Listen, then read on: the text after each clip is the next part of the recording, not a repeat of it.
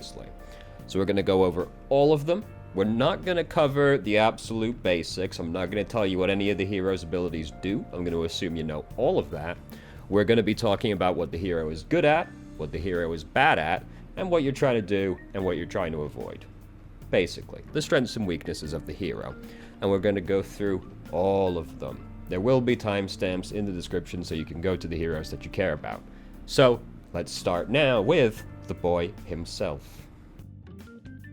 Now, Reinhardt is the quintessential main tank of Overwatch. When you picture a tank, he's what you think of. He's got it all. He's got a really big shield that's easy to move around. He's very scary once he gets into his effective range, and he's got an extremely powerful game-winning ultimate. He's got it all.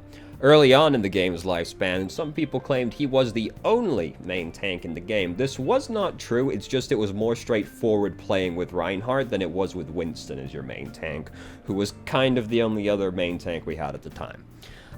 We live in a more enlightened age now, but people still prefer just to play with Reinhardt because it's more straightforward than playing with Hammond as your main tank, Winston as your main tank. People like Reinhardt for the simplicity. Now, nobody in the game can carry as hard as Reinhardt, but conversely, no one in the game can throw as hard as Reinhardt can either. It's a fine line you walk, because just putting your shield up in front of your friends and walking towards the objective, that's quite scary. It actually can be difficult for people to deal with that. If you're playing against a more inexperienced Reinhardt and you just start walking at them with your shield up, sometimes they just end up conceding a lot of ground to you, like, oh god, he's coming straight towards me, what do I do? Sometimes they get freaked out about it. But what most Reinhardt players like to do is they give him one of these. You walk up to the gate on Hanzo and you just charge straight through it. You just go straight for him. That usually results in Reinhardt dying and feeding the enemy team a lot of ult charge, because he's not exactly hard to hit at the best of times, and you're making it even easier when you just go straight into 6 people like that. Don't do that.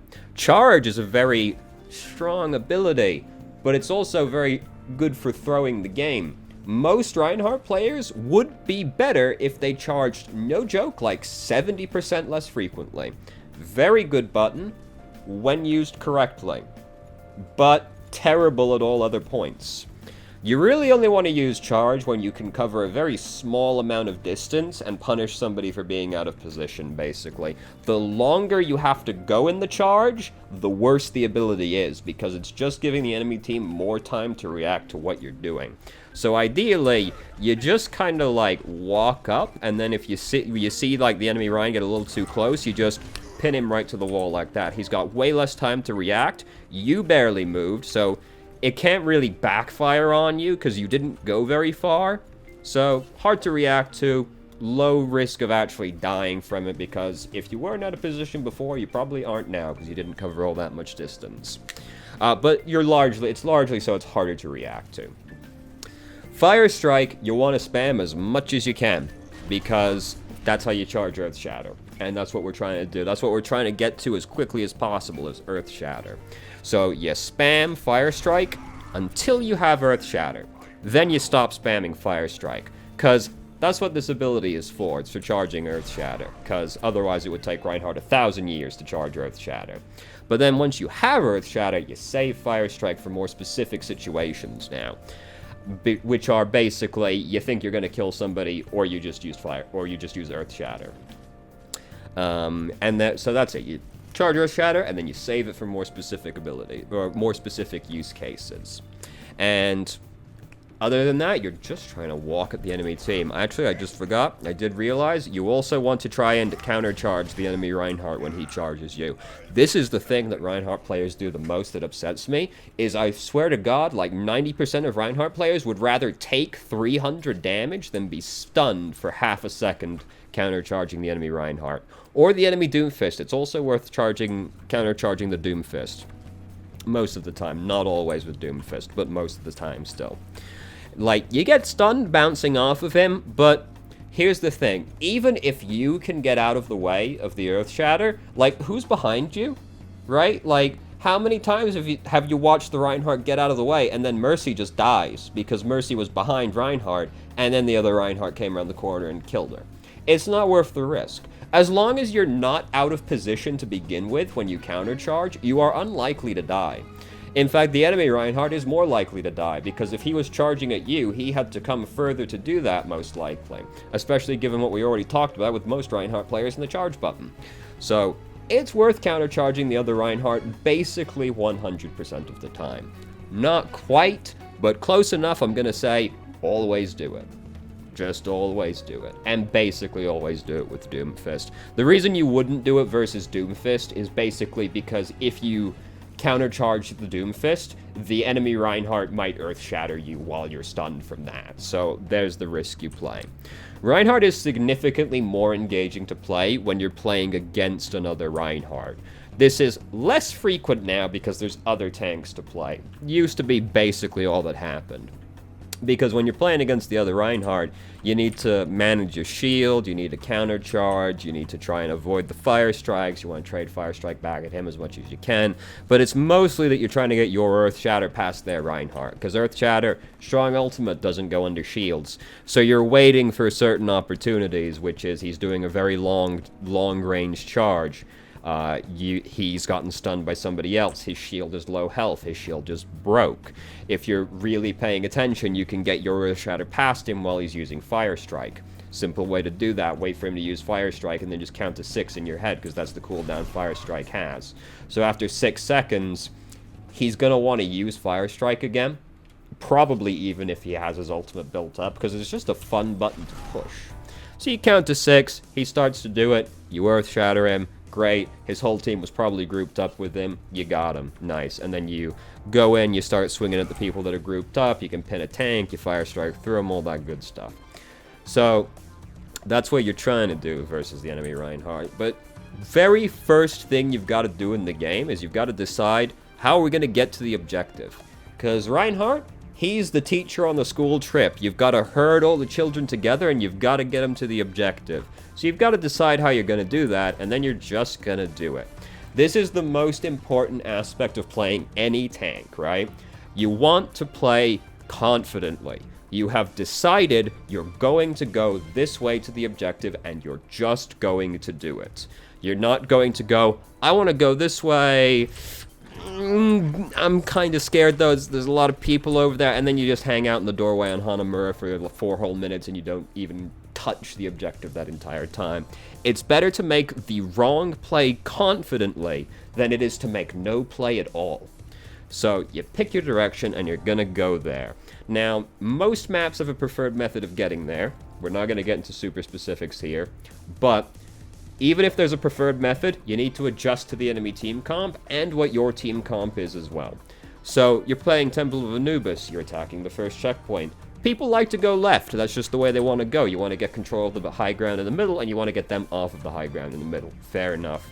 But you don't want to go left if they've got a Junkrat and a Symmetra, because they're just going to be spamming into that really confined location. And 1600 is a lot of health for a shield, but a Junkrat is still going to chew through it really quickly, and then you're just in this confined location getting absolutely mulched by him. So, you don't want to go left versus that kind of team comp. You want to go right instead and just, like, go under the bridge straight to the point, make them come down and fight you. Or you can go up and right, contest the high ground from the bridge instead, or you can go really up to the right and then just jump down on the point from the high ground instead, depending on what you want to do. But you also want to cater which way you're going to your team comp as well. Now, Nepal, Sanctum, if you've got a close range team, you want to go through the room with the large health kit that overlooks the point with the drop down, because that's the more confined location. If you've got a team like Reaper May, you're very short range. You're trying to get to the enemy team, so you want to take this more enclosed location. You've got more cover while you're approaching. You can kind of just come around the corner and be on top of them. Or you can jump down on the point and just contest it without really exposing yourself to their line of sight. Whereas if you've got a team that's like Ashe Soldier, you don't want to go through that room because you have a long-range team now, so you want to go to the more open, wide angle instead, because then your long-range DPS have a nice view of the enemy team instead, and you can just hold your shield up in front of them and just protect them. And this is the most important thing to remember with Reinhardt, is that you are playing a tank, you aren't playing a DPS. It feels really, really good when you charge in and you start swinging, every swing, it's doing 75 damage per person you hit. You're just spinning around. You feel great. You do like 3,000 damage. You killed the guy you pinned maybe, unless it was like the other tank. Feels great. Then you turn around and you see that your whole team died behind you because they got earth shattered and Reinhardt just swung into all of them. And then you go, hey, McCree, why do I have gold damage? I wonder why you have gold damage. That truly is a mystery.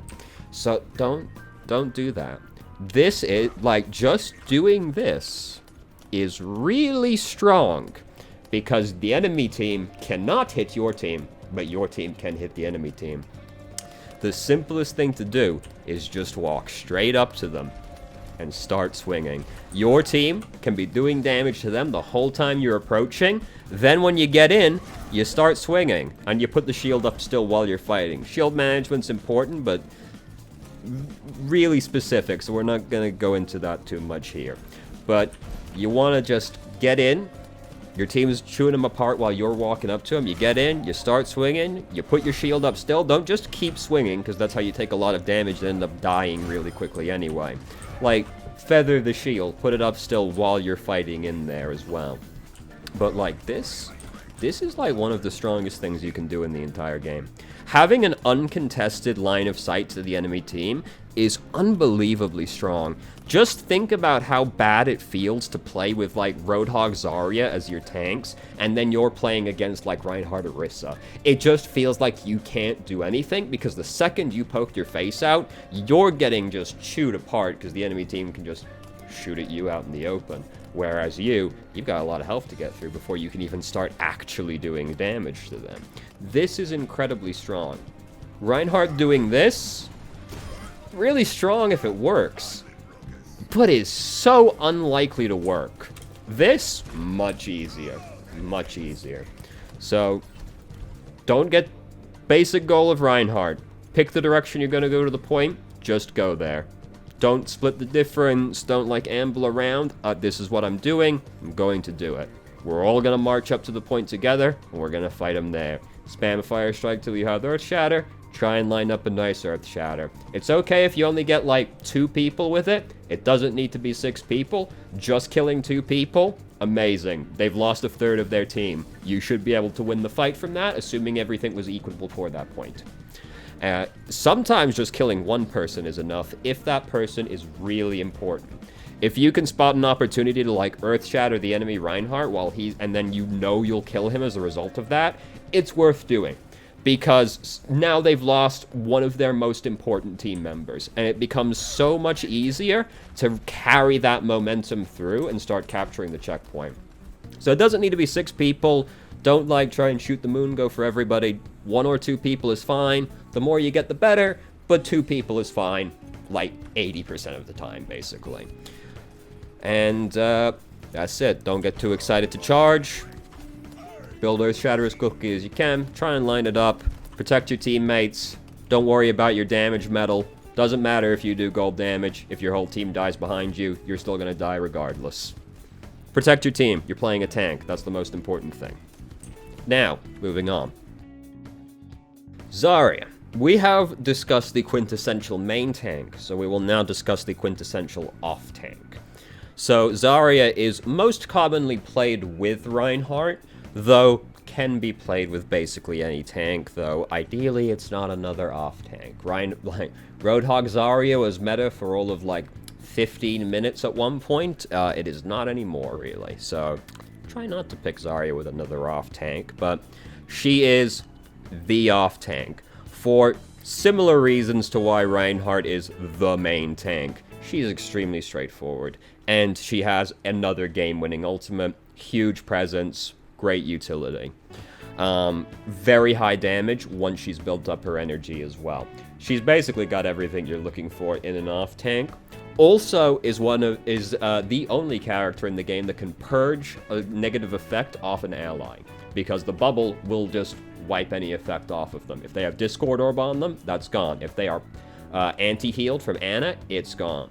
So it doesn't cleanse things like sleep, unfortunately, but it clears really bad debuffs like anti-heal. Being able to cleanse anti-heal off of Reinhardt is incredible utility. Basically, anytime Ana is a good healer, Zarya becomes an even better off-tank by extension, because we'll talk about Ana later, but Bio Grenade is like the best thing Ana's got going. So, Zarya, extremely straightforward game plan. You are trying to get to high energy as quickly as you can, and then you are trying to bully them with your high energy, because when you have high charge, Zarya is the best character in the game. She is going to kill everybody extremely quickly. Now, while it's really easy to understand that all on a conceptual level, the thing is with Zarya is that it requires some degree of like meta knowledge to be able to get to high energy quickly, because you need to know who to bubble, when to bubble them so you're going to get the most energy. Then you need to balance using bubbles just to get energy with using bubbles for the utility effect of blocking the damage and crowd control effects. Usually, early game, you're only using your bubbles trying to get energy. This is very easy to do with your personal bubble, because you can just bubble yourself and then walk into somebody's line of fire to get it. This is why Zaryas love playing against Junkrat. Really nice telegraphed projectiles that will pop her bubble so quickly. It's very easy to get the full 40% charge off of them just like that. So, really easy to do with your personal bubbles. Your projected bubbles, little harder to do. Something you can do is just, and this is what I like to do, is you just wait for the person to start taking damage, and then you bubble them. Whereas most Zaryas prefer to bubble them before they take damage. The problem is that if you do that, there's a possibility you get no energy off of them, right? If they haven't started taking damage yet. Because the person can just see that the bubble is on them, and then they don't shoot at them. Straightforward enough. But if they're already shooting at the person, and then you bubble them, bare minimum, they will not react frame 1 and stop firing. You will always get a little bit of energy off of them at the very least. And just psychologically, it's kind of harder to stop yourself shooting once you've already started than it is to just never start to begin with. So that's what I like to do. I just wait for the person to start taking damage and then bubble them. This is not always practical, because sometimes you can be playing against a really like pick-heavy team where they're playing like Roadhog, McCree, Widowmaker. So like if you're waiting for them to take damage, sometimes they might just die, right? So you can't, strictly speaking, always do that, but it is a consistent way to always get at least some charge off of your projected barrier, if nothing else. And just being able to get something is better than nothing, right? But that's the kind of thing that you just really get better with as you get more experience playing the game. You just get better at knowing when to use your bubbles for energy versus utility, and when you can use them to get the most energy off of them. But early game, you basically just use them to try to get energy, and then once you get to high energy, you just walk up and start chewing straight through them. Because Zarya, high energy, best character in the entire game. She kills the enemy team so quickly. And Zarya is one of these characters where if you can succeed at step A, step B becomes extremely important. It's extremely easy, rather.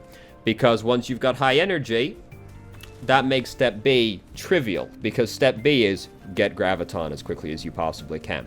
Because Graviton is the best ultimate in the game. Debatably. But I'm saying it's the best ultimate in the entire game, alright? There's no clearer, like, throw all your abilities into this ultimate that you can possibly get. It's an extremely easy to coordinate ultimate. It combos with so many things.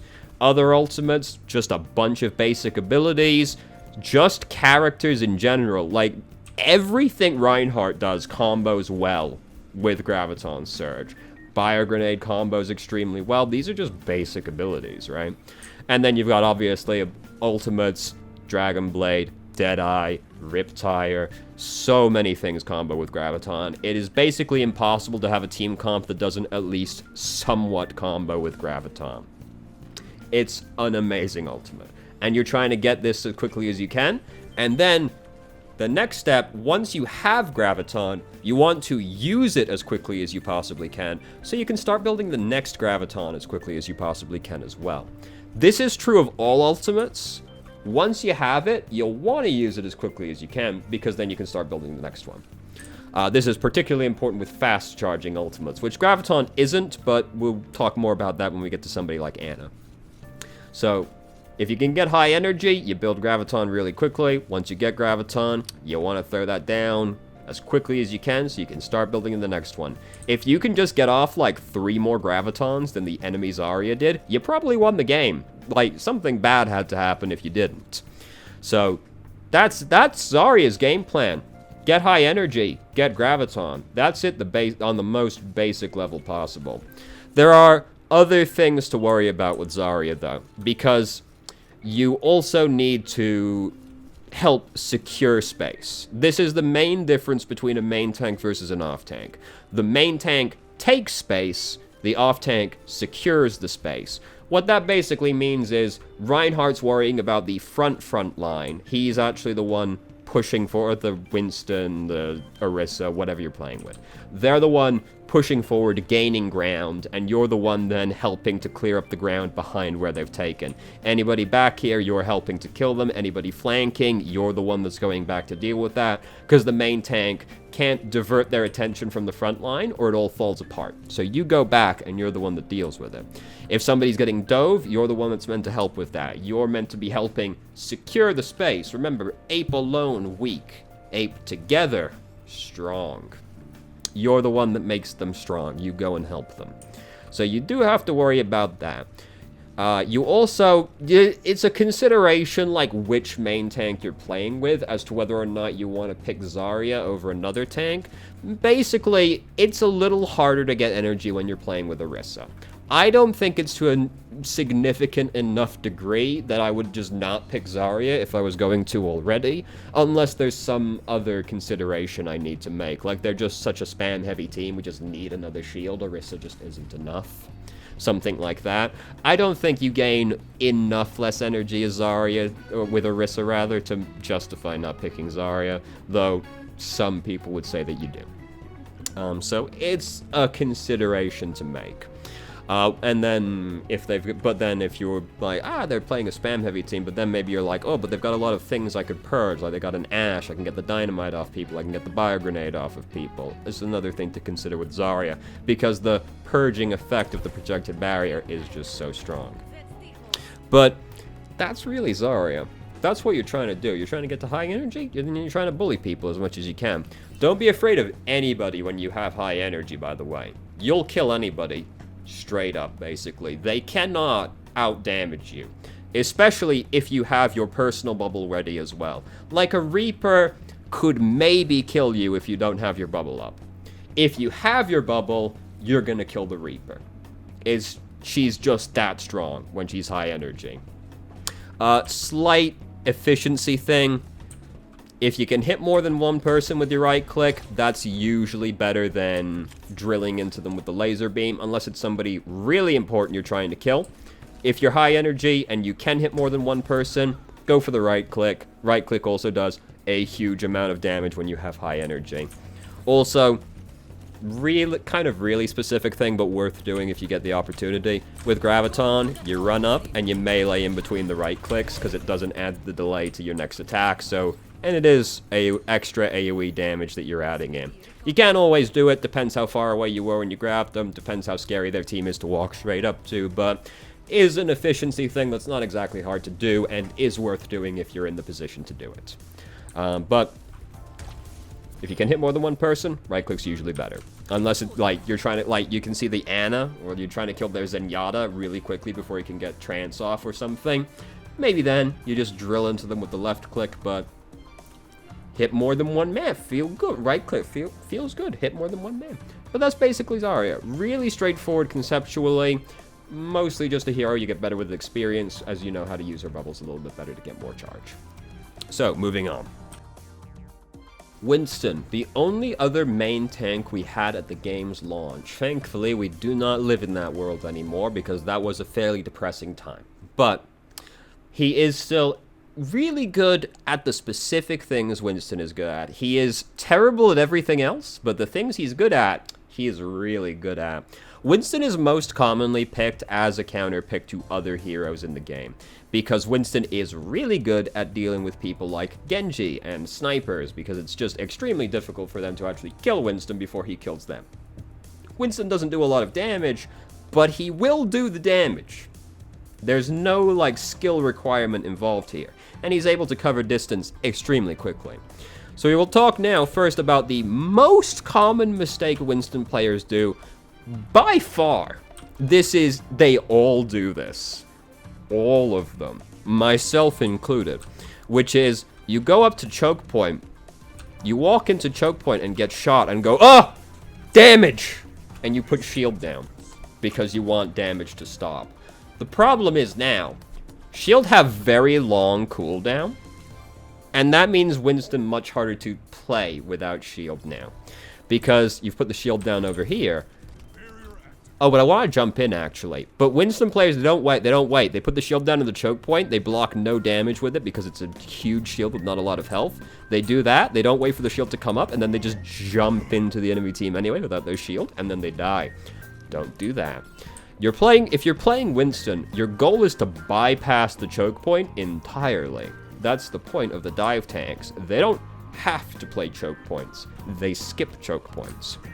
So do not try and play the choke point as Winston. He's very low range. He's very low damage versus tanks. Because that's all you're doing if you're playing the choke point, is you're hitting the enemy team's tanks. Winston is terrible at killing tanks. His damage output is too low. Especially since tanks also have armor. Not all of them, but if you're tasing a Reinhardt, he's got armor. That's reducing the damage even further. So don't play the choke point. Don't just walk out into choke point and go, ah, damage, put shield down, and then jump into the enemy team. It's so easy to kill Winston without his bubble. Winston is a very soft tank because he's big and bulky, he's easy to hit. His head hitbox is huge. He's very easy to headshot.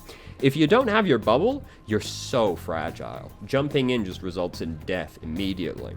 This is by far the most common mistake Winston players make. They play the choke point, put shield down in choke point, and then jump in anyway without their shield. You can't do that. You've got to be more calculating than that. Winston's a smart guy. You've got to be smart. Winston also guerrilla, uses guerrilla tactics. You're going in and you're going out.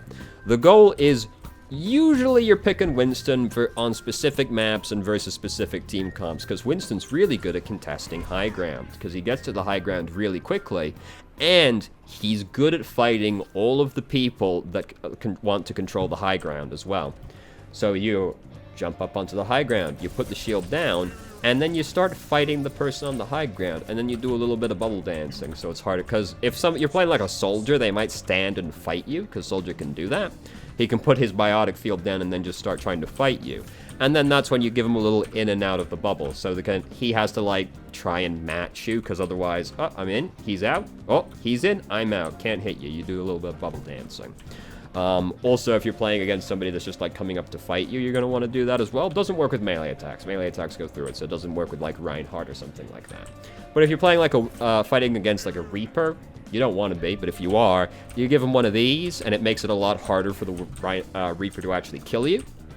I've seen plenty of Reapers die to Winston doing that, okay? Like, if the Reaper's accuracy isn't good enough, like, you'll actually kill a Reaper doing this.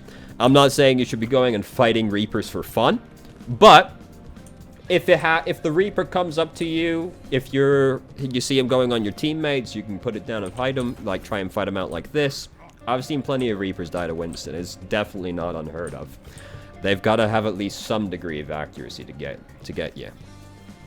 So anyway, this is what you do with Winston. You don't play choke points. You contest the character, like, you go to the high ground, you contest the high ground, you get them off, you fight the people you're good at fighting, and you avoid the people that you're bad at fighting. So, tanky enemies, basically. Winston's bad at fighting them. He doesn't have the damage output for it. People with shotguns as well, best avoided. Tobjorn, Reaper, Roadhog, all of them, hard for you to kill, and also do a lot of damage to you. You want to avoid them as much as you possibly can. So, don't play choke point. Jump straight to the man you're good at fighting. So this is the reason that you'll still get the odd person that claims Winston isn't a main tank, But, like, he is. But this is the reason they say he isn't. It's more unorthodox to play with a disruption main tank than it is to play with a shield main tank. Because this is the distinction. Hammond and Winston are disruption main tanks, whereas Reinhardt, Orisa, depending on your perspective, Sigma, are shield main tanks. They're just more straightforward to understand.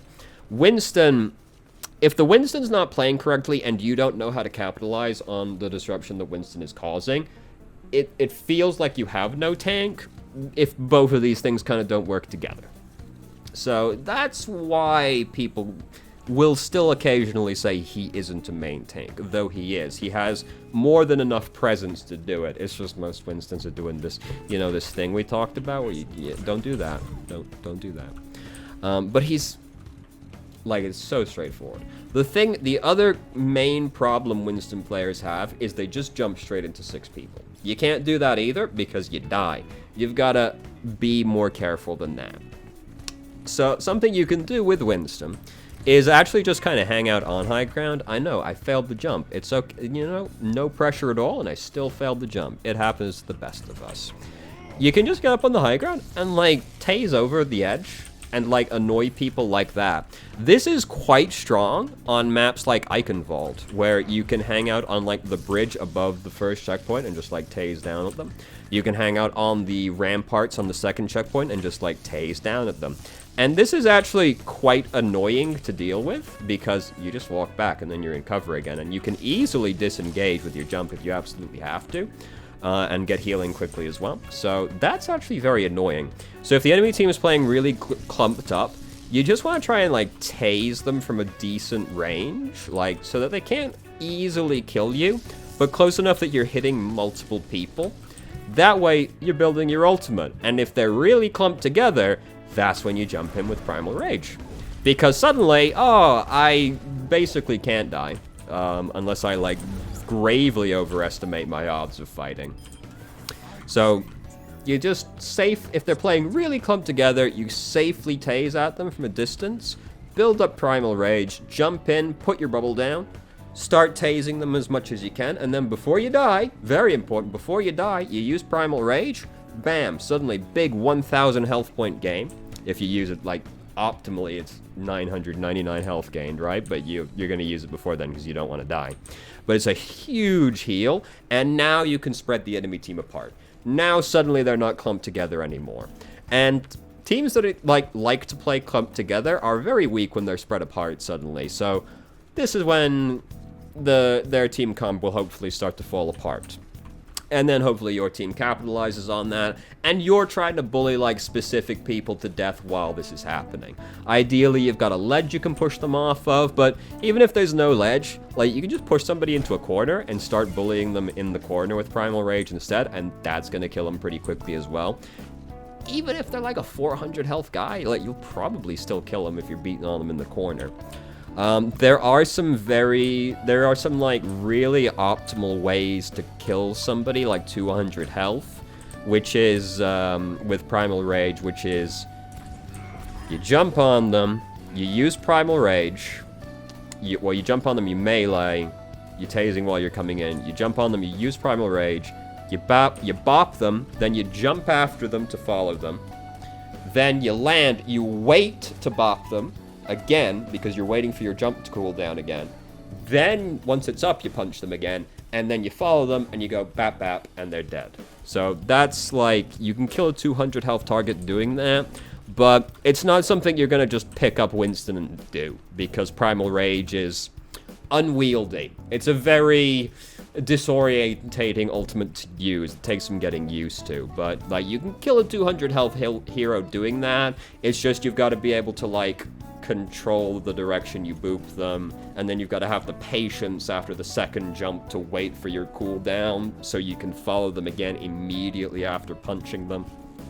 It's something you get used to, but is worth the investment, like, when you get to, like, the, like, more higher end of, like, Winston's skill curve. He's a very simple character to play, very easy to understand, but, you know, there's a Primal Rage, that's got a skill cap on it. You know, there's definitely some cool stuff you can do with Primal Rage. And hey, who knows, Overwatch 2, Maybe we'll, you know, we've got the, like, long poke coming. Who knows? We'll see. But that's Winston. Don't play the choke point. Bypass the choke point. Focus on killing the people you're good at. Avoid all the people you're bad at fighting. And if the enemy team's playing clumped up, play conservatively. Build your ultimate. Use your ultimate to spread them apart. Don't just jump into 6 people and die. It won't work. Your team will be very mad at you, and they'll be yelling at you to switch to Reinhardt the entire time. And Reinhardt's boring. Let's not do that. So now, moving on. D.Va. The off-tank equivalent to Winston, basically. Most commonly played with Winston as well, or at least in the early days, not so much now. Though you still do see it, it's just most people would prefer to play Hammond rather than Winston. But she's the off-tank equivalent. The reason for that is D.Va doesn't possess quite the same level of presence that Winston does. Because Winston, when he jumps into the people and starts tasing them, they like all have to take notice of that. Whereas D.Va can only really effectively fight one person at a time. She's not good at dealing with multiple people simultaneously unless you count self-destruct. And maybe Call Mech as well. But she's really good at fighting one person.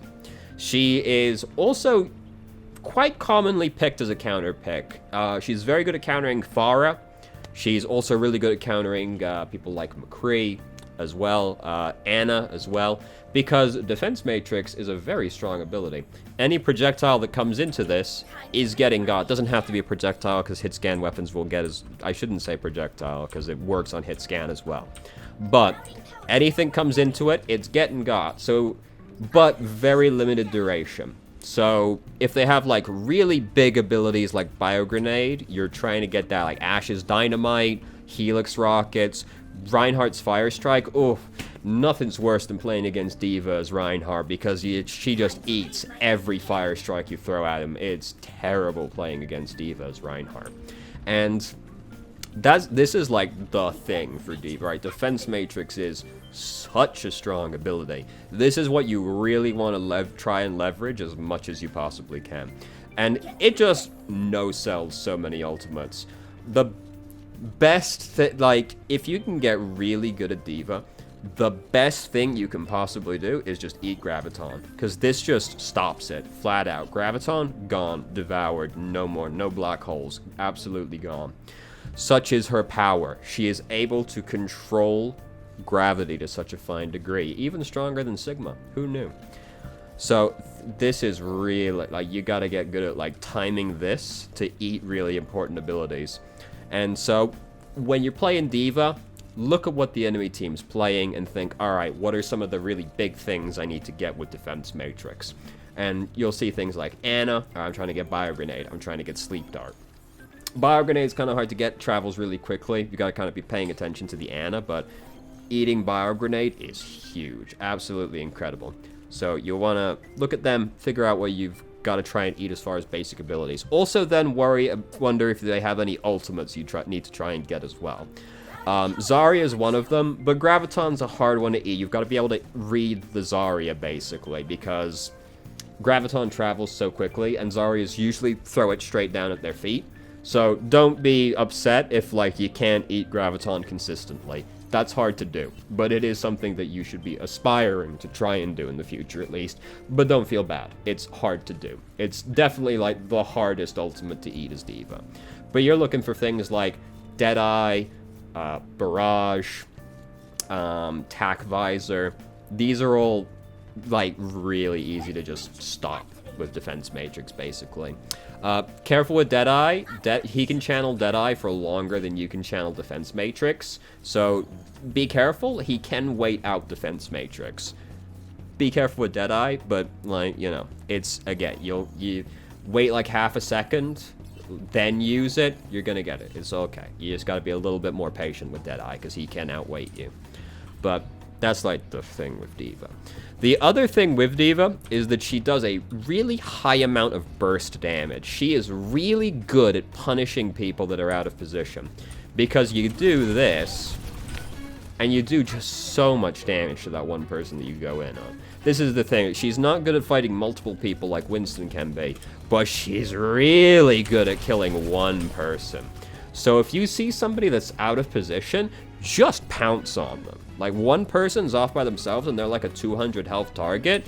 If you fly at them shooting and all your rockets, they're gonna die so quickly. And then you punch them when you get there. You try and hit them with the booster as well, get the extra damage from that. You do so much burst damage. You can kill somebody before they know what, once you get used to it. And also, she can duel people that are traditionally quite difficult to duel because of Defense Matrix. Like, it is difficult to kill McCree because he is 225 health, he's pretty tanky, and Flashbang. But D.Va can eat Flashbang. So it gets iffy because you need to be able to read when he's going to use the Flashbang to actually eat it, because it's not something you can really react to. It's too fast of an ability. But most McCrees will kind of just throw it at you immediately. So you can just, like, get close to them and then use it once you get in close, and you'll probably get the Flashbang. If they don't do that, if you see they wait to use their Flashbang, next time you go on that McCree, you know to wait. I usually would just, like, use Defense Matrix when I get in close to test the McCree, pretty much. Because even if he does stun me, I'll probably live. D.Va's kind of hard to just kill unless she gets collapsed on. One person usually can't kill her. So I'll just do it immediately versus someone like McCree, see if they do it, and if they do, great, awesome, I can just keep doing that. But if they wait, then I know in the future I should wait with Defense Matrix as well, because they're going to. And if they wait too long, I might just kill them before they even really have a chance to use it. Because if they wait too long and I get in too much of my burst damage, then it doesn't even matter if they stun me, because I'll just be able to finish them off once I come out of the stun regardless. So, but this is like the thing with D.Va. Something else you can do that is quite obnoxious, actually, is just kind of hang out on high ground shooting down at them.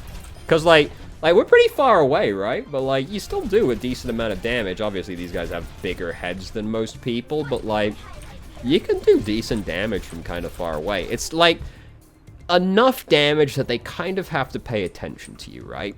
The problem is that D.Va is very soft if you, like, are getting focused, because it's almost harder to not crit D.Va. Her crit box is huge. So it's difficult to, like, be in a position where you can really just, like, do this, because if they've got, like, long range heroes, they can kind of just contest you on high ground. Really, you're trying to, like, avoid showing your face to as many people as you can, because if they can't crit you, you're significantly tankier. It's just that if they can see the front of you, you're very easy to crit. You fold much more easily. So you want to try and avoid showing people your face as much as you can. This is also true with Winston. I should have said this as well. Like, part of Winston is you jump in and then you spin around while you're flying at them. So you fly at them ass first, because they can't crit you while you're flying in ass first. That's actually tech. I should have mentioned that, but hey, you're getting it here now. So if the Winston player didn't see this, you got something on them now. Congratulations. So you're trying to avoid showing them your face as much as you can. But that's the core of D.Va, is that you're trying to eat really important abilities with Defense Matrix and punish people for being out of position. Her booster also does have a knockback, so you can use that to try and disrupt the enemy team. You can use it to, like, push them off of ledges if they're close to it. It's not a huge knockback, but it's enough to sometimes at least push them off a ledge. Especially on maps like Lighthouse in Ilios, or like Temple of Anubis, the second checkpoint. If they're pushing in through the bridge, you can push people off the bridge. Not like the Reinhardt, because of Steadfast, but, you know, it's enough that you'll disrupt them at least. It's worth knowing about. So, self-destruct, we gotta talk about it. It's a really hard ultimate to actually use because it's so telegraphed. It used to be worse, because it used to kill D.Va, and it used to take longer to explode. It's so much better now. So, self-destruct is quite hard to kill people with unless they're out of position. Like, it's not very good for killing people unless you can combo it with something else. Like, a really straightforward one is you're playing with Reinhardt, so you throw self-destruct behind the enemy team, they have to turn around and pay attention to that self-destruct, which makes it really easy for Reinhardt to earth shatter their team, because they're paying attention to the self-destruct, which will kill them, so they have to pay attention to that, and then Reinhardt just gets them for free. So there's something like that. You could combo it like Graviton. It combos quite well with something like Deadeye, because Deadeye, you can combo Deadeye and self-destruct in the fact that they force specific responses, right? So you can like throw self-destruct at them. That forces them into a limited number of positions where they can avoid self-destruct. And then if McCree can cover those angles with Deadeye as well. So it's kind of like, do I stay here and die to self-destruct, or do I go over here and die to Deadeye? You can do stuff like that. It combos with like Dragon Strike, because if they huddle in cover, right, all huddled together in like a doorway or something out of the way of self-destruct, and then Hanzo Dragon Strikes that doorway, do I stay in here and die to the dragon, or do I go out there and die to the self-destruct? Combos with those kinds of things as well. Though it's obviously less set in stone than like they're stunned on the ground from Earth Shatter, right? But it can work with abilities like that. The most straightforward use of self-destruct is actually just zoning, because it's one of those abilities that like forces a response from the enemy team. They have to respect self-destruct because it kills them if they don't. So you can, if the enemy team is trying to engage a fight, just throw self-destruct right down in the path they're trying to engage from, and then suddenly they're like, do I try and like push past the self-destruct as quickly as I can, or do I give up on this push and just disengage? Either way, you're like restricting their choices, which is good. So you can use it to like slow people down. You can use it to sort of soft engage a fight because you chuck it at them, and then the enemy team has to like scatter to hide, which gives your team time to push up and try to take advantage of that while they're all hiding. So you can use it quite well as a zoning ultimate. Call Mech also now does 250 damage, so Call Mech can kill people, which is very exciting.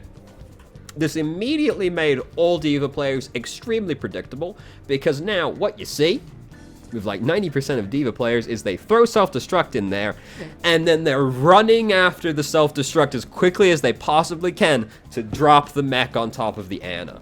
It's incredible. You just watch baby D.Va just sprinting across the entire map to try and call mech on people, because it feels really good when you call mech on. It feels really good when you call mech on them. But is quite telegraphed, more so than the self-destruct is, actually. So, not exactly a consistent result, but, I mean, worth pointing out, combos with Graviton, right? Both parts of her ult combo with Graviton. You could use self-destruct to huddle people into one location, Zarya Gravitons all of them, and then you run up to the Graviton and call mech on it. You killed all the squishy people in there. That will never happen in a game. Don't go for that. But wouldn't it be just absolutely incredible to watch? Wouldn't that just be amazing? Anyway, so that's D.Va.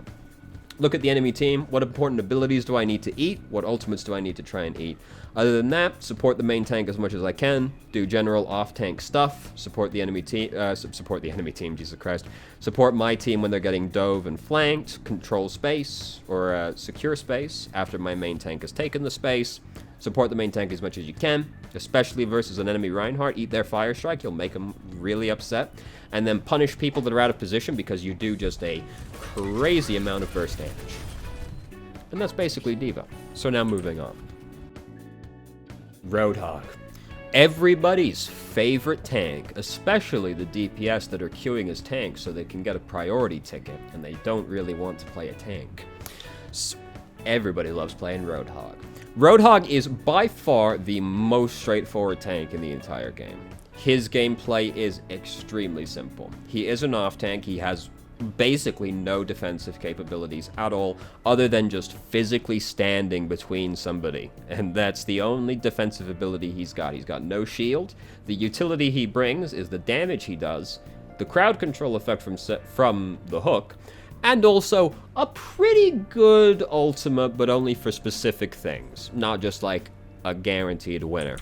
So Roadhog, look, real straightforward. That's what you're trying to do. That's what you're going for. Roadhog's good at killing people, and that's what you're really trying to do.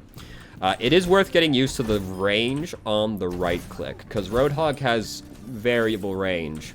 Left click, only good close up, because it's a shotgun. But the right click explodes a little bit further out. Basically, the shotgun goes off from a few feet in front of Roadhog. But if just the thing hits before it explodes, does significantly less damage. So you gotta try and get used to the range on this, but this is a very rewarding ability to get used to the range on. Because you don't really just, like, randomly kill people with it from full health anymore, but you randomly kill them from basically full health. Like, if you can, like, get that Ana at, like, the perfect range and she wasn't full health, she's pretty close to death if she didn't die. It is worth getting used to the range on the right click. The hook, real long range. Real long range. Ideally, you get a right click in on them first. This also gives you a little bit of extra variance, right? Because you don't need to be quite so on the point with your shot if you then hit them with both. Because depending on their health, they might live after you hook them. They might live from the right click. But if you use both, you'll probably kill them, especially if it's a tank or like a 250 health hero. Like Reaper, you won't kill with just the hook and the left click. You need to hit him with the right click before you hook him as well. He's got Wraith form, so there's a whole like mind game you play with him, but like we'll not get too much into that. So ideally you hit him with the right click first. Try and do that as much as you can, even if it's not ideal, right? Like even if you're way too close to them and you only get like the well, that wasn't far enough away or too close enough, but even if you don't get the ideal range on it, even if you get the close range explosion, it's still extra damage and it doesn't really cost anything because you're canceling the right click recovery with the hook regardless. So it's worth going for regardless, though if you're super close to them that wouldn't work, you're better off just doing left click, hook, left click, you know, unless you're really confident you don't need to kill them with the hook. But, yeah, I like to kill people. I don't like to take chances on these things. That's what Roadhog is doing. That's very straightforward. Extremely simple hero. So we'll talk about a few other things that people don't really think about. First off, Roadhog players have a tendency to be really brave with how they're playing because they have Take a Breather is an incredible ability for Roadhog's personal survival. 300 health heal plus the damage reduction while it's in effect. Incredible ability for Roadhog survivability. Again, gives nothing to anybody else, but hey, you know.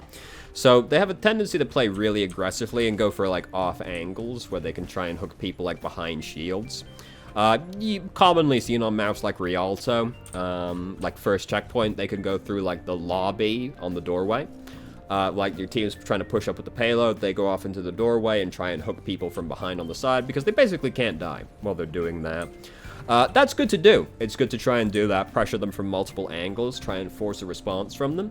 But do be careful with just how aggressively you're doing this, because even if you don't die, what you do need to consider is that damage you take is still giving the enemy team ult charge. So you still need to be careful that you're not playing too aggressively, because even if you don't die, you're giving the enemy team resources. So be careful with just how aggressively you try and take these off angles for these flank plays. You know, don't get too carried away, because you can end up feeding a lot of ult charge to the enemy team. D.Va and Roadhog are like the two tanks that like really have to worry about this, because they can end up giving the enemy team a lot of ult charge, and like they don't even realize they're doing it because it's quite hard for them to personally die, but they're taking a lot of damage still. So you be careful with that when you're playing Roadhog. The other thing that people don't really think about with Roadhog is Whole Hog is a really good defensive ability. And it's good for offense as well in certain situations. The knockback on Whole Hog is huge. If the enemy team is trying to pick a fight, and you don't really like the fight for some reason, you just don't really like the engage they've got, your team's maybe a little too spread apart to really fight them off, maybe someone got picked off and they're trying to engage now while that person's here. For whatever reason, you don't like the fight. If you use Whole Hog, if they can't interrupt Whole Hog, which it can be interrupted with crowd control, if they can't interrupt you easily, you basically say no. Like, the pushback on Whole Hog is too strong to, like, muscle through. So you can really just say, I don't want to have this fight. I don't like it. I don't want to be involved with them. And you just try and push them away. Really good for that. Underrated defensive ultimate. Is also good offensively. Combos with an ultimate like Graviton extremely well. Also combos with Nano Boost really well, actually. Because Whole Hog plus Nano Boost does so much damage. Even if you can't get them into like a corner, where you're just trying to pin them against the wall and just chew them apart. Nano Boost just makes you do so much extra damage that it's really scary in and of itself. And Whole Hog, one of the only ultimates in the game that does enough damage to just destroy Symmetra's ultimate. Whole Hog does just barely not quite enough to break Symmetra's ult, but by like 9 damage, right? A Whole Hog basically breaks Symmetra's ultimate. So you can use it to do that, get rid of a very annoying ultimate, which is nice. But also, you can just use it to break barriers in general. If you're playing with a Reinhardt and you're just having trouble getting through that choke point, just stand behind your Reinhardt, start using Whole Hog. You'll break the enemy Reinhardt shield, push them all out of the doorway, makes it a lot easier to just try and walk through the doorway at that point. Will also make it easier for the Reinhardt to land his Earth Shatter because you just broke the enemy Reinhardt shield with Whole Hog. Or very nearly broke it if he took it down. They usually let it break to Whole Hog because they don't like to take damage. But, you know, if they're smart, they'll take it down. But it's still so low that it'll be easier for the Reinhardt now. Do not use Whole Hog after Reinhardt used Earth Shatter, though. You will save the enemy team. This might seem obvious. Well, obviously, I'll push the stunned people away, which is not good. The amount of Roadhog players I've seen where I've landed an Earth Shatter on 6 people, the Roadhog's then immediately gone, I'm helping. Yes, just not me. You're helping them. Roadhog players love to do that. Don't do that. Use it before he uses Earth Shatter, not after. You'll make the Reinhardt very upset. I'll be very upset with you personally. I'll know every time you do it. Don't do that. So, but that's basically Roadhog. He's so simple. You're just trying to hook people, and that's the whole goal. You're trying to hook people, you're trying to get picks on the enemy team. You take off angles to try and facilitate that. Roadhog is also good at breaking barriers, I should say as well, before we close off on him. The right click does a lot of damage. You can break barriers pretty efficiently with it. He's not incredible at, like, he's not Junkrat, right? Like, he's not going to break a barrier as fast as Junkrat, but he's pretty good at breaking barriers. So, if you can't do anything to make a pick right now, you can't take any off angles, there's too many shields in the way, just shoot at them. Just shoot at the shield. You'll break the shield pretty efficiently. You're just at least making it harder for them, if nothing else. He's pretty good at breaking shields. But that's basically it for Roadhog. Very straightforward hero. Not too much to say about him. You probably knew how to play Roadhog. We all do. Orisa, the other shield tank, or main shield tank anyway. Less good at this now after they nerfed her shield about 9 times, but still definitely can be played as a main tank. I would definitely better as a main tank than, say, Sigma is, but we'll talk more about that when we get to Sigma. So, Orisa, her gameplay is similar to Reinhardt in that you're trying to protect your team with your shield as much as you can, but you have to do it in a very different way to Reinhardt, because Orisa lacks the same forward presence that Reinhardt does. Orisa needs to be doing a lot more leapfrogging, basically, because she can't move her shield easily. Hers is cooldown gated, whereas Reinhardt can just move his around freely. You need to be more careful with how you play Orisa, which is basically you put the shield down somewhere, you use that shield for as long as you can. It's very soft now, it breaks quite quickly, unfortunately, and then you keep leapfrogging forward. So you use it to go from, like, cover to cover, and you really want, like, some hard cover that you can use in conjunction with it, because Orisa's shield will, if they've got any degree of shield break on their team at all, it will not survive until the cooldown is up. So you want, like, some kind of hard cover in conjunction that you can use as well. Just say Rialto, right? First checkpoint again. You're defending, you can put it right next to the corner, and then you can use it to peek around the corner, but then when the shield is breaking, you just tuck around the corner again. No big deal. So you want some hard cover you can use in conjunction with it, and you're basically using it to leapfrog your way forward, because you can't move it freely. You gotta use it in conjunction with hard cover and just keep going forward with the cooldown. She does also have Fortify. This is good for tanking damage as well. Orisa more or less can't die while Fortify is active on her. Sure, she can. It's possible. I've seen an Orisa die using Fortify, but it's rare. Like, it blocks a lot of damage. So, something you see Orisa players do quite frequently is put the shield down. When the shield breaks, they will then walk forward with Fortify and use their physically big body to start blocking damage instead. Because Orisa is a very large tank, and with Fortify as well, she becomes extremely durable, so you can block damage physically while you're waiting for the shield to come up as well. This is better on maps that have a more narrow field of view, like, say, Rialto or Havana, where the damage is usually getting funneled in one direction towards you. More open maps Orisa struggles with. She doesn't like when damage is coming from multiple angles because she has limited ways to react to it effectively coming from multiple angles. She likes one direction. That's where she likes the damage to be coming at her from. So, Orisa's better at defending, generally speaking, just because it's hard to advance with the shield. But if it's a hybrid or payload map, then suddenly Orisa loses most of that downside because she can just put her shield on the payload and it will move for her. So she's better at attacking those maps than she is at attacking just 2 CP maps. And is generally better at defending because she's more of a sort of like bunker down kind of character. Also usually played in conjunction with Sigma so that you can run the 2 shields together. Neither character shield really has enough strength to stand solely by itself, but when they work together, then suddenly it can become quite difficult to break both shields as well, especially when you consider both Sigma and Orisa can use their shift ability, walk forward, and tank damage physically. It can make it very difficult to actually break through both of them if they're both using their abilities in conjunction with each other. So Orisa is most commonly played with Sigma, or like with Reinhardt, just because it makes it so much easier. Though, don't let that dissuade you. Another very common tank combo is Roadhog with Orisa, just because it's a lot harder to like just come out and start shooting into the Orisa shield when you're getting shot at by the Orisa, and there's the threat of being hooked as well. This was an old school comp. This was more common before they nerfed her shield, but it still is effective for like the same reasons. It's just a little bit less so because of the nerfs to her shield health.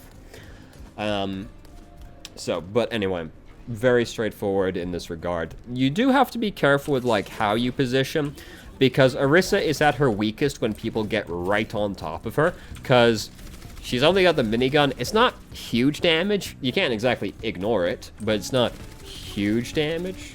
She's not great when people get right on top of her. She's slow. She's very easy to hit. She has no way to really, like, get out of the fight once it starts. Her only real thing is halt as far as, like, slowing them down goes. So you need to position a little bit further back because you need to give the enemy time to approach you, basically. Because you want to be able to, like, shoot at them while they're approaching you. You're trying to suppress them before they get to you to begin with, basically. If they can just, like, walk around a corner and they're right on top of you, that's where Orisa's at her weakest. You don't really want that to happen. You need to be a little bit further back. This is also why I like to play Orisa with a Reinhardt, because you can, like, let Reinhardt go up and be the main tank at the front line, and then you just sit, like, with your DPS back here, basically. You can let Reinhardt stand up right there next to those guys, and then you stand all the way back here with the DPS, and then it's like, they've got to deal with the Reinhardt on top of them. Meanwhile, you are suppressing them with your minigun, the DPS are also suppressing them with you, and, like, I can't just kill them because you're next to them, you're putting the shield around them. This is particularly effective on maps like Numbani.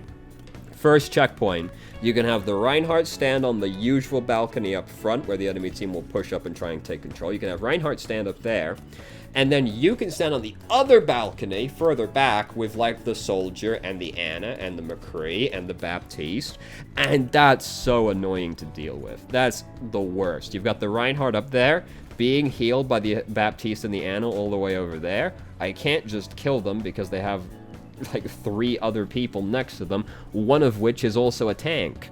So it's so obnoxious to deal with.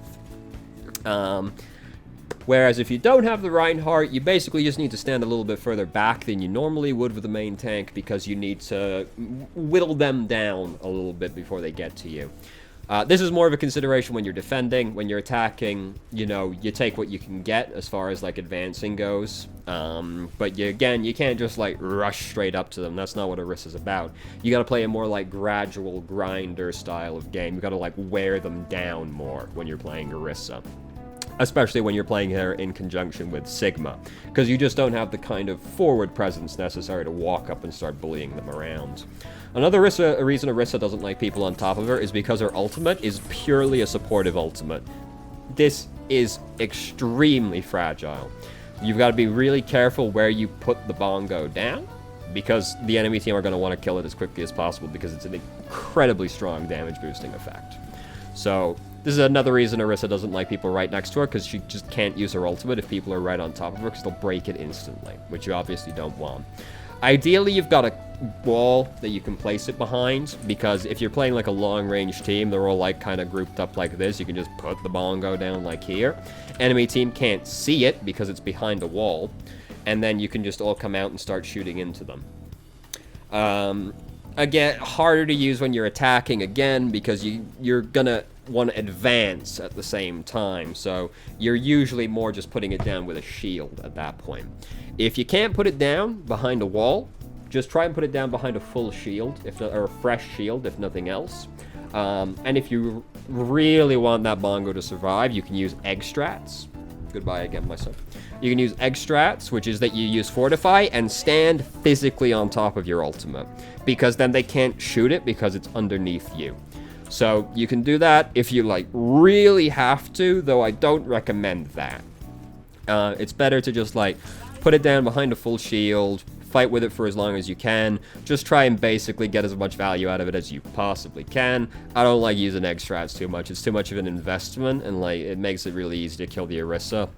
Because she's kind of used all of her abilities to like support her ultimate rather than to like gain and control space. I don't like doing it so much, but if you like really have to, it's something you can do.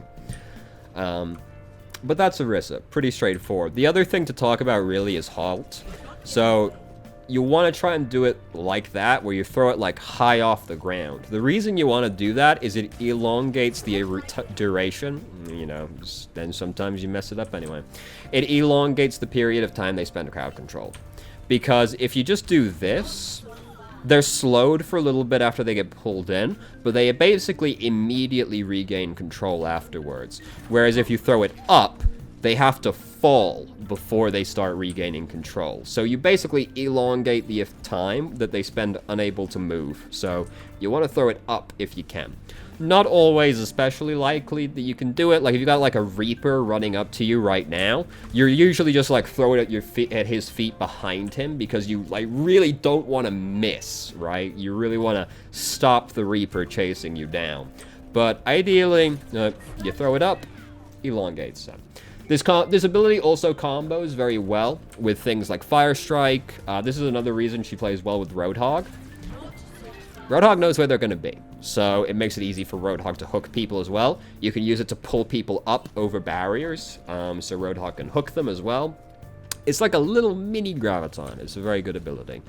I personally find it really hard to tell, because there's like a little tendril that goes to the people that it's going to hit, but I personally have a really hard time actually seeing it, so it takes some getting used to, because it's not super obvious when somebody's in range of the halt. It's again something you get better at once you get a feel for it. Also, if people do get on top of you, give them a little of this. Give them one of the Winston classic, the shield dance. Makes it again harder for them to kill you. You can kill a Reaper if he gets on top of you, because you actually have decent options if Reaper gets, like, right on top of you.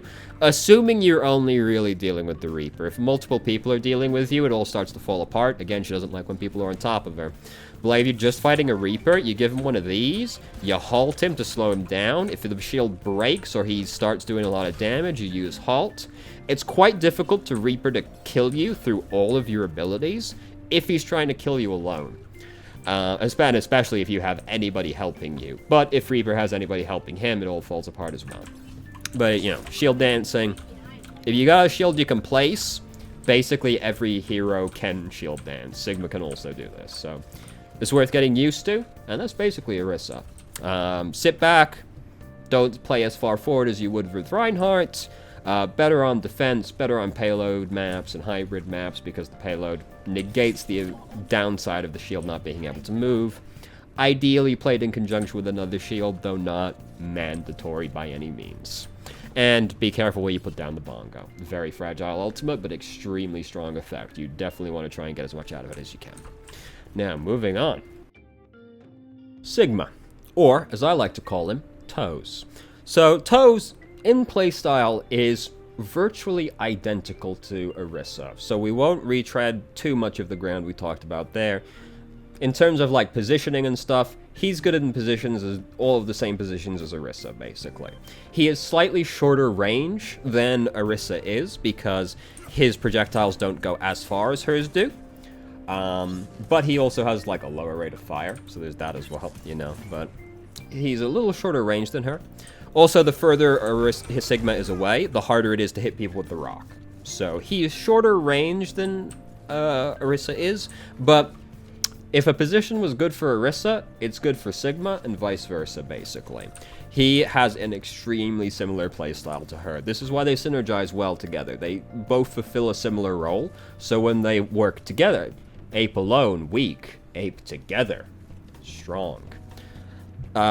He is weaker when people get on top of him than Orisa is. This is already a weakness Orisa has. She doesn't like when people are on top of her. Sigma likes it even less. He has less options for dealing with it, and he's less durable than she is. He has 50 less health, and he has no armor. Armor has a damage reduction effect. So if he's got no armor, he's very fragile. Also, this, his equivalent to Fortify, does not block all damage. Melee attacks go through it, beams go through it. So if a Zarya is on top of you, he falls like paper, whereas an Orisa can sort of drag it out a little bit more than Toes can. So he likes when people are on top of him even less than Orisa does. But the overall playstyle is largely the same. Like, you're trying to do basically the same stuff that Orisa is. You also have a crowd control effect like this, worth noting as well. The rock cannot be deflected or eaten by defense matrix, so it goes through deflect, goes through defense matrix. Worth note, and another Sigma's kinetic grasp as well. Kinetic grasp, the damage it blocks does get converted into an additional shield for Sigma as well. He can do the same thing Orisa can, which he puts his shield down, lets it tank as much damage as he can, and then you walk forward with kinetic grasp and block like that physically instead. Don't let your shield break, by the way, because once your shield breaks, it goes on a cooldown. I should have said this for Reinhardt as well. I'll edit that one in post. Don't let your shield break. The reason you don't want to let your shield break is once it does break, it goes on to a cooldown where you can't deploy it again. You always want to be able to deploy your shield because even a 1 health shield will block an entire self-destruct, right? You know, they'll break it eventually, so I can illustrate my point, all right? There we go. 5 seconds before you can redeploy the shield after it breaks. You want to avoid that as much as you can.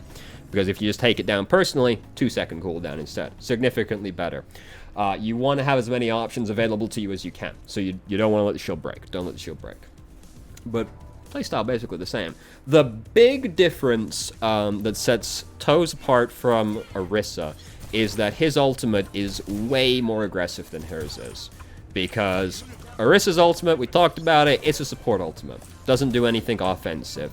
Whereas Sigma's ult is a very good engage ultimate.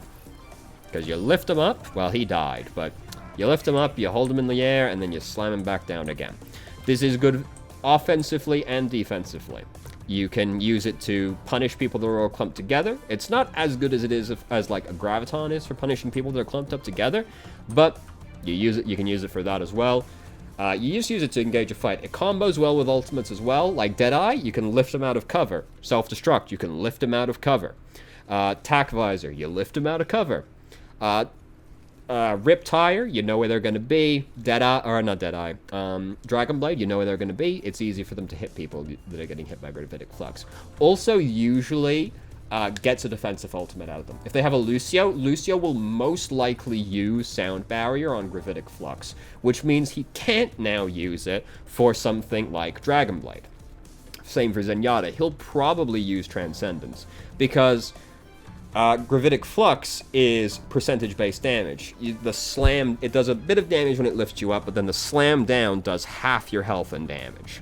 So that's not an amount of damage you can just, like, let slide. So it usually gets defensive ultimates out of people. And if it doesn't, the slam usually makes people so low that it's easy to finish them off afterwards, unless they were in, like, a really good position where they could just fall back in. Or they've got some kind of escape ability. Because you can Wraith form out of Gravitic Flux. You can use Ice Block if you're main. Abilities like that still work. But it's a very good engage ultimate. You can use it defensively as well. If they're trying to engage a fight, you can use it to just slow them down because suddenly they can't move because they're in the Gravitic Flux. Again, if they have a Lucio and they were engaging, he'll probably use Sound Barrier now as well. So it's good defensively as well, but it is slow. So you need to be really on the ball if you're going to use Gravitic Flux defensively. Especially since you do also need to aim it as well, because it's only the little area that you actually have control over. Worth noting, while you have them lifted up, if you get crowd controlled, they do not get slammed. If you die, they do not get slammed. So be careful. Don't just, like, think that you're invulnerable while you're floating around, because I've seen plenty of Sigmas use Gravitic Flux, and then the McCree that they got in Gravitic Flux just used Deadeye, killed the Sigma, and then didn't even get slammed. So be careful while you're using Gravitic Flux, because you can be interrupted while you're holding them up in the air. Sometimes it's not the end of the world. Sometimes this initial disruption was good enough, but obviously you don't want that to happen. So do be careful. Try and still stick near something you can use cover. You're going to need to stick your nose out at least a little bit to get a good angle on them, and then you do want to be shooting at people while you're holding them up, because you can still fire while you're performing Gravitic Flux. So you do want to do that. You do want to stick your nose out a bit to get a good angle on a bunch of people, and you do want to keep shooting at them while you're holding them up in the air, but don't think you're immortal. Do bear in mind, like, if they've got a crowd control effect, you've got to respect it. You can't just float right up to the McCree. You can't float right up to the Roadhog. Just be careful. The rock is also very slow. It can be blocked by shields, so you need to be really prepared to deal with things. Like, if they've got, like, a Doomfist, you need to be, like, really on the ball if you're going to interrupt him with the rock, because you want to, but it's hard. It's slow to charge up. It's slow to travel. They can react to it and just, like, try and dodge it, right? They can juke you. You've got to be really on the ball if you're going to stop people with the rock, but those are the things to bear in mind with Sigma. Basically, like, go back, watch the Orisa segment. All that stuff applies to Sigma as well. They're very much kindred spirits in how they play as tanks. So now, moving on to the last tank. Hammond. Everybody loves Hammond. Hammond's almost as popular as Roadhog. Like, I see a lot of Hammond players. He's so unique compared to everybody else in the game. I think people are drawn to him just in that respect alone. So Hammond is the last, like, main tank of the game. Many people will dispute you on this. People more or less accept that Winston is a main tank at this point. Not everybody is willing to admit that Hammond is a main tank. Hammond more than exerts enough pressure to be called a main tank. He is a huge disruptive force. I'd say he's better at being a main tank than Winston is, personally. The difference is Winston's a lot easier to play than Hammond is. Hammond's got a much higher skill floor than Winston does. Winston, you can pick up, understand him. There's no, like, mechanical aspect to it. There's not too much tech you need to worry about, at least till you get to, like, the higher end of play. Hammond, you need to know just how to move as Hammond, right? Like, that's testing in and of itself. So Hammond is all about the disruption, and he's very good at doing it because he's super hard to kill. He's very mobile. He's big, but he's not exactly colossal, right? Like, he's not... While he's moving super fast, it's still kind of hard to hit Hammond. He kind of combines both the best aspects of Winston and D.Va.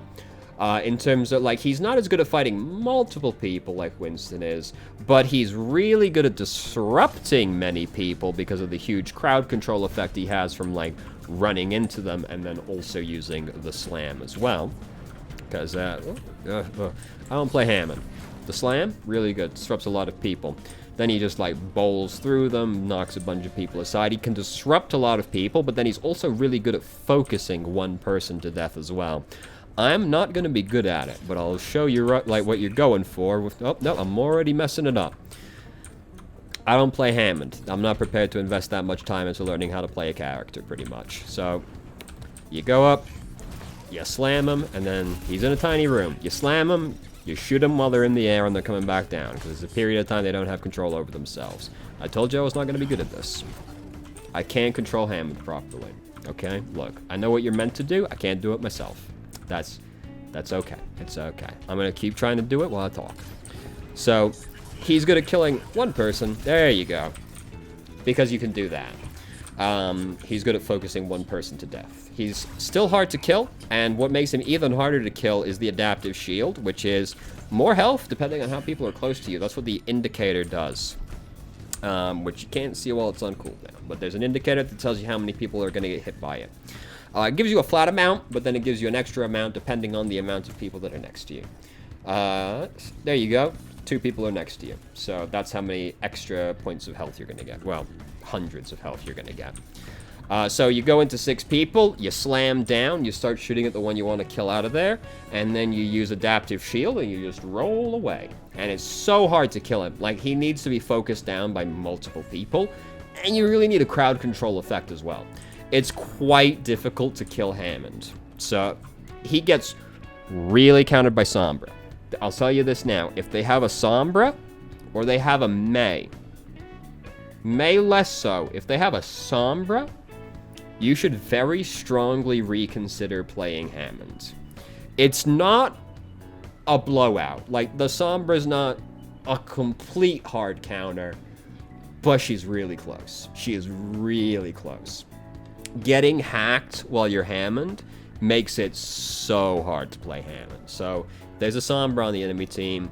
Be very careful at the very least. Like, you basically need to know roughly where Sombra is before you go and do stuff. So this is the general loop with Hammond. Is that you're trying to, like, roll into people to disrupt them, focus down the people in there that you really want to kill, like the supports or the DPS that are hard to kill. And then you build up the minefield, and that's when you go in for the big engage, which of course I'm going to mess up, but you know, you go in, you slam them down, and then while they're all up in the air, you drop the mines underneath them.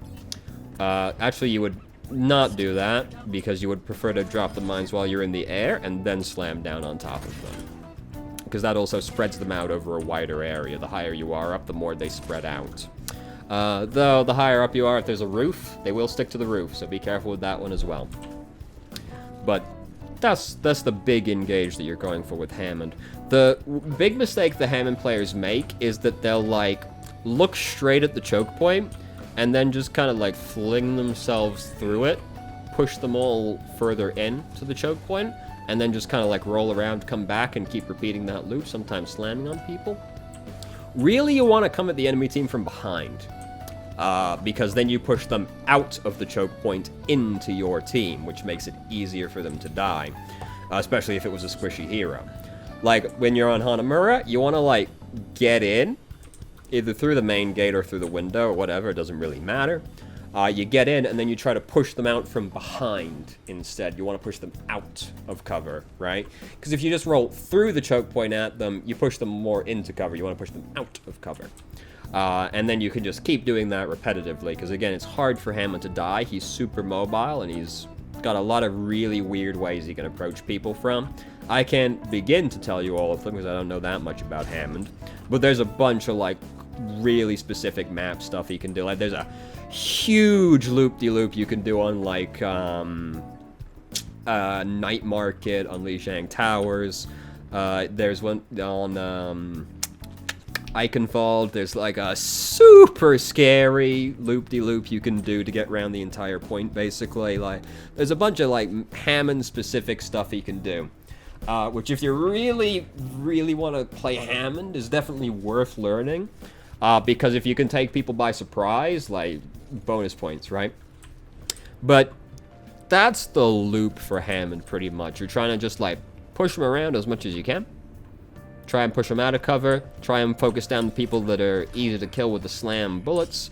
If they're really CC heavy, it can be very difficult to actually go in there and engage them because you might get stunned by McCree, and then Mei just keeps chain freezing you over and over again, and that can be a problem. Sombra might just hack you.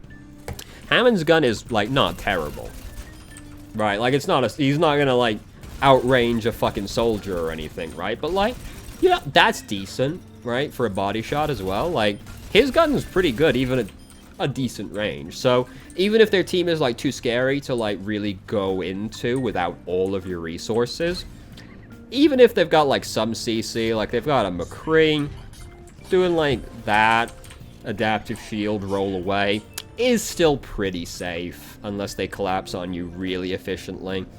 And, like, that's safe, you know, you can do that kind of thing still. But his gun is, like, it's not terrible, right? Like, even at this range, right? Like, that's respectable. It's obvious he's not gonna kill a fucking soldier at his range or anything like that, but it's something you can do. He's got more long-range options than, like, Winston does, right?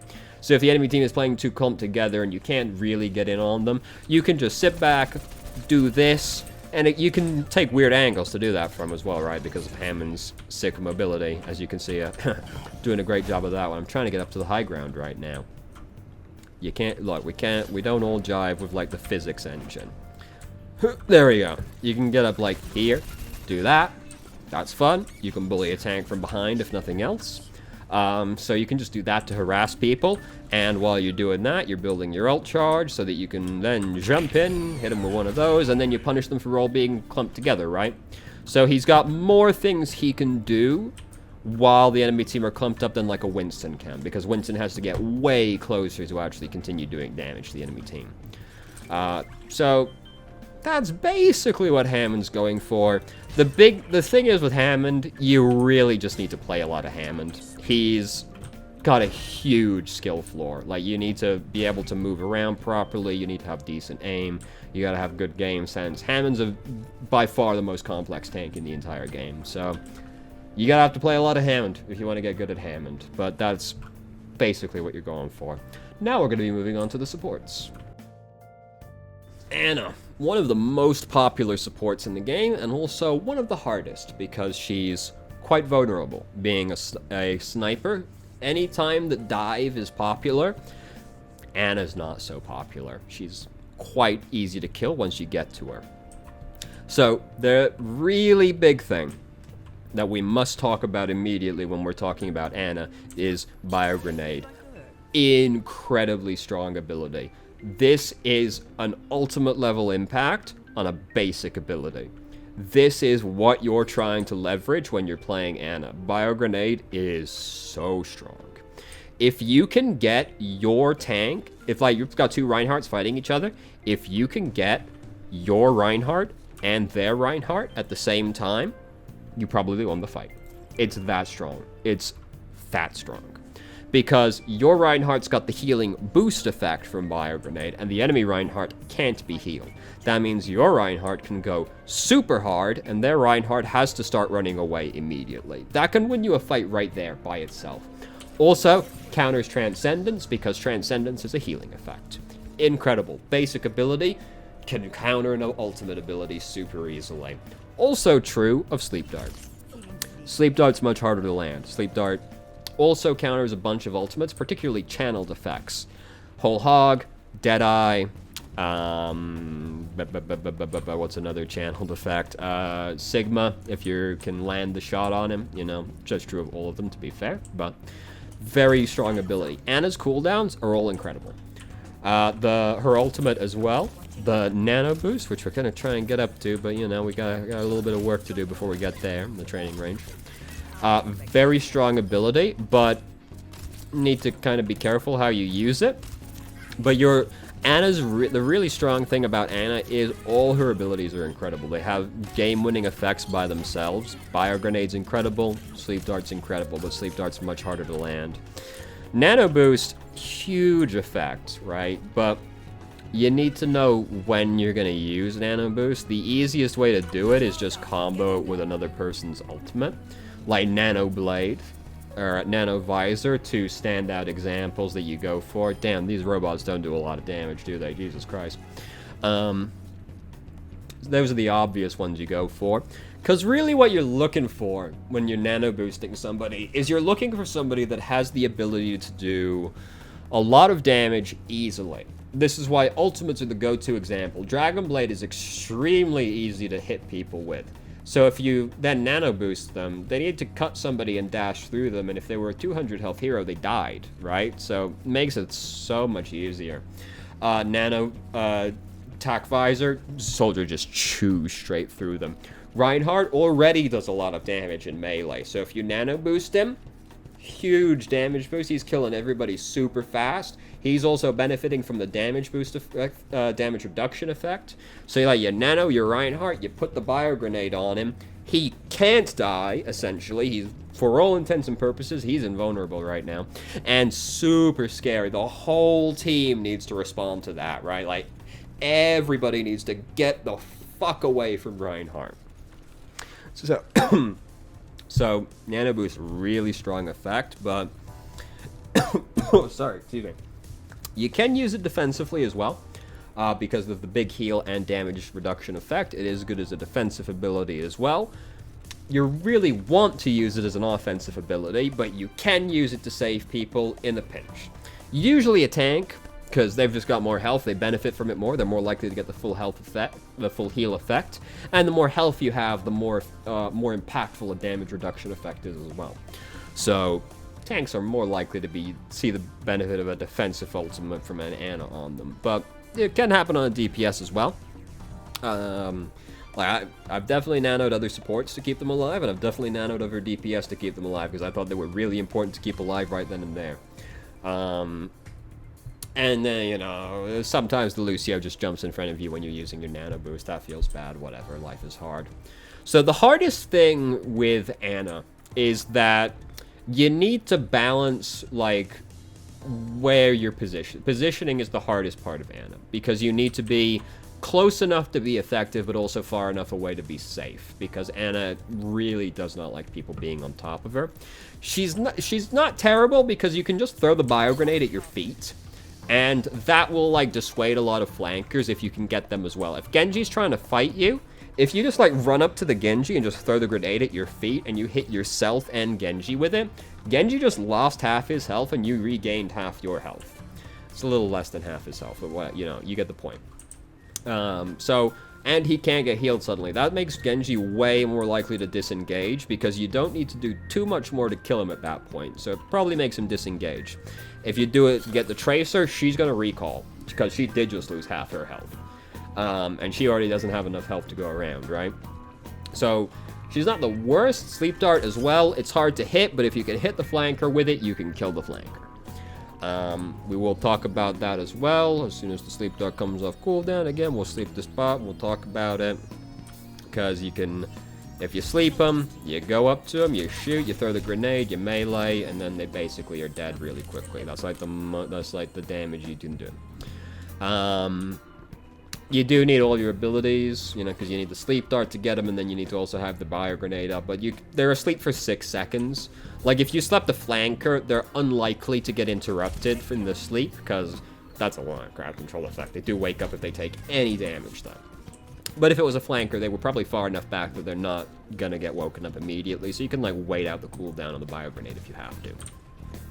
So she's not the worst if people dive on her, but she definitely doesn't like it, right? She's still a sniper at the end of the day. Also worth pointing out, Ana's the only hero, right? She's the only hero in the game that actually has both types of projectiles, both projectile and hit scan.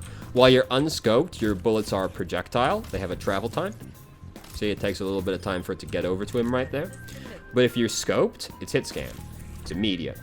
Doesn't have any travel time. So that's worth knowing about Ana. The further you are away, the harder it is to use unscoped shots, because you're further away, so it's harder to hit them, but also because they're projectiles, so there's a travel time. So the further you are away, the better this becomes, because it becomes a hit scan bullet. It's worth noting that that's how it works. But the hardest thing is definitely, like, positioning as Ana. What you really want to be able to do is just stand on the high ground. Where are the staircases? You want to be able to stand on the high ground. Ana's one of those characters that benefits a lot from being on the high ground, because you have a wider field of view when you're on the high ground, and you have some nice cover because you can just step back and use the floor as cover. It's way harder to die when you're on the high ground. People also can't get to you as easily. They need to either take a really long path, get to you, or they need to have some kind of movement ability. So, and if they use a movement ability to get to you, you can throw the bio grenade, like Genji dashed up to you, you throw the bio grenade at your feet, get him and you. He can't just dash away because he just dashed up to you, right? So it makes it harder for them to get away as well. High ground's great. Ana wants to be on high ground. Not always possible. Not every map has good high ground. Not every map has high ground at all. And sometimes the high ground is just so impractical for Ana to get to because she doesn't have any kind of movement abilities, right? So you can't always justify the time it would take you to get to the high ground, even if it is good high ground to stand on. Sometimes it would take you too long to get there, and you just can't justify being away from the fight for that long. But she does want to be on high ground as much as she can. Otherwise, you need to kind of toe a line, and this is something you can't really give hard and fast rules for. You don't want to be so far away from your team that they can't help you if you get dove on, but you don't want to be so close to them that, like, you just start getting hit by their Reinhardt because you're right next to your Reinhardt, right? You've got to kind of toe the line. If they have no divers or flankers, you can stand as far back as you want, because there's not realistically any actual threat they have at that point. If there's no Genji, Winston, Tracer, Doomfist, anything like that, and I'm all the way back here, what are they going to do to me, right? Like, they have to just shoot me from super far away, which is hard to do, especially if I'm behind my front line. So if they've got no divers or flankers, you can pretty much stand wherever you want, as far back as you go, because they're not going to kill you if they don't have any flankers. But there's a trade-off to that, because the further you are back, the harder it is for you to follow your teammates. Because suppose we're stood, like, as far back as we can possibly be. We're all the way back here. But then Reinhardt lands an Earth Shatter right there. Well, the enemy team's over there, so he's going to immediately run around that corner, and then suddenly I can't see them anymore. So I need to now run to catch up to them. So even if they have no divers or flankers, if you're too far back, it's possible you'll lose sight of your enemy team as soon as they engage it, or lose sight of your team as soon as they go around a corner. So you're very safe, but you trade off aggressive potential, because now you need to catch up to them. And, like, if you're this far back, you're not going to see the enemy team either. Because bear this in mind. You're playing a support. You're not playing a healer. Healer's what you do. Healing's what you do, obviously. But, like, you can kill a 200 health hero in 3 shots. If they're full health. Right? Like, that's really, like, it's obviously, like, not getting one shot by a fucking Widowmaker or something. But you kill them really fast. And if you can throw a grenade at them, right? Like, it's even better. I missed him, but you get the idea. The further back you are, the less you can see the enemy team, the harder it is to use your bio grenade offensively, because you can't see the enemy team. You can't shoot at the enemy team as easily, which you do, like, kind of want to do, right? Healing is still your primary directive, right? Like, keeping your team alive does supersede all other things, right? It's heal people, then do damage.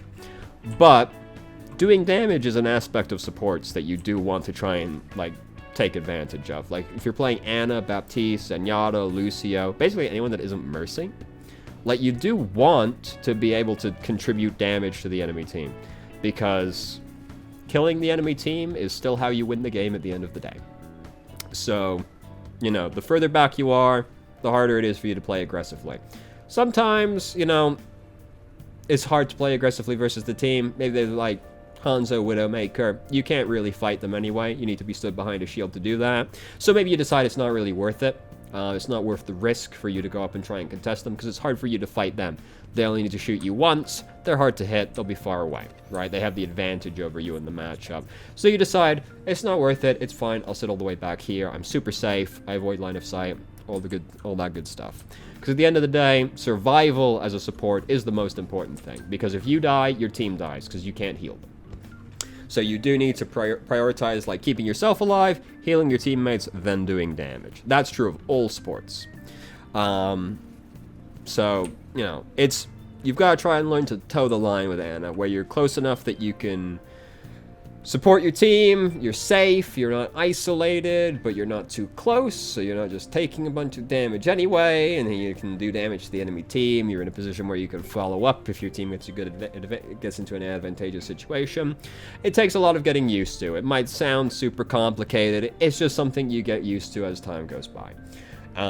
You get more used to just feeling how a fight's gonna go. You can read like when your team is about to fall back better, so you know to start falling back as well. You can tell when your team is in a more advantageous position, so you should be moving up so you can get ready to press the advantage.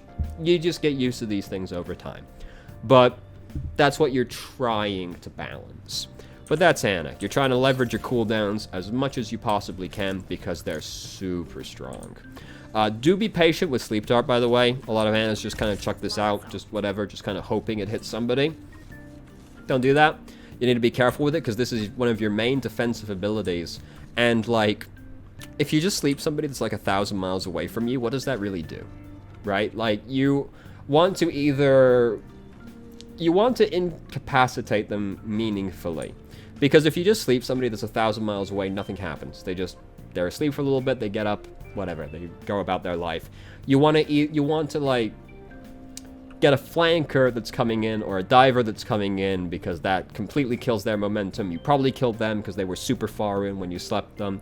Or you want to sleep like, you want to interrupt an ability like an ultimate like Deadeye. You want to sleep like a Bastion once he sets up into turret form. You want to be deliberate with how you use Sleep Dart. Because it's a really long cooldown, it's very hard to hit. Don't just throw it out there kind of hoping it hits. A lot of Anas just like throw it at the Reinhardt shield, hoping the Reinhardt takes his shield down. Don't do that. Be a little bit more cautious. Be careful, you know, think about how you're using it. But that's what you're trying to do. Ana's ultimate, by the way, also charges super quickly. Nano Boost is one of those that you want to get out there as quickly as you can, so you can start building up the next one. That's true of all ultimates, but Nano Boost charges really quickly. Basically, all support ultimates do. So you kind of want to do this with the exception of Sound Barrier and Transcendence, because those are defensive ultimates.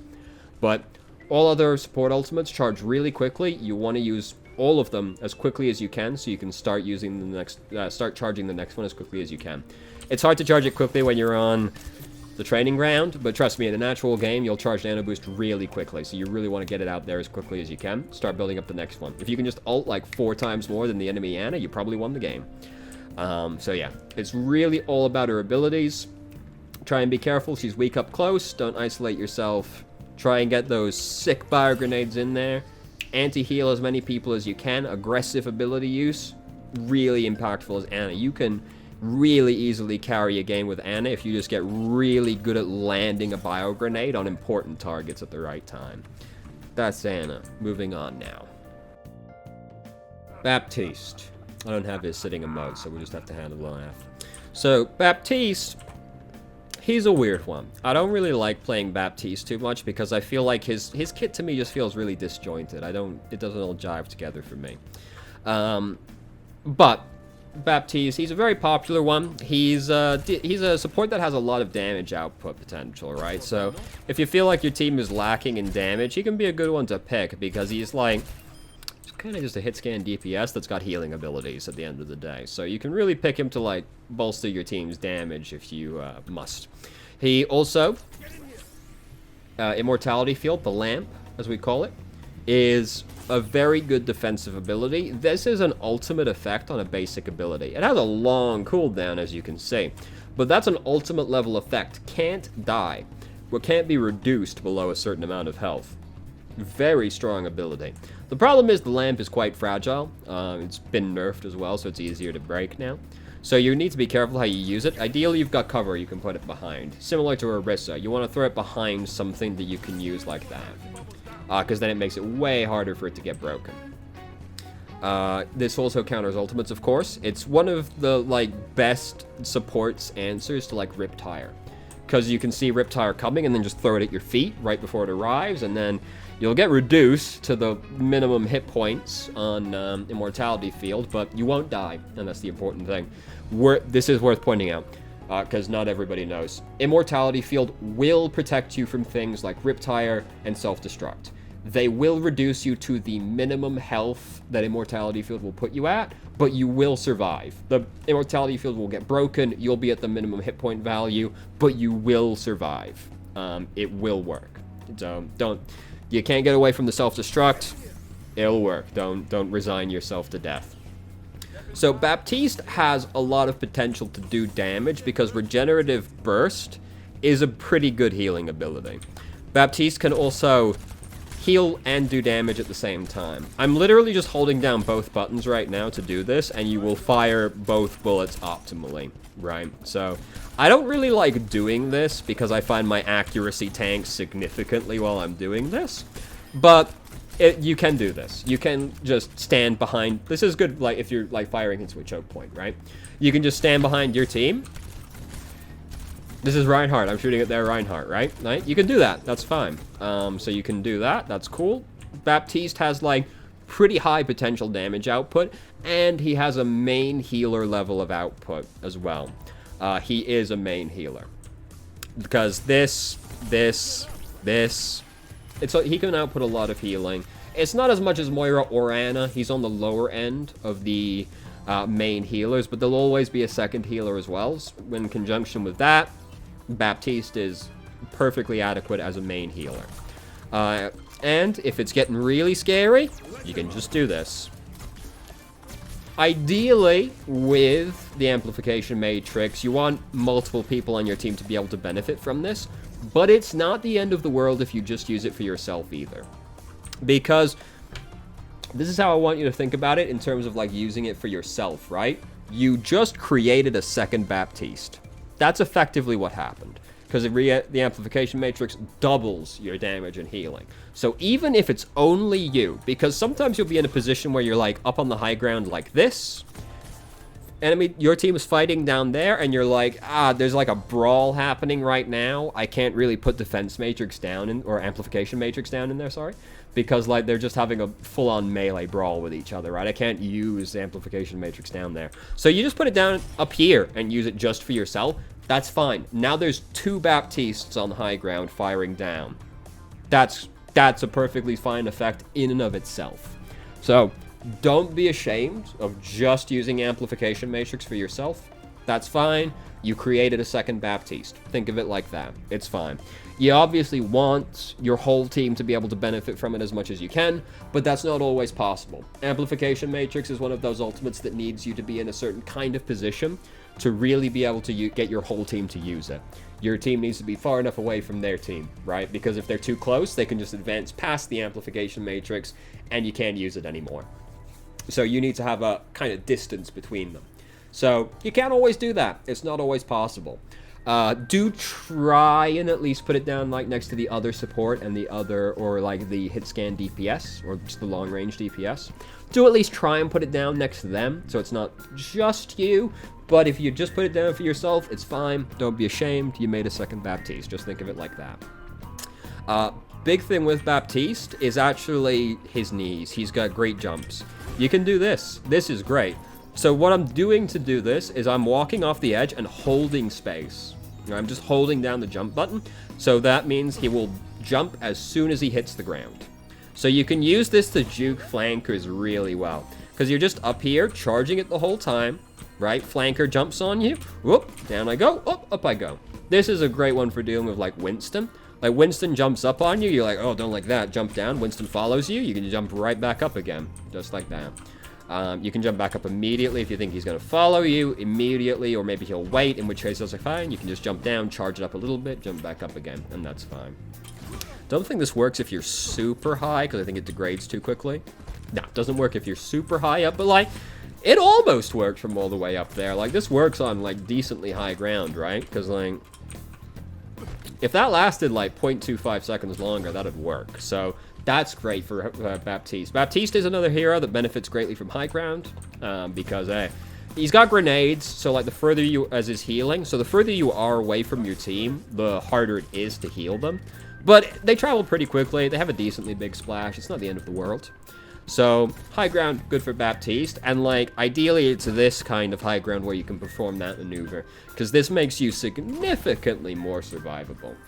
Baptiste is pretty good at getting when he gets dove in general because he has a fair few options. He can just kind of fight it out with them because, again, he's got decent damage output.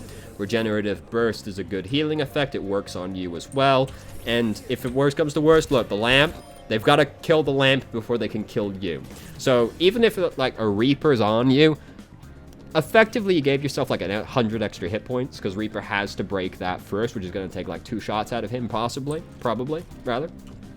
So that gives you more time to try and fight him off. And if you can't, you can just run away while the lamp's active, right? Because again, he's got to break that before he can kill you. So this is like your ideal kind of positioning for Baptiste, where you can perform the upsy downsy.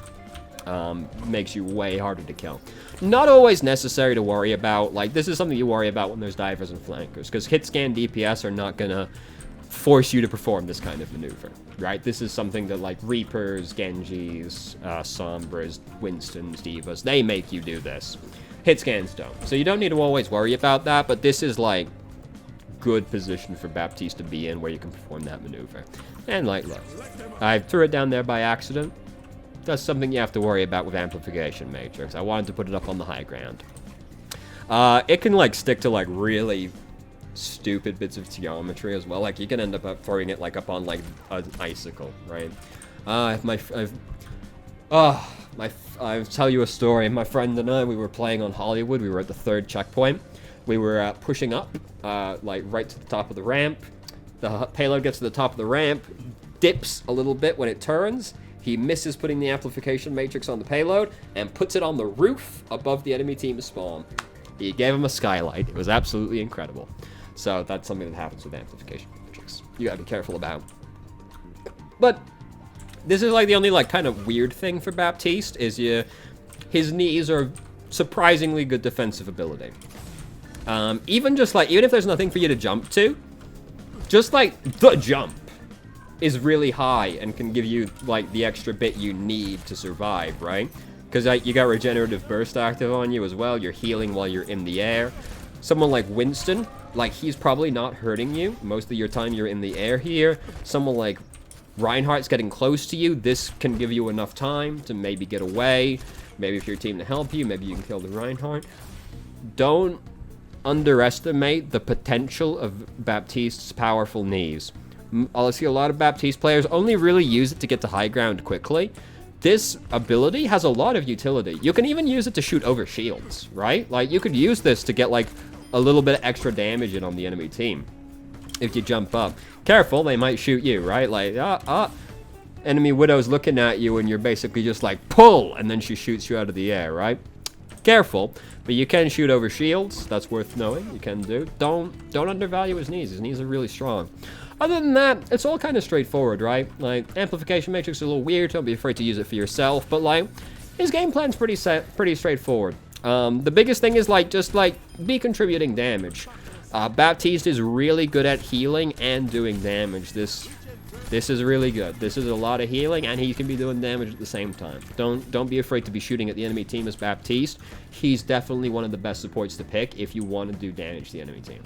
Especially from the main support position. Someone like Ana, she needs to choose if she's healing or doing damage, right? Baptiste can do both. Baptiste can do both. Ana can't do that.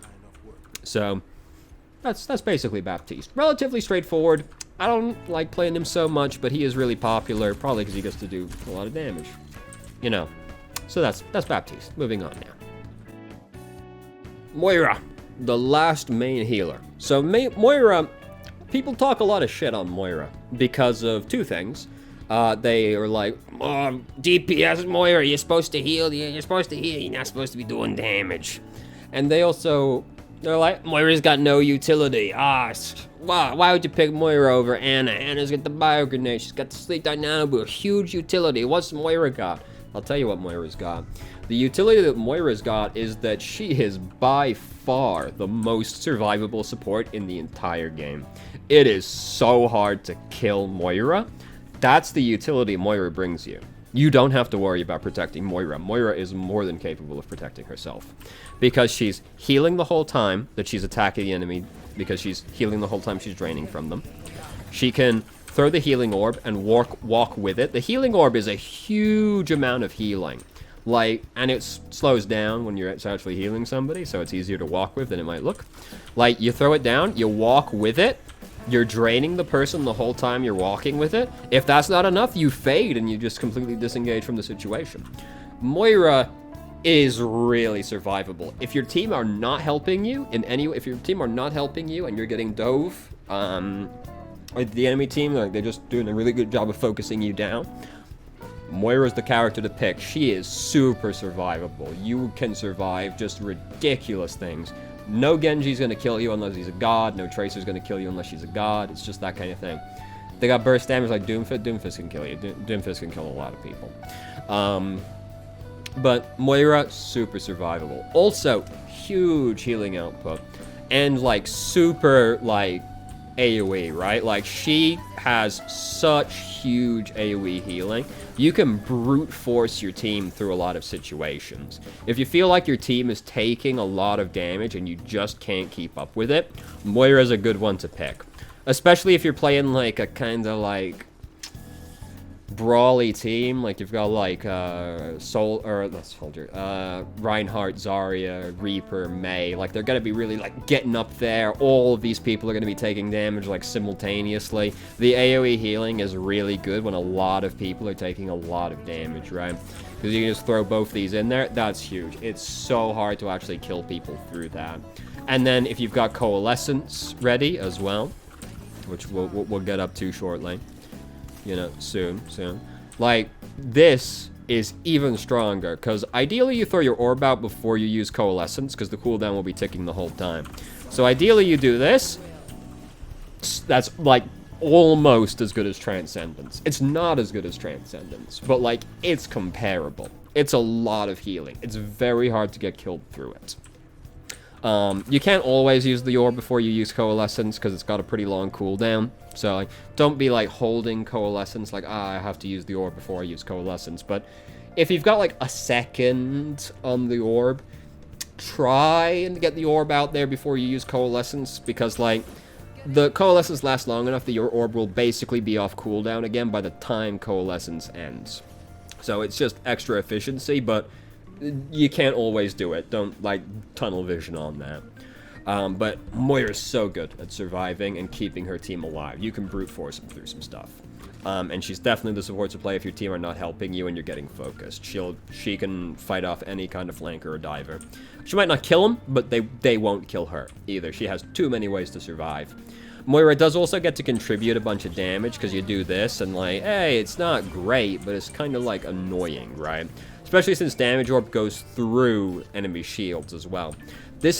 Moira has a similar kind of play style to Reinhardt, in that with the orb, you want to be throwing the Damage Orb out there as much as you can until you get Coalescence built up. Because while the orb is doing damage, you can be healing at the same time. So you're double dipping, right? You're getting the damage ult charge from the orb, and you're getting the healing ult charge from yourself as well. So Coalescence charges super quickly. If there's an ultimate you want to use as fast as you possibly can, it's Coalescence, because she will build it insanely fast doing this. Look how fast that goes up. That's insane. So you use the Damage Orb until you have Coalescence. Stop using the Damage Orb now. Now you save your orb for more specific things. You save it to use the Healing Orb, you save it to throw the Damage Orb when you think you can kill somebody, you save it to use it right before you use Coalescence. But you throw the damage right out there as much as you can until you have Coalescence built up, and then you save it. Don't only throw the Damage Orb, because the Healing Orb is actually pretty important for managing your resource, because Moira's healing is dictated by the gauge right there. When she runs out, she can't heal anymore, and it recharges really slowly by itself.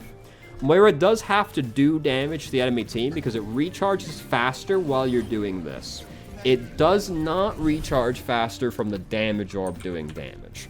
It has to specifically be Moira attacking them to recharge it faster. But this is the thing with the Healing Orb. You can throw the Healing Orb, and that will cover your teammates while you do this. So while the Healing Orb is keeping your teammates alive, like, I'm all low, I'm like half resource, I'm all out of resource. That's okay, I'll do that. That's going to keep them alive. I'll come over here, start doing this. Healing Orb is really important for maintaining your resource. So don't only use the damage orb. You will need to use the healing orb to kind of buffer yourself while you recover some of your resource. Very, not something a lot of Moira players do, but it's definitely something you want to do. Also, kind of get used to throwing the healing orb, or the damage orb as well, in a way to maximize how long it's going to be next to your teammates. Because if you just throw the orb like this, it leaves them very quickly, right? Like, it just goes off, and then it comes back a little bit at the end. You want to throw it more like this. Because then it will bounce off that wall, and it's next to them for basically its entire lifespan.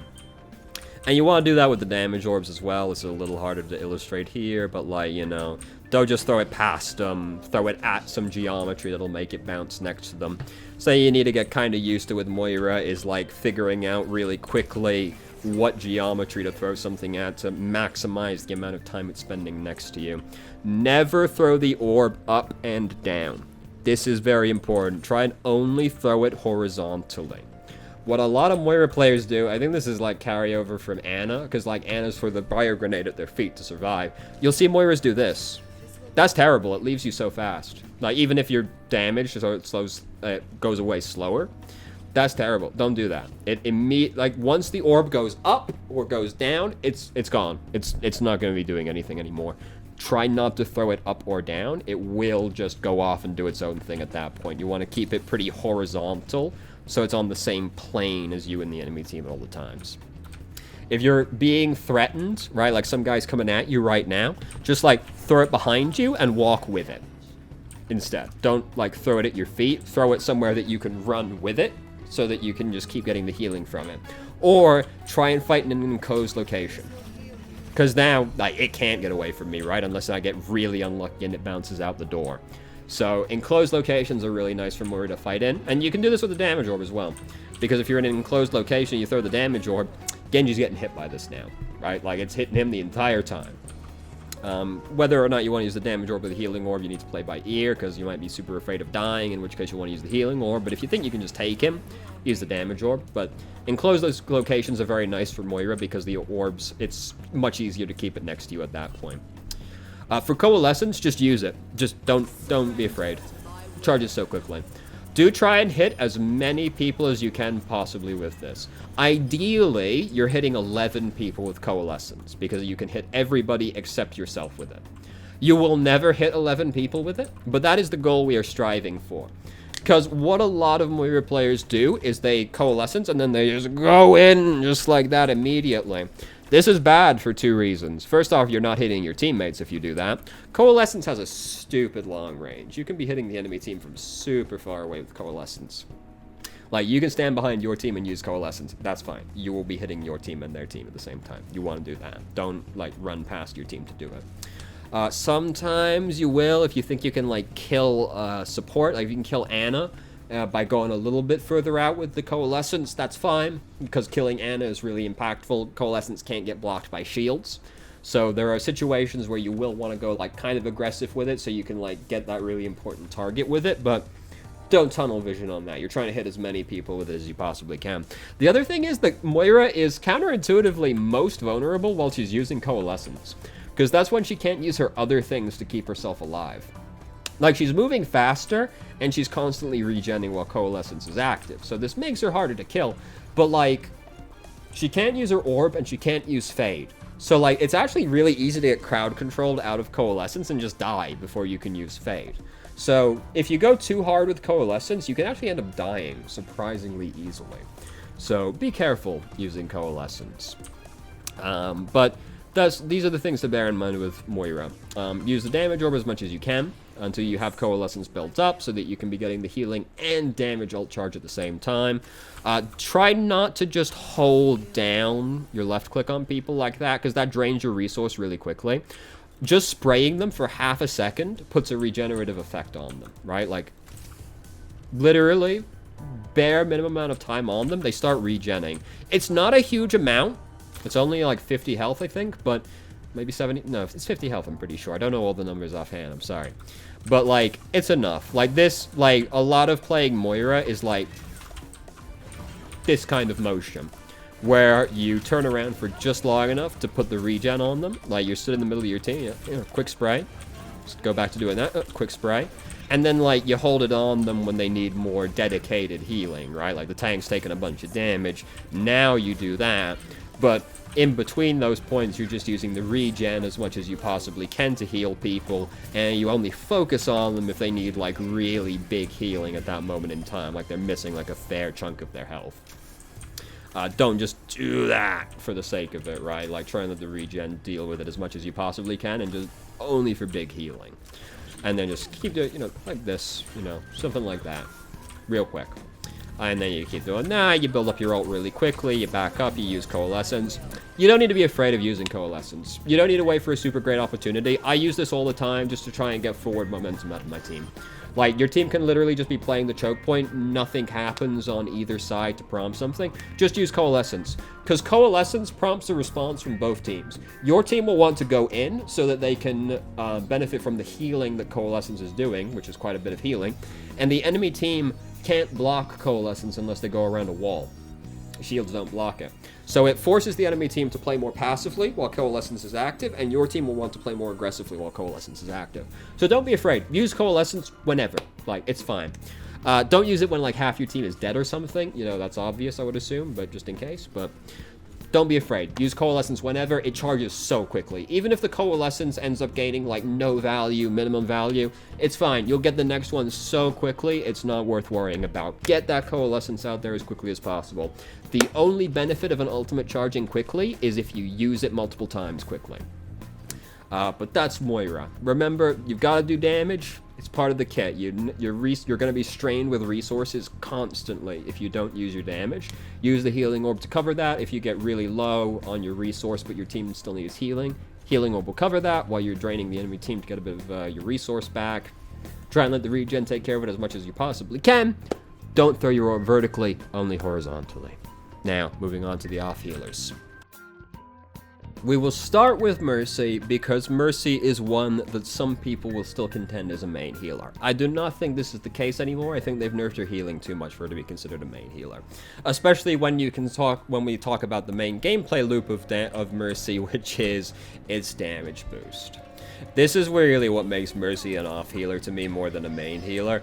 Damage boost. You want to be doing this as much as you possibly can. You want to spend minimal time healing people. This is what you're after. Obviously you can't do it all the time. You're gonna have to heal people. Keeping people alive takes priority. But this is why I think she's better as an off healer.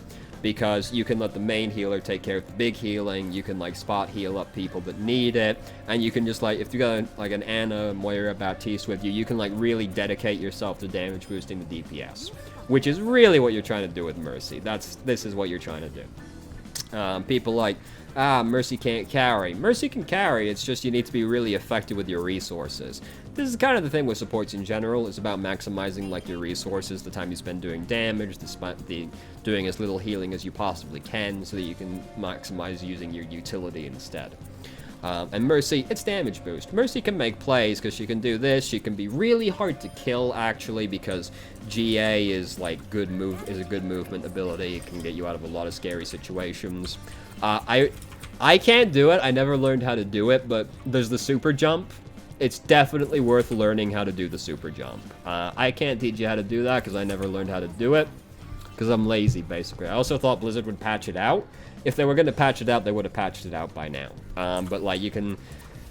In conclusion, you can, like, time the jump correctly so that you jump super high up in the air rather than just doing this little, like, peter out. There are lots of guides for it. I can't teach you how to do it, but it is definitely worth learning if you want to learn how to play Mercy. It's definitely worth learning. But this is Mercy's gameplay loop. Heal as little as you can, damage boost as much as you possibly can. Use the pistol to defend yourself if you absolutely have to. This is a last resort weapon for Mercy. Like, it's like you're alone, you're fighting somebody, there's nobody you can jump to get away from them. Like, you just have to fight it out with them. Because this is the thing. Even if you can be shooting somebody, it's better to be damage boosting somebody else. Because you get ult charge for damage boosting somebody, because the damage they do gives you ult charge while you're damage boosting them, and they get more ult charge because they're doing more damage because you're damage boosting them. it is always better to damage boost somebody else than it is to shoot your own pistol, because you're benefiting both people. So this is a true last resort situation, or while you're using Valkyrie. If you're using Valkyrie and you're given, you're given the usual, and you're like, Ana's all alone, go for it. It's really hard to deal with Mercy doing this, because she's hard to hit, because she's going to be doing all floaty stuff at you. She's regenning the entire time. It's very hard to deal with that. If you spot, like, a support that's off by themselves, or a fairly easy-to-kill DPS, like Ashe, or like, say a Junkrat. I was going to say like Hanzo, but that's kind of scary to just like go up to. If you spot a DPS or a support and you're pretty confident you can kill them, it is worth like going for it while you're using Valkyrie. Like really you want to be like laying into the damage boost as much as you can while you're using Valkyrie, because we were talking about Orisa's ultimate being really strong. Valkyrie is like Orisa's ultimate, but you basically can't die. Like it's Orisa's ultimate if it was invulnerable, more or less, right? So you want to be doing that, but if you spot an opportunity to kill somebody that's kind of off by themselves while you're using Valkyrie, it is super hard to stop you doing that, actually. Like, you're pretty likely to do it as long as you have just, like, decent aim. Or, not even really decent, like, you can just kind of, like, spam it, right? Like, it's not super hard to do. It's worth going for. You don't, like, if it's going to take, like, half of Valkyrie's duration to do it, that's not worth it. That's too much of a time commitment, really. But if you think you can do it pretty quickly, go for it. It's worth it. Like, killing somebody is super impactful, especially if it's somebody really important like an Ana. The other thing to bear in mind while you're using Valkyrie is what ultimates the enemy team have, because certain ultimates will kill you very easily while you're using Valkyrie. Attack Visor and Deadeye will basically kill you immediately. So while you're using Valkyrie, Mercy players usually like to go very high up in the air because it's harder to die while you're up there, basically, right? The problem is if they've got Deadeye or Attack Visor, they will kill you very quickly while you're using Valkyrie like that. So if they have those kinds of ultimate, or like Bob even, self-destruct can be scary, like bear in mind you need to have something near you that you can use as cover if they use Attack Visor or Deadeye. So don't just like go way up into open space while you're using Valkyrie if they have those kinds of ultimates, because you will die before you can get into cover. But there's only certain ults that can really do that. Otherwise, going high is better. But certain ultimates you do need to respect because they will kill you before you can get into cover. But that really is Mercy. Just try and do the damage boost as much as you possibly can. While you're still, if you're new and you're still learning how to play the game and everything, it's fine if you overheal people. Like, it's to be expected, basically, while you're still, like, new to the game. That's fine. It's better you overheal people than underheal people. But do bear in mind that, like, if you're just sitting there healing people at full health, doing this is the same as you not being tethered to that person. Because that person's not taking any damage right now, right? So, like, the damage they're doing could be getting damage boosted right now, but I'm afraid of, like, not healing them in time, so I'm just healing them instead. This is the same as me doing this. So, it's fine while you're learning how to play the game. It's to be expected, even, that you'll overheal people, but you want to cut it out as much as you possibly can. You're really trying to use the damage boost as much as you possibly can. But it is fine. I'd rather you overheal people than underheal people, but you do want to minimize this. Also, careful when you use Revive. You're super vulnerable while you're doing it. Try and use it behind cover, because if, like, they're in this kind of position and they die, don't heal them, don't res them here, res them over here. Also, while you're using Valkyrie, be careful, because you're still moving quite quickly while you're resing in Valkyrie. But if you get too far away, res gets interrupted. So you can interrupt your own res while you're in Valkyrie fairly easily, so be careful of that. Also, while you're resing, this isn't something you have to do, but sometimes it helps. While you're resing in Valkyrie, do this. Just start spinning. Because it makes it a little bit harder to headshot you. And this is true while you're resing people regularly, actually. Just like, spin around. It makes it a little harder to headshot you. It's very minor possibility that it will help you, but Mercy's not exactly hard to play, and you're not really doing anything while you're resing people anyway, so it's worth doing, but, like, it's not the end of the world if you don't do it either. It makes you, like, very marginally harder to headshot, which sometimes it matters, frequently it doesn't, but, you know, Mercy's not got a lot going on, so it's fun. You know, you can flex on him a little bit, you know, like, oh, fuck, jeez, oh, God, Mercy's really showing us now with that one. Anyway, that's basically Mercy. Very straightforward hero. Moving on now. Lucio. Lucio is basically always one of the strongest supports in the game because speed boost is a super strong effect. Lucio is one of those characters where you are trying to leverage your utility as much as you possibly can. This is true of all supports, but Lucio in particular, speed boost is an extremely strong effect. You want to be leveraging this as much as you possibly can. Lucio's basic healing is also terrible. Right, look at that. Oh, God, it's basically nothing. It can't even out-heal the damage these training bots are doing. Amped up! It's okay. It's still not incredible, right? The real benefit is this can be hitting 6 people, so obviously it can't be a super huge amount of healing, but like, it's terrible, right? So you want to be speed boosting as much as you possibly can. Lucio does not do anywhere approaching enough healing to be considered a main healer. And then you got super cool stuff you can do like this. Lucio's got really wacky stuff he can do to get up to people like that as well. I'm pretty sure there's a whole subreddit dedicated to, like, Lucio rollouts, you know? That's cool if you're into that and all. I don't typically talk about key bindings, because that's a super personal thing, but this is a really common one that Lucio players like to do, so I will point it out now. A lot of Lucio players like to put jump on right-click, and they like to put their boost on their knockback on the spacebar. The reason being is it makes it harder to, like, do, like, pinpoint jumps between, like, small objects. Like, if you're bouncing between, like, multiple, like, really small pillars, it's a little easier to do if it's on right-click rather than spacebar. I do not do this, I hate that, but that is a very common custom binding for Lucio players, so I will mention that one now. Also, turn sticky keys off. Make sure sticky keys can't get turned on, because you want to be doing, like, a lot of switching back and forth between songs during your, fights, because especially during Amp It Up, because Amp It Up, the effect of the previous song maintains for a little bit when you change songs. So while you're using Amp It Up, you really want to, like, switch back and forth so you can try and keep both songs active as much as you can.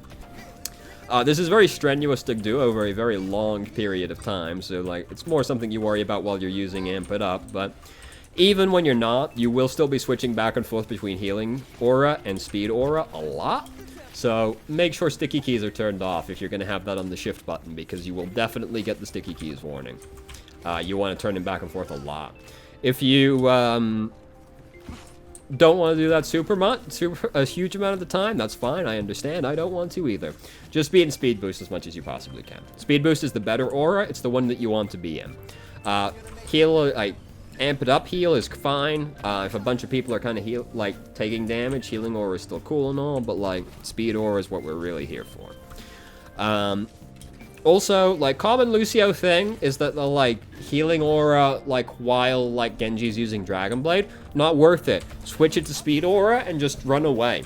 It's not worth trying to out-heal something that you blatantly can't out-heal, right? Like, Lucio's healing is already really low. You will never out-heal something like Dragon Blade or Tac Visor. So don't bother. Just switch to the speed boost and try and get out as fast as you possibly can. And don't bother trying to out-heal something that you can't out-heal. So, sound barrier is important. Lucio is one of the only 2 characters in the game to get a really good defensive ultimate. The other one being Zenyatta. Lucio's is debatably better because Lucio's can't be countered by Bio Grenade, which Transcendence can be, because that's a healing effect, whereas Lucio's is a barrier. Now, Lucio instead gets hard countered by Sombra because her ult takes the sound barrier off of everybody because it breaks all barriers. That's an ult for an ult, so it's not, like, the end of the world, and Sombra's ult counters a lot of things, so it's not really, like, as bad as, like, Transcendence getting countered by, Bio Grenade, but, you know. The thing is with, sound barriers, it degrades very quickly. So, Transcendence is effective the whole time it's active, whereas sound barrier is getting progressively worse every second that passes. But it is one of the best it is one of the only defensive ultimates in the game. So if you're playing against certain kinds of compositions, if you don't have a defensive ultimate, you can just be in situations where you're completely boned. Because if they've got, like, Graviton, and your whole team gets caught in the Graviton, if you don't have Sound Barrier or Transcendence, you just lose that fight. That's just how that is. There are certain situations where if you don't have a defensive ultimate, there's realistically nothing you can do. And having the defensive ultimate is no guarantee of winning that fight regardless, but the defensive ultimate can give you a chance where you previously had no chance. So, certain team compositions, it's really important to have a defensive ultimate against. Basically, if they have a bunch of scary ultimates. If they only have, like, 1 or 2, you can maybe get away with it. But if they've got, like, Dragon Blade, Tac Visor, Graviton, Earth Shatter, not having a defensive ultimate does become very detrimental. Baptiste can buffer this a little bit because Baptiste has Immortality Field, which is not as good as the defensive ultimates are, but is comparable enough that it will cover for it in a lot of situations. Sometimes Moira healing as well is enough to kind of brute force it, even if it's not as good as Transcendence. Sometimes it's close enough, but defensive ultimates are very important. So Lucio, you're really just trying to speed boost people in. Lucio is better with aggressive team comps. Like, if your team is really sit back and poke them down, Lucio's worse than other supports because they're not really benefiting from the speed boost, other than to quickly reposition to get out of dangerous situations. So you're getting less value out of speed boost the more, like, long-range poke your team is. The more aggressive your team is, the better. Just having a Reinhardt is kind of enough, because you can just speed boost the Reinhardt a lot, and that makes Reinhardt way scarier if he's getting speed boosted in by a Lucio. So just a Reinhardt can kind of be enough by itself, but, like, the more passive your team is, the worse Lucio becomes. But sometimes you'll still pick him anyway, just because Sound Barrier is a good ability. And, like, just because your team can't be aggressive doesn't mean you can't as Lucio. You can play, like, if you're confident in yourself mechanically, you can play Lucio like he's a flanker. It's fine. He doesn't do the same level of damage as, like, a flanker does, but he's super hard to kill. Like, shooting somebody riding the walls is quite hard for people to do. It's not a muscle memory that people have built up super strong. So just doing this is kind of annoying. It's kind of hard to deal with. So this is really strong. You can, like, go in on people and it can be very hard for them to deal with you if they don't have some kind of crowd control effect, because Lucio is one of the smallest characters in the game. He might be the smallest character in the game now that I'm thinking. You know, he definitely is the smallest character in the game. And he's, like, moving weirdly, and he's very fast, and he can heal himself if he has to, and he can be even faster if he has to. He's faster when he's jumping off the walls. If you're confident in yourself mechanically, you can very easily contest, like, high ground players with Lucio. You can like bully an Ana, you can bully snipers, because you can play him like he's a flanker. And that's perfectly fine. It is, you know, the better the enemy team is, and the more crowd control they have, the harder it becomes to play Lucio like that, but it's something you can do, and you will see people, even in very high SRs, playing Lucio like that. So if you're confident in your mechanics, you can play Lucio like he's a flanker, and it doesn't really matter how passive your team is. Bearing in mind, you are still a support, do try and keep your team alive. Lucio is also good at healing for his allies, because he can speed boost them out of situations. He can heal them, obviously, but, like, the biggest thing is that, like, you see Ana getting bullied by the Winston over there, so you slide up, you push the Winston away, and then you speed boost the Ana back. And that makes it really hard for people to actually kill these previously quite easy to kill characters. You push them back, that really fucks up their momentum, and then you speed your ally out of that dangerous situation. Lucio is really good at keeping his teammates alive. Even though he doesn't do a lot of healing, if they're getting dove, the knockback speed boost is incredible utility for keeping people alive. And then if you have Amp It Up, it's even better, because your healing is actually good now, and you can speed boost them away even faster. So he's really good at keeping allies alive from flankers and divers. He really messes up their momentum. So again, even if you're playing a pretty passive team, you could play Lucio anyway, just because Sound Barrier is good. He's good at keeping his teammates alive, even though his healing is low. And you can play him aggressively if you have to as well. So what you do with Lucio, It's kind of up to you. He can do a lot of things at one point in time. You can play him purely with your team, just speed boosting people and peeling with people, or you can play him super aggressively. It's entirely up to you.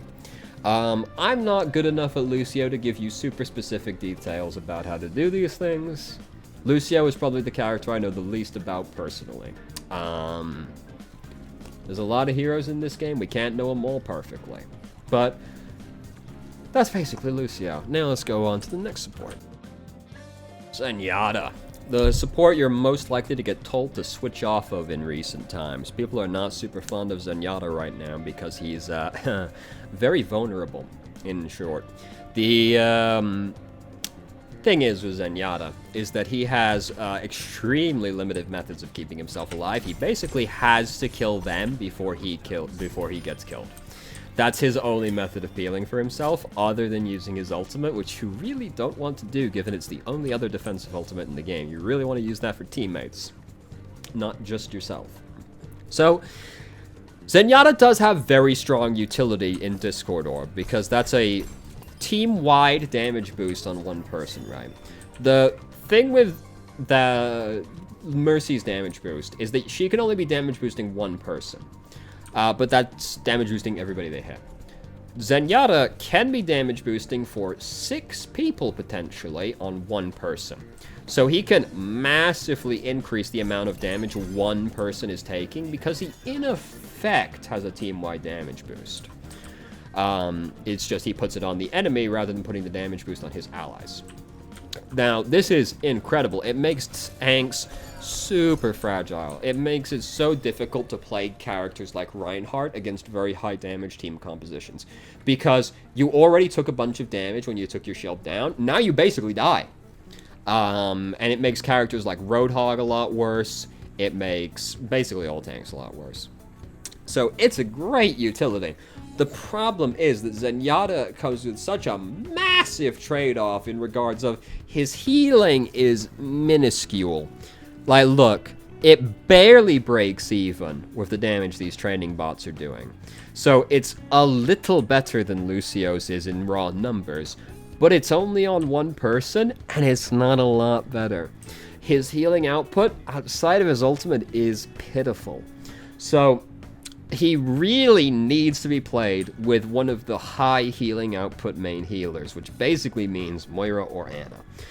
Playing him with Baptiste often feels like your team doesn't have enough healing, and you really can't play him with Mercy or another off healer. His output is way too low to justify that. Discord Orb is on incredible utility, but the healing output is so low. I kind of just wish they put him in the damage category, to be honest with you. Because I feel like he just doesn't really do enough healing to justify being in the support category, if we're being perfectly honest. So the other benefit that Zenyatta does have outside of Discord Orb is he has the only other defensive ultimate in the game, which is Transcendence. Now, Transcendence, common misconception, this isn't invulnerability. He's just healing people a lot. You can get one shot through Transcendence, so you can get headshot by Widow, you can get killed by Deadeye, self-destruct will kill you. Bastion hits you with a tank shell directly, that kills you. Zenyatta is invulnerable. He is, but nobody else is invulnerable. So it kind of makes it a little better for, like, Earth Shatter than Sound Barrier is, because Sound Barrier also has a cast time. Transcendence is instant. So Zenyatta can react to Reinhardt using Earth Shatter with Transcendence. He can keep his teammates alive, and he can block the pin that Reinhardt will go for, because Zen will get pinned, but he's invulnerable in trance, so the pin will do no damage to him. So he responds to, like, that very well. The problem is that, like, it doesn't guarantee you survive. It does, because there are still certain combos that will kill you. For example, if you're in Graviton and you get hit by Riptire, your team still dies. You don't, but you will die shortly after. Dragon Blade, or Nano Blade, can actually kill you through Transcendence. The timing is quite tight, but if he cuts you and then dashes, that does do just enough damage to kill you through Transcendence. So, like, it's no guarantee of survival. It has a longer, maximum duration than Sound Barrier does, because Sound Barrier degrades quickly, especially if you're taking damage on top of that. whereas Transcendence is full effectiveness the entire duration. But it's not a guarantee that you survive, especially versus certain combos. Just like Graviton Pulse Bomb will kill you through Transcendence, right, if you're a squishy hero. So there are trade-offs to both of them, really. So Lucio has a cast time, so he can be interrupted, and it degrades faster, but like you will survive the initial burst that happens to you because it's such a big shield. Whereas Zenyatta's is not a guarantee versus, especially like burst damage will kill you. It's not a guarantee you'll survive. You can even just get like focused. Now you get headshot and hit by something else at the same time. You'll still die through it. So it's not a guarantee, but it has a longer duration. Like I think it's better for something like Graviton in a vacuum, but it depends if you have burst damage that you can put on top of it, in which case it does nothing. So there's trade-offs to both of them, but Sound Barrier is usually the better defensive ultimate. The main thing is like Zen's is instant for me. Like that's like there's no cast time. Lucio can be too slow with his ultimate sometimes because he does have to do the jump first, whereas Zen's is instant. This is the main benefit for Transcendence versus Sound Barrier to me. But look, Bio Grenade hard counters Transcendence. It's just, you know, it's your team needs to be really grouped up to actually get hit by the Bio Grenade, obviously, but like basic ability trading for an ultimate is like really bad downside. Zen has a lot of downsides to him. He's very vulnerable. He needs people to help protect him because he has no way of protecting himself other than killing people. So he's very vulnerable, and he does contribute a lot of damage to his team. He does himself good damage, and Discord Orb is great utility, makes tanks very squishy. The problem is just that he's extremely vulnerable. Like, you basically have to play, like, right next to your team so that they can help you. But, like, again, if you're too close, the enemy team will just kill you at the same time, so he's very hard. He's very hard to play. And if they have, like, any degree of dive or flank, you should probably change off of Zenyatta. It's unfortunate, but it's just how it is. Like, really what you're trying to do is you're trying to sit on high ground. You're trying to play him like he's a long-range DPS. You're trying to sit on high ground and put Discord Orb on really important people. Heal low health targets. You're terrible at healing tanks, so you try and heal the DPS and the other support as much as you can. You leave the tanks to the main healer. And you're just trying to contribute damage. That's what you do. Like, that's how you win games. You're trying to leverage Discord as much as you possibly can, and then you use Transcendence to save people from, because it's one of the only defensive ultimates in the entire game. But, like, that's it. This is how you win games. And, like, if you personally, your accuracy is quite bad, that makes Zenyatta worse as well. Discord is still great utility by itself, but, like, if you're not doing damage as Zenyatta, you're kind of missing out at the same time. So Zen has a lot of downsides. I don't really recommend that you play him from a strictly, like, trying to win perspective. If you really like Zenyatta, more power to you. You can play any hero that you want. But, like, if you're, like, on the fence or, like, you don't really like Zenyatta that much, I basically recommend that at time of recording, you play basically any other support. I think Zenyatta has too many downsides to really justify picking, which is unfortunate, but I think it's just how he is right now. I think he needs some help or to be moved to the DPS category. And now the last support, Brigitte, which I will be referring to as Brigitte for the rest of this video now. So Brigitte used to be real fun, less so now. So she's been nerfed a lot. Her survivability has been reduced significantly, which I'm not a huge fan of, but, you know, it is what it is. We gotta deal with it. So Brig's thing is that she is really good at keeping her teammates alive. She counters flankers and she counters divers. That's it. You basically only really pick Brigitte when you're counter-picking the enemy team, which is that they've got divers and flankers, because she's really good at keeping them alive, people alive, and she's good at, like, harassing divers and flankers because she has very easy to land crowd control in the stun. The whip shot is also a quite strong knockback that goes far.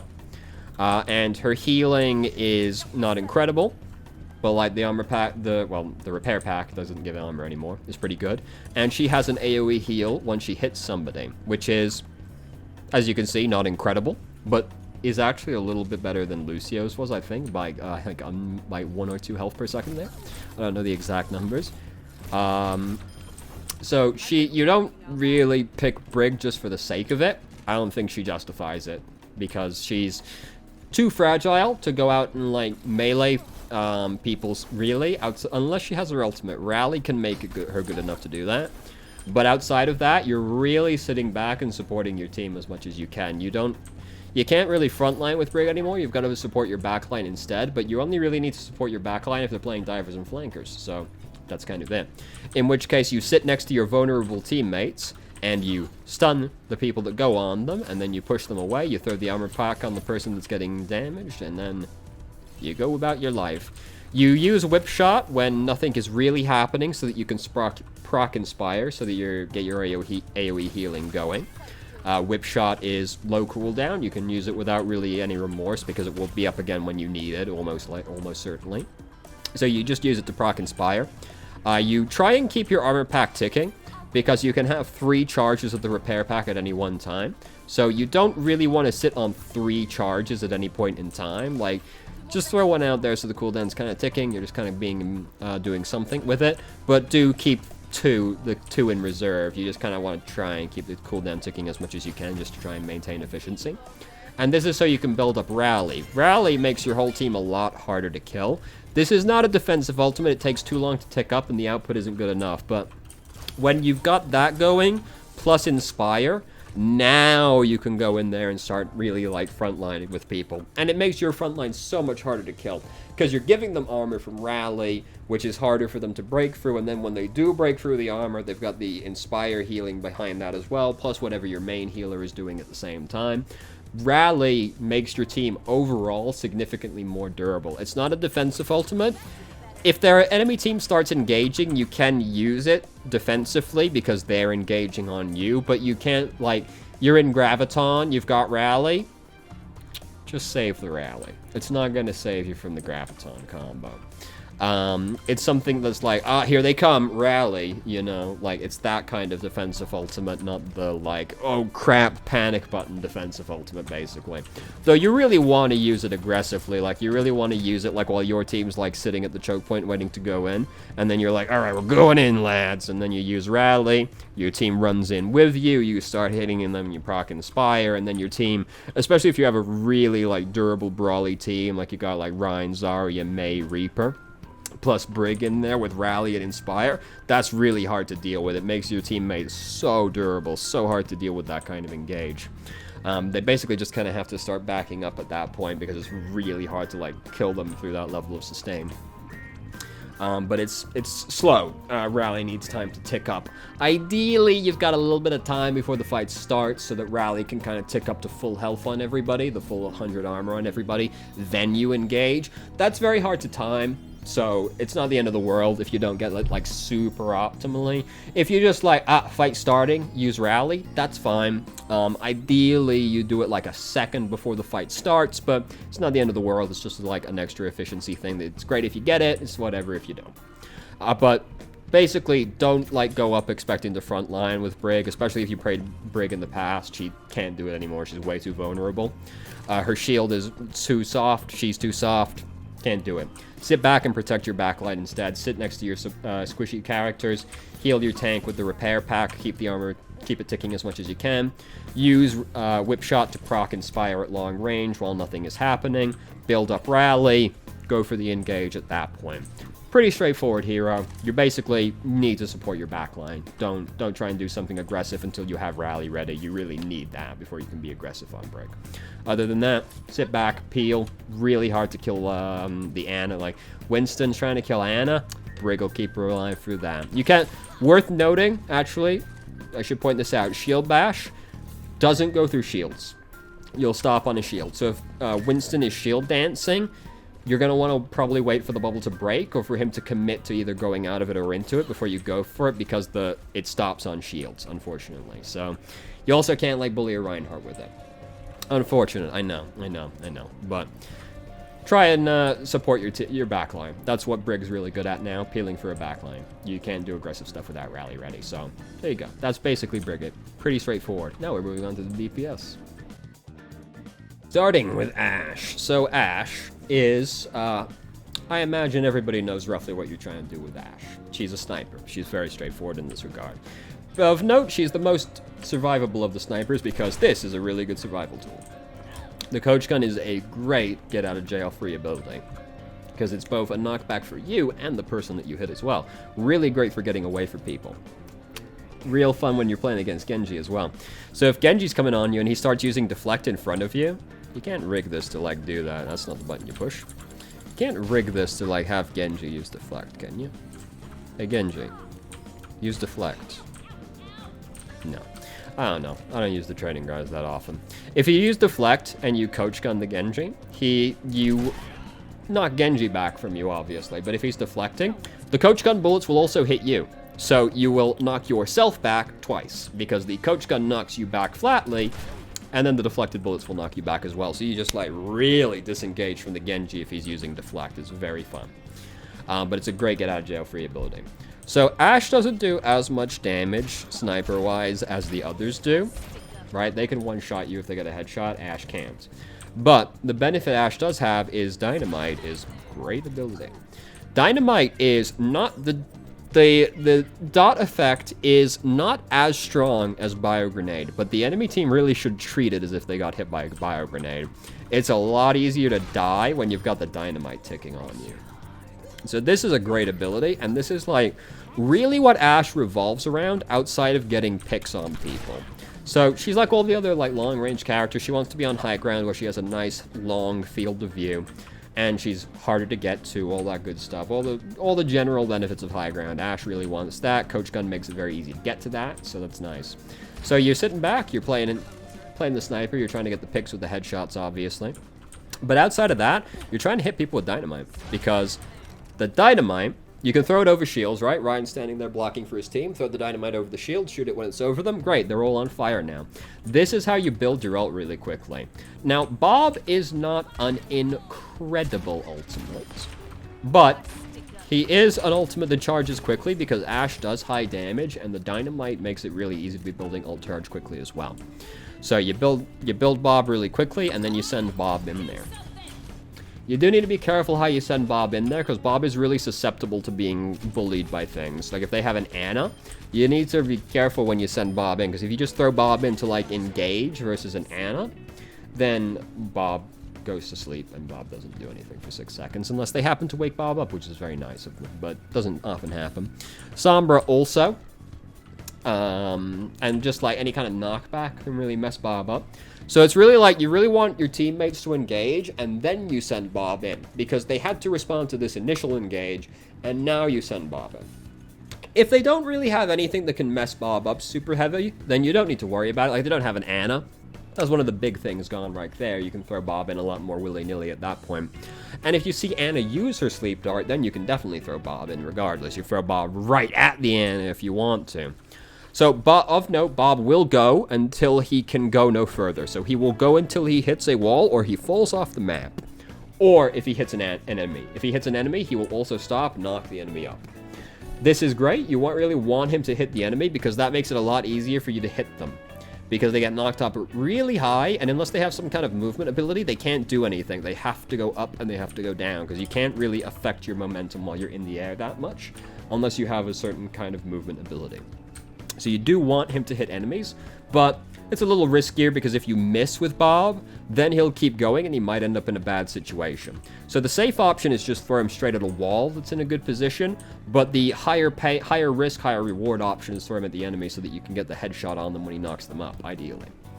But that's really Ashe. There's not too much to her. You try and control the high ground.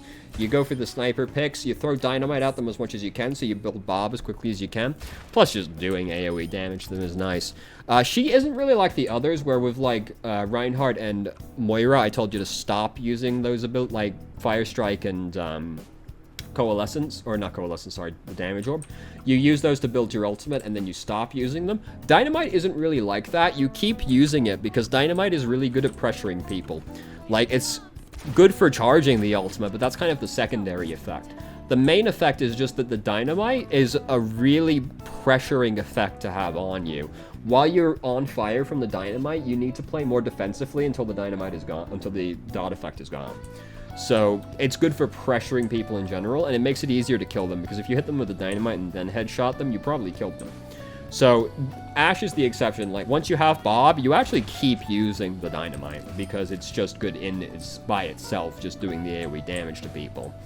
And like, you don't really get any benefit really for using it in conjunction with Bob, which is kind of the thing with like the Orb and Fire Strike. They have a follow-up. You want to follow up your ultimate or with them as well. But Dynamite doesn't really follow up with Bob, so you can kind of just keep using it freely. You don't really have to worry about it. You can just keep chucking it. Coach Gun is good for getting to high ground, but do be careful because it does have a 10-second cooldown. This is a very long time. So if they've got divers and flankers and they see you use Coach Gun to get to high ground, they can suddenly go on you, and it's a lot harder for you to fight them off for the next 10 seconds. So do be careful when you use Coach Gun to get to high ground, because it is your main method of survival at the same time, so be careful.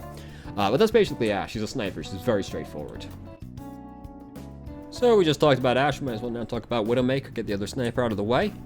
To be honest, we're not going to spend too long talking about Widowmaker because she's mostly mechanical stuff, right? Like, there's only so much you can really know about Widow in terms of like gameplay. So Widow, you're trying to snipe people and get picks. The Venom Mine is good to just chuck at people, like regardless. Like, you can use it defensively to like guard a flank and all that. That's fine. But like just chucking it at the enemy team is essentially free damage. They need to react to it quite quickly to get it before it gets on somebody. It basically won't happen. So you can just chuck it into the enemy team and hit a bunch of people with it. And that'll get you some ult charge. That's nice. Build up your ult faster. It does put the infra side effect on them, so that's nice as well. You know, you can just chuck it at them for free. That's nice. A little bit of extra damage in there. Or you can use it to cover a flank. That's fine. Do be careful when you use your grappling hook to get to places, because it's also how you get away from people when they get on you. You can just chuck the Venom Mine at your feet and use that as well, because you get that on the Genji and then you start machine gunning at him. It's not exactly a pretty way of killing him, but it'll pressure him enough that it'll probably get off of you. Same with like a Tracer. If you can get the mine on the flanker that's going for you, it'll deter them. Won't do so much to like a diver like Winston or D.Va. But the flankers like Genji and Winston, Genji and Tracer will be deterred if you can get the Venom Mine on them. So this is good to just like chuck at your feet while you're fighting people like that.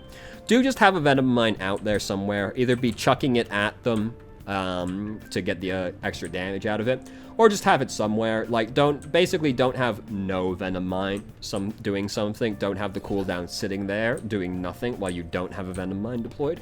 Because that's just time the cooldown spends doing nothing. Either chuck it at them or like put it somewhere defensively. Don't just have no Venom Mine out there. You want doing something rather than nothing. But yeah, that's like Widow. So it's not the end of the world if you don't get the headshots with Widowmaker. I will say this. Ideally you do, but it's not the end of the world, because like just getting the body shot, that's a lot of damage. And that makes it a lot easier for people to kill them, and then you've only got to land like an extra follow-up to get them, right? So like while you're still learning, it's fine to only go for the body shots. You do want to go for the headshots, but especially while you're learning, it's better that you hit them. It's better that you hit them than that you don't hit them. There are also some situations where like will be so like this is easy to get a headshot, but there are situations where it will be very hard for you to get a headshot on somebody. Because they're fast, they're far away, there's just a lot going on, you're being stressed by something right now. There are situations that make it hard to get a headshot. In situations you're not confident you will land the headshot, even if you're normally good at it. If you're not confident, just go for the body shot. It's better to do some damage than no damage. It's not the end of the world, go for the body shot. And somebody only has to do like a little bit of extra follow-up damage to kill them. It's not the end of the world if you only get the body shots. Ideally you get the headshots. Don't feel bad if you can only get the body shots. Also, don't underestimate just the pressure that you can have holding a line of sight. Because even if you never, like, you could be the worst Widowmaker in the whole fucking world, right? You could miss every single shot you throw. They still don't want to be in open space in front of Widowmaker, because law of averages says eventually you'll land a headshot. And that headshot will kill you. So even if you know the enemy Widowmaker is bad, you still can't just walk around in open space in front of the Widowmaker, because she can one-shot you, and she will eventually if you give her enough opportunities. So don't underestimate just the potential holding a line of sight has for applying pressure to the enemy team, because this forces them into cover or shields so that they aren't being threatened by you. So just holding an angle as Widowmaker can be a strong effect in itself, even without actually firing any shots. Just like the threat of one-shotting somebody is scary in and of itself. So don't underestimate that potential that Widowmaker has. But she's a sniper. You're trying to shoot people. You're trying to control high ground. You're trying to stay very far away from the enemy team. You're being careful how you use your abilities, because those are how you get away. And you're probably completely alone because you're trying to hold like very long angles. But yeah, you're trying to click people. She's mostly a mechanical hero. That's basically Widowmaker. And Hanzo, we might as well talk about the last sniper while we're at it at the same time. So Hanzo, not really a sniper. Hanzo is better at the kind of range that Soldier would normally hold, which is one step below sniper range, right? Like, Soldier is still a long-range hero, but he's not a sniper range hero. Hanzo's kind of the same, because he has a projectile weapon, so it's just like the further you are away from the enemy team, the harder it actually is to hit them, because there's a travel time. It's not a hit scan weapon. So, you know, he's a slightly closer range character than Widowmaker or Ashe's. This is fine, though, because he also has above average ways of dealing with people for a sniper as well, because he's got lunge, which is a good movement ability. It gets you just far enough away to be troublesome for a lot of divers and flankers, and then you can, like, get up out of high places as well. You can, like, if a guy's on you, you can just, like, keep doing this, right? And this is... while it doesn't seem like it would be much, this is going to mess with people's muscle memory for shooting at somebody just enough to make you harder to kill for somebody like a Genji or a Tracer, right? Just like repetitively doing this if somebody goes on you. And like if it's like a Winston, he just can't hit you while you're up there, right? And it's just like buying you time, getting you a few extra shots in while he's doing it. And then Storm Arrow is really good at dissuading really tanky people from fighting you. If there's someone small... I'm sorry, I'm going to have to stop for a second here. I've been talking for the last 3 hours. Basically straight. So, Storm Arrow is really good at dissuading, like, the big people. Small people like Tracer, there's no guarantee you'll land a single Storm Arrow shot, though you do usually want to use it if they're on you anyway. Because it's hard to land shots on Tracer, so if you're doing it like that, a lot harder than doing it like that, right? So Storm Arrow is really good for defensive ability as well.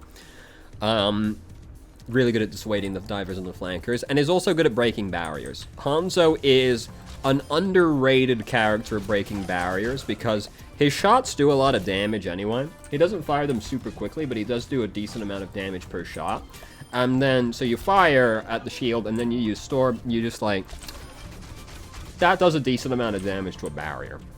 So he's got alright shield break. He's no Junkrat, he's no Symmetra, but he's not bad. He's okay at breaking barriers as well, which is, again, not something that other snipers bring. Widowmaker and Ashe are terrible at breaking barriers, whereas Hanzo, like, this is basically enough to, like, mostly deal with an Orisa barrier, right? Like, it's pretty good. He's no Junkrat, but hey, you know, we can't all be like the GOAT. So, you do want to be closer than Widowmaker and Ashe, and you want to try and, if you get D.Va on, you've got, like, pretty good answers for dealing with them. You can do some very tricky stuff to try and get away from them. The big thing that you have over Widowmaker, honestly, is that you have Infrasight on a basic ability. It's a more limited area of effect, but you have really free access to Sonic Arrow, because you throw it, and the cooldown starts ticking as soon as you throw it. It doesn't need to time out. So by the time that goes away, Storm Arrow actually only has 6 seconds before it's back up again. So you can maintain the Infrasight effect much more often than Widowmaker can, but in a limited area, but with way higher uptime. The limited area is not a huge detriment, because obviously you're trying to throw it at places where people are likely to peek. So you're putting it at places like where the other long-range characters are next to the cover they're using, so you can try and fight them. You're just putting it in the choke point so you can try and get somebody when they peek to put damage in, right? Like, the limited area is not a massive downside. Sonic Arrow is like probably the strongest thing about Hanzo, if we're being completely honest. Like, the sheer amount of uptime you can maintain on it is quite incredible. So do be chucking that out there as much as you can, basically. You might want to save it, like, if your team is kind of regrouping, because ideally, you know, your teammates are around as well. You're not just chucking it out there for no reason at all. But you can basically throw it out on cooldown. There are not many situations where it is bad to have it out there, other than, like, they're just not in cover anyway, so there's no point using it because they're just out in the open. Dragon Strike is a quite bad ultimate because it's extraordinarily telegraphed. They have a lot of time to react to it. So it's basically only used for two things, which are combo, well, three things. You'll combo it with other ultimates, like Graviton is the big one. Dragon Strike, Graviton is an age-old combo, very easy to execute, very high reward. Also combos with, like, Earth Shatter, because they're stunned on the ground, so they're still not moving out of the way. It combos with, like, Deadeye and D.Va in a more subtle way, in that Deadeye and Self-Destruct typically shuffle people into confined locations to get into cover, so then you Dragon Strike that confined location that they're all running to, and it's like, do I run in there and get hit by the dragon, or do I run out and get hit by the Self-Destruct? You know, so you can combo it with that. It's a little softer of a combo, but you can combo it with that. Or if they're all in a confined location. Because certain maps have very long, like, narrow points, like King's Row, second checkpoint, third checkpoint as well, less so a little bit, have very long and narrow corridors, so you can Dragon Strike down that corridor, and they have limited options for where they can really go to get out of the way. So you might kill people in confined locations like that, or you'll funnel them into very small places anyway, where hopefully the rest of your team can capitalize on it anyway. It's not an ult you can just chuck at them. You need either another ult to help you, or they need to be in a certain kind of position.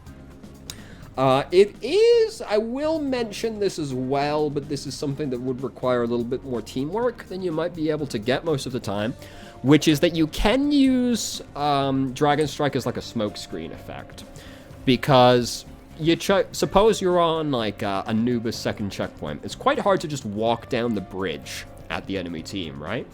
But if you use Dragon Strike down the bridge, you can't see the people that are running down the bridge super easily, so it can be quite difficult to actually shoot them because they're hiding in the dragon. But this is a very teamwork dependent thing. Your team needs to actually go in off this, and even then it's not an amazing effect, so like, I'll mention it, but like, don't really worry about that one. It's pretty niche.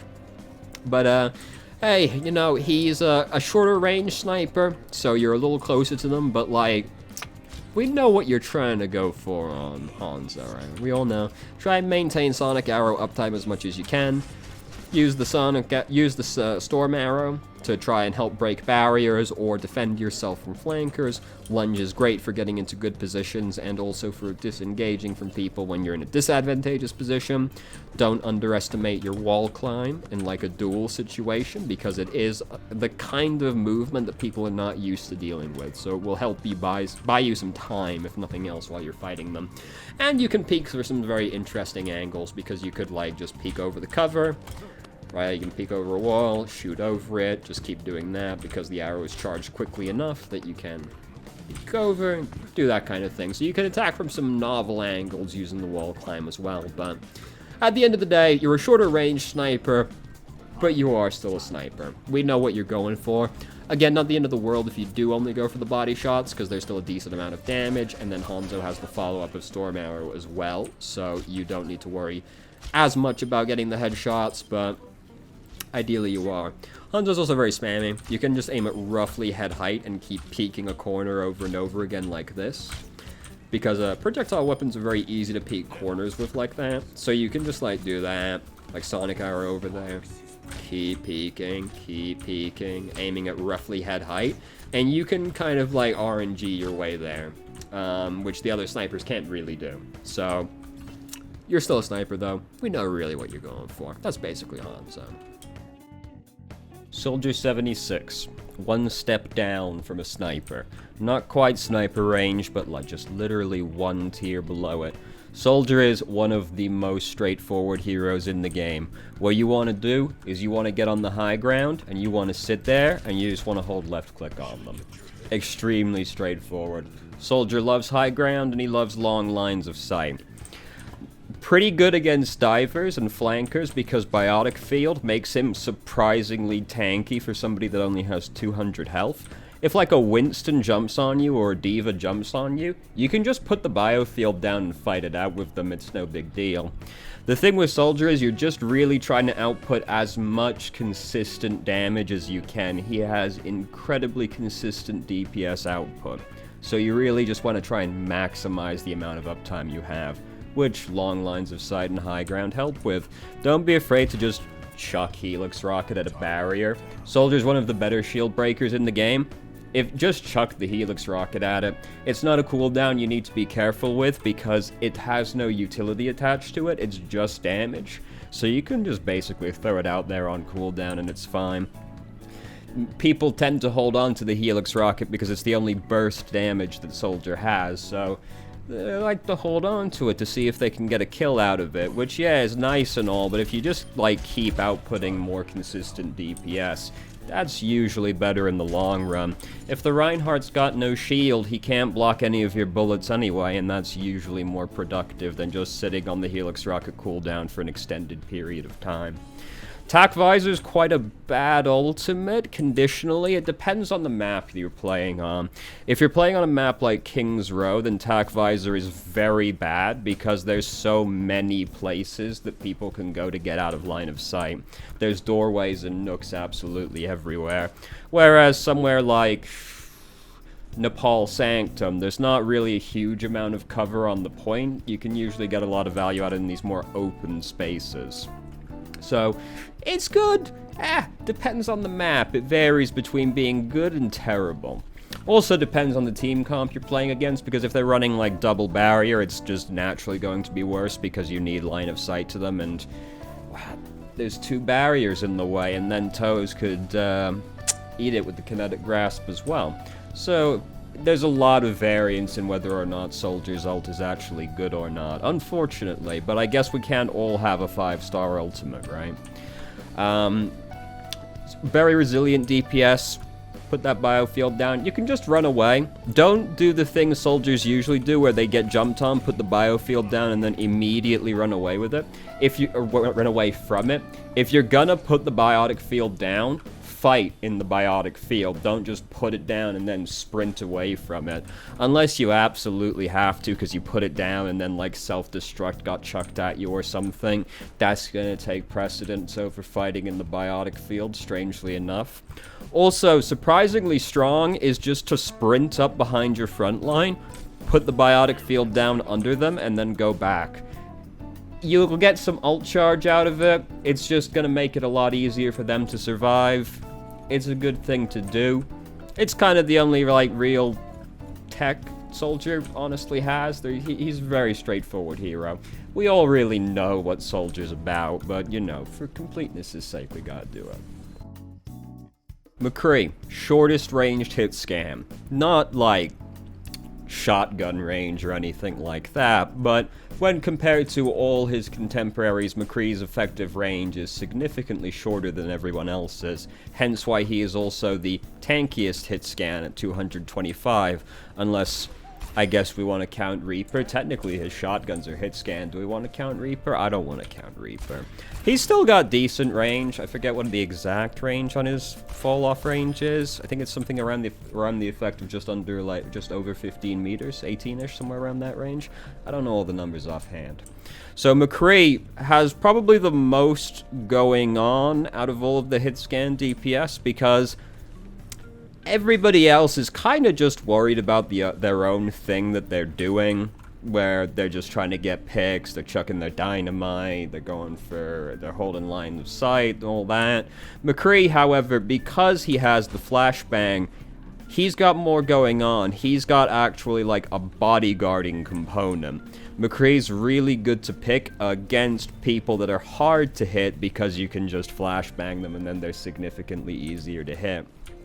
Especially since you can flashbang them and then just fan the hammer into them. You don't even need to aim, which is nice. McCree's also pretty good at breaking barriers because you can actually just get pretty close to the barrier, fan, roll, fan, and that does a fair chunk of damage to the barrier.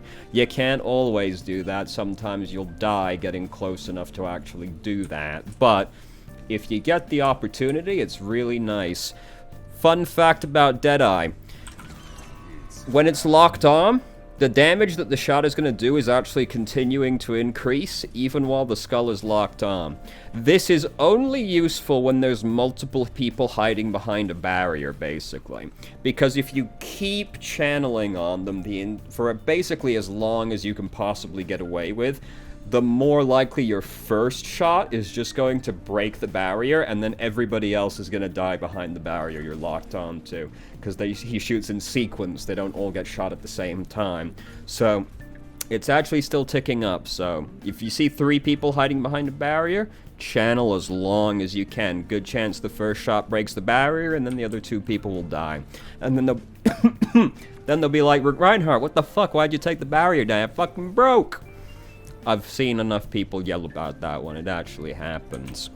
Other than that, he's still relatively straightforward. Basically just, if there's people that are diving your backline, help them. You're one of the only sources of, like, easy to land, hard crowd control in the game, so it's, like, your job to help with that.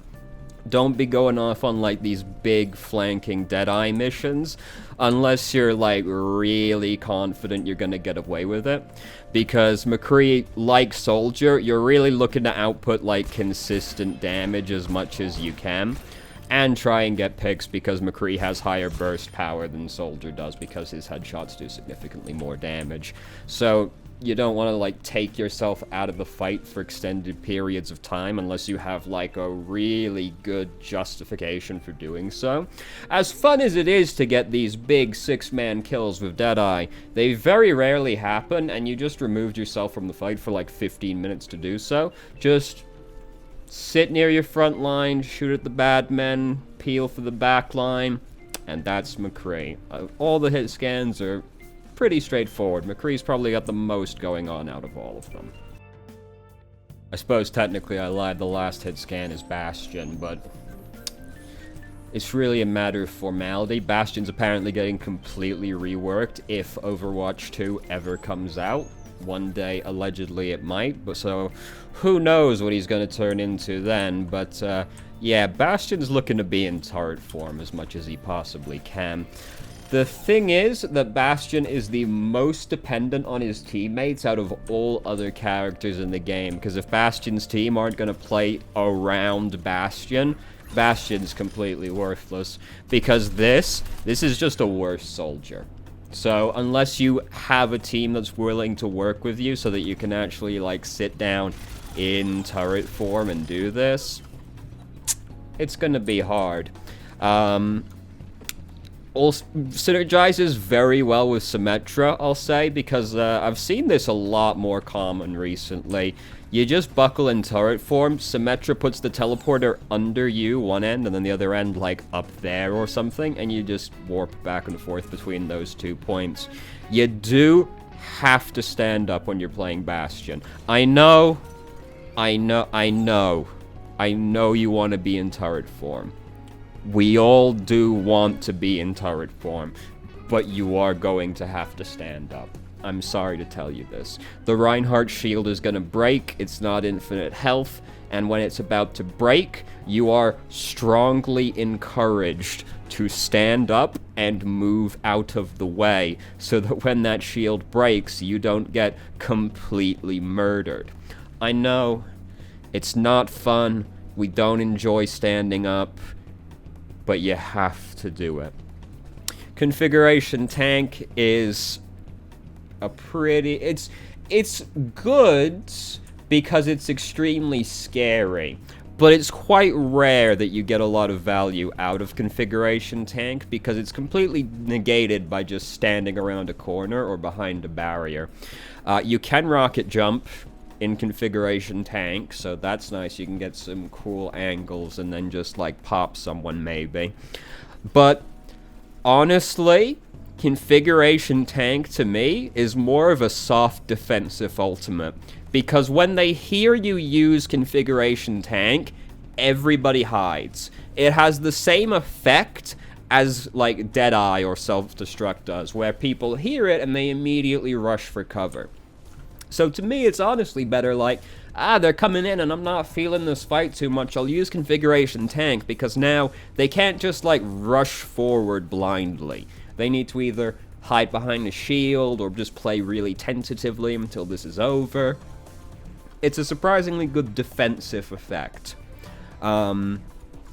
He benefits from all the same things the other hit scan DPS do. Long lines of sight, high ground, all of that is still very nice for Bastion, but you need your team to do stuff with you, otherwise you're not really going to get too much accomplished, because that's just the nature of Bastion.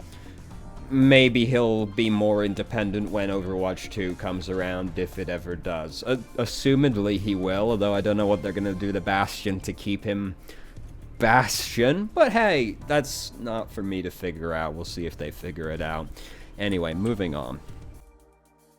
Sombra, the hero you're most likely to get bullied for playing, even more than Bastion most of the time, to be honest. Well, no, maybe Hammond. Hammond players get bullied a lot as well. The thing is that Sombra just has this conception attached to her that, like, unless you're an absolute god, you're going to be bad at Sombra, basically. She has, like, the Widowmaker effect, where if something starts going wrong, they will assume it's your fault, even if it is actually not your fault. So Sombra, you can there's, like, two kind of divergent ways you can play Sombra, which is, one is, you put your translocator wherever... Excuse me, sorry. And then you just run off behind the back line and start bullying them as much as you can. If things get scary, you translocate away. It is very hard to kill Sombra unless they manage to catch you with some crowd control. By the way, you are actually invulnerable for a brief period while you're translocating. So if like self-destruct is about to go off next to you, if you time it right, you can survive even though you're translocating in full view of it, because you are briefly invulnerable while you're doing it. It's hard to time, you might still die, but translocator, you can get away from things like that. If you are going to go off flanking, then do try and vary the angle you approach from, because what most Sombras will do is basically just pick a health kit, they will hack the health kit, and then they will continuously return to the same health kit over and over again. Because you do set up around a health kit and like go back to that, because if you translocate away, you're probably missing health, but vary the one that you're playing around, because if you just keep going back to the same location over and over again, you start to become predictable. And one of the biggest advantages of Sombra is that she can be approaching from so many locations, because she can get into some really wacky places with Translocator. She's a stealth champion, so she can just get into some really unusual places that other flankers can't, and you just like don't know that she's there. So if you just keep going back to the same location over and over again, it becomes much more predictable where you're going to approach from, and you really want to vary it as much as you can. It doesn't need to be a big health kit, by the way. If you hack a small health kit, that is the same as a large health kit as far as Sombra is concerned. You don't need to only play around the large health kits on the map. Do try and pick the health kits that are closest to where the fighting is likely to happen, because what you're really trying to do on Sombra is get your ult as quickly as you possibly can, because Sombra's ult is easily one of the strongest ultimates in the entire game. And you do want to get it as quickly as you can. You want to farm that boy up. So try and pick health kits that are close to the fighting, so that the downtime between you... Because there's this setup period where you go to the health kit, you heal up, you hack it if you have to, you put your translocator down, you stealth into the place, and then you start fighting. You want to try and minimize that setup time as much as you possibly can, so that you can keep grinding out the ultimate. Then when you have the ultimate, very key, you don't need to coordinate with your team that much, despite what people will tell you, because there's only really, like, two things you need to worry about. I'm ready to fight, and my team are ready to fight. If both of those criteria are met, you're good to ult. It's fine. It's a 6-second I can't use any of my abilities button. It's great. You do sometimes want to hold your ultimate because it has the effect of destroying shields.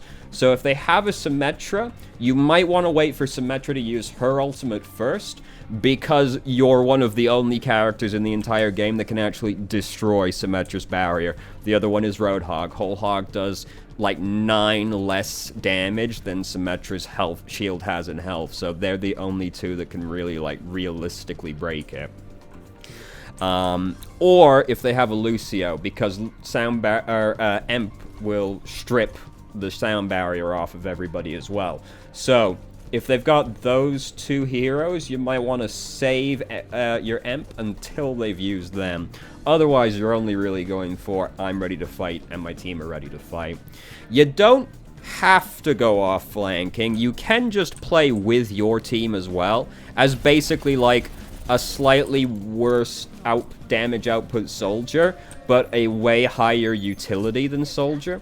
You'll most likely want to do this if the enemy team is running divers and flankers, because Sombra is really good at countering flankers, because Tracer is dead without her abilities, Doomfist is dead without his abilities, Genji is basically dead without his abilities, Lucio is dead without his aura, which actually gets turned off when he's been hacked.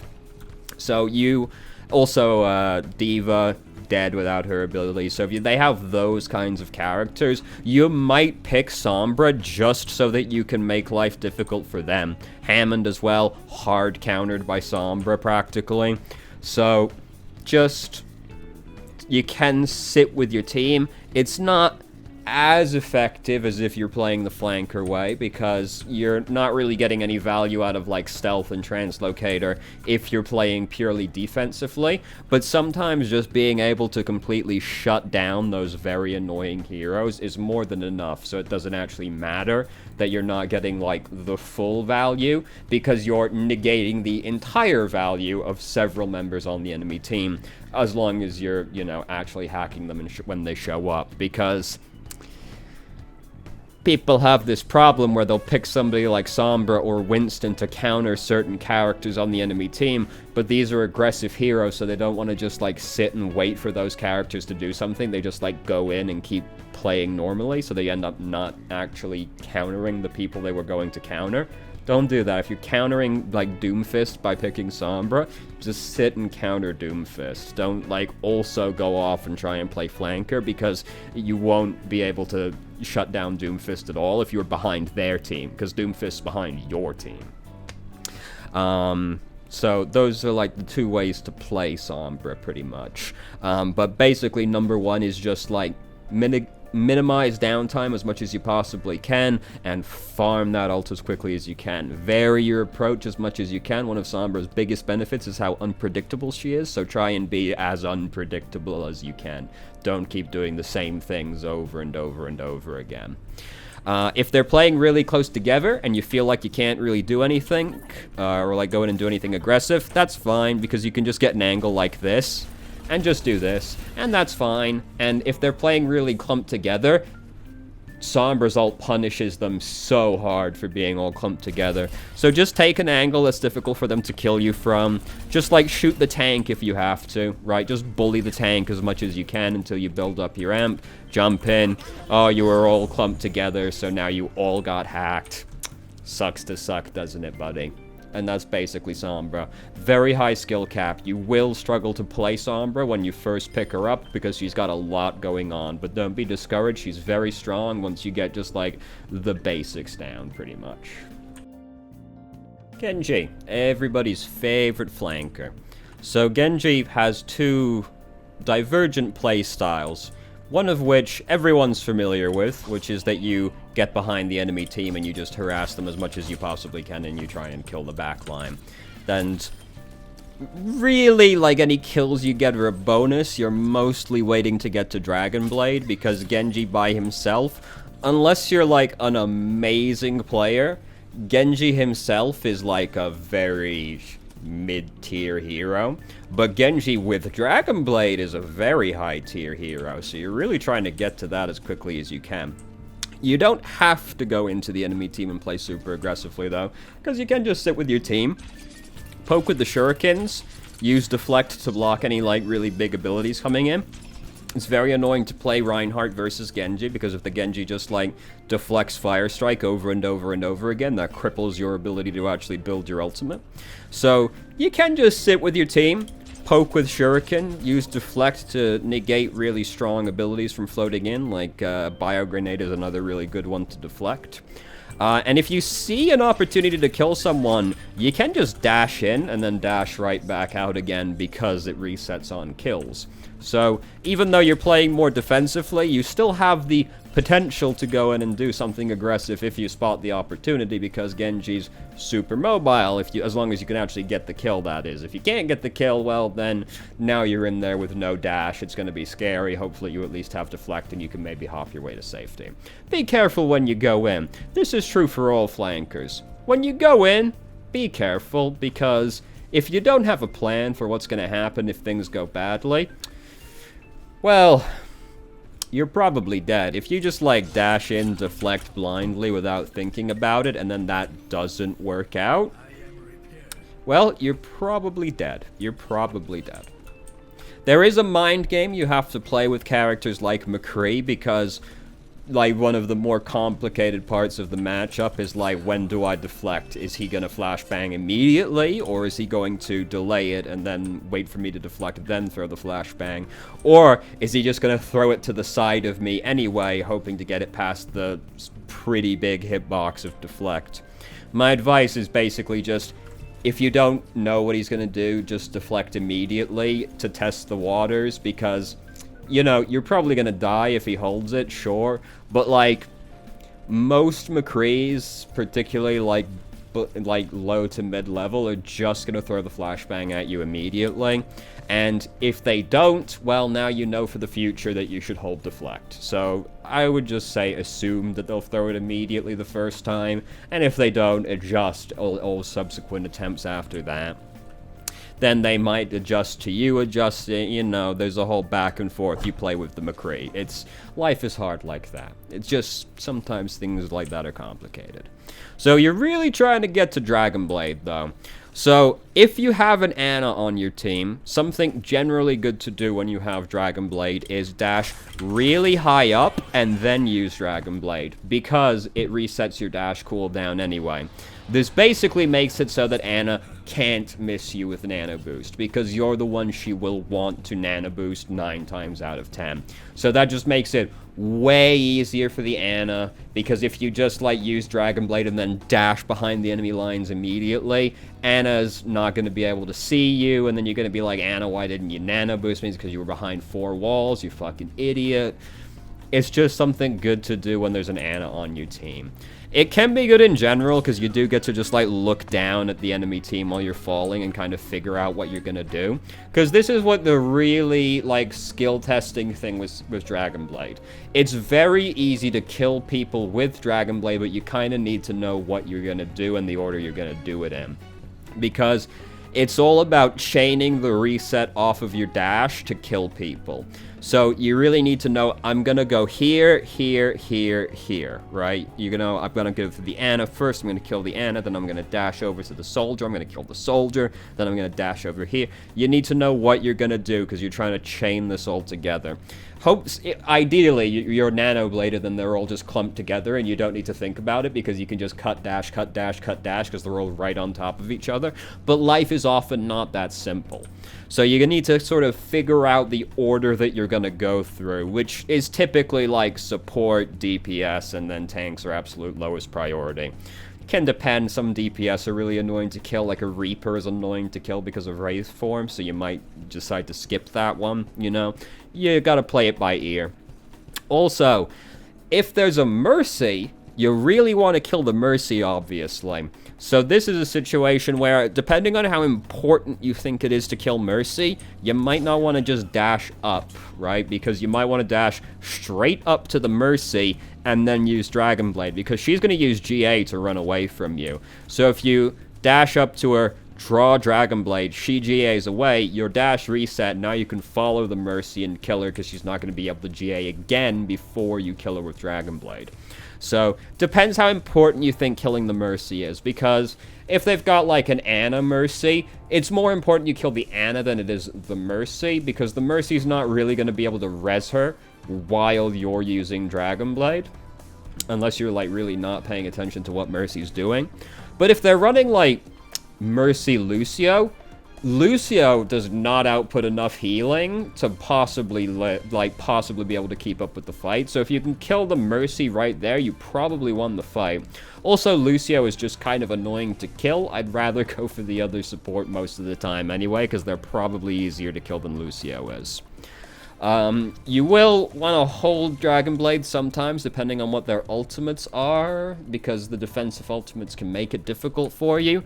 But it really depends, because, like, if you've got, like, Dragon Blade and Graviton on your team, then you don't really want to, like, wait for Graviton to get the sound barrier out of them, you know? It's better you use Dragon Blade to get it out of them in that case, but, like, you might have the only, like, realistically gonna kill them ultimate on the team, so then you want to try and, like, get the defensive ultimate out of them first before you use Dragon Blade, because if they get sound barriered, or that's gonna make the life way harder for you. If they have a Zenyatta, and you get nano boosted, you can kill them through Transcendence. The timing is very specific, but if you cut and then immediately dash after you cut them, you do just enough damage to kill them before Transcendence can heal them. Yeah, that's basically Genji. That's, because, I will say, if they're really clumped together, don't be discouraged by this, because all flankers can do this, really, where, like, if they're clumped together, you just sit back, and you harass them from a really safe angle. Even if, like, you can just harass the tank. Tanks are really easy to hit, even from very far away. So, if you can't get in because they're all clustered together and helping each other using the most degenerate tactic of them all, teamwork, just harass from really far away, wait till you build up your ultimate, and then use your very big AoE ultimate to punish them for all being clumped together. So, all flankers can do that, you know, just take a safe angle, harass them if they're playing close together, you know, go for the opportunity if you see it, but mostly just, like, wait it out, because your ultimate will punish them for this tactic. And that's basically Genji. Tracer, the mascot, a very popular character as well. So, unlike the other flankers, like Sombra and Genji, Doomfist, Reaper, all of these characters can be played either aggressively or defensively to a certain extent. Tracer, you cannot do this. There's no real front lining as Tracer. Her effective range is way too short, she's way too fragile, she doesn't have any utility attached to her, she only does damage. So you pretty much have to be playing really aggressively, because the whole point of Tracer is to get, like, up there and just, like, ideally one-clip somebody, right? There's really no in-between with Tracer. You're either completely in or you're completely out. There's no in-between. There's no really, like, treading the line here. You've got to be playing aggressively to get anything out of Tracer. Try and, like, use Blink to keep moving around. Don't be walking around just, like, with 3 blinks. Just, like, use the first one to keep moving, or keep the cooldown ticking, basically. Be as efficient as you can, because you're just moving around faster, and the cooldown's not doing anything if you're just sitting around on 3 charges for an extended period of time. Slight efficiency thing. Be very careful with how you engage. Tracer is extremely punishing for making mistakes, because she only has 150 health. You can just be randomly one-shot, and to be honest, sometimes you're gonna get one-shot, and there's realistically no way you could have possibly seen that it was gonna happen. Because sometimes you just happen to blink in the wrong spot, and you get hit in the head by something and it killed you. That's just how life is when you have 150 hit points. Sometimes you randomly die. It's gonna happen. Overwatch is a very fast game. It's impossible to keep track of all moving parts simultaneously. Sometimes you're just gonna get got like that. We've all walked around the corner and just got headshot by the Hanzo we didn't even know was there. It's just something that happens every now and then, and you just pretty much have to deal with it. So, plan out what you're gonna do when you go in, because you need to know what you're going to do if something goes wrong. You need to know, am I going to use all of my blinks to do something really aggressive and then save recall to get out if I need to? Am I going to try and use recall to fight?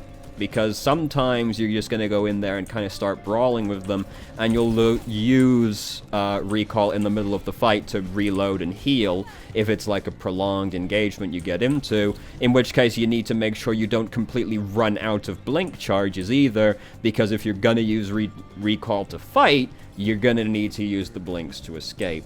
So think about what you're doing, like, what am I fighting? Because if you're like fighting an Ana, you're going to probably want to use recall to fight, because Ana's going to be trying to hit you with the bio grenade. Recall will cleanse the bio grenade effect off of you, and of course recover your hit points as well.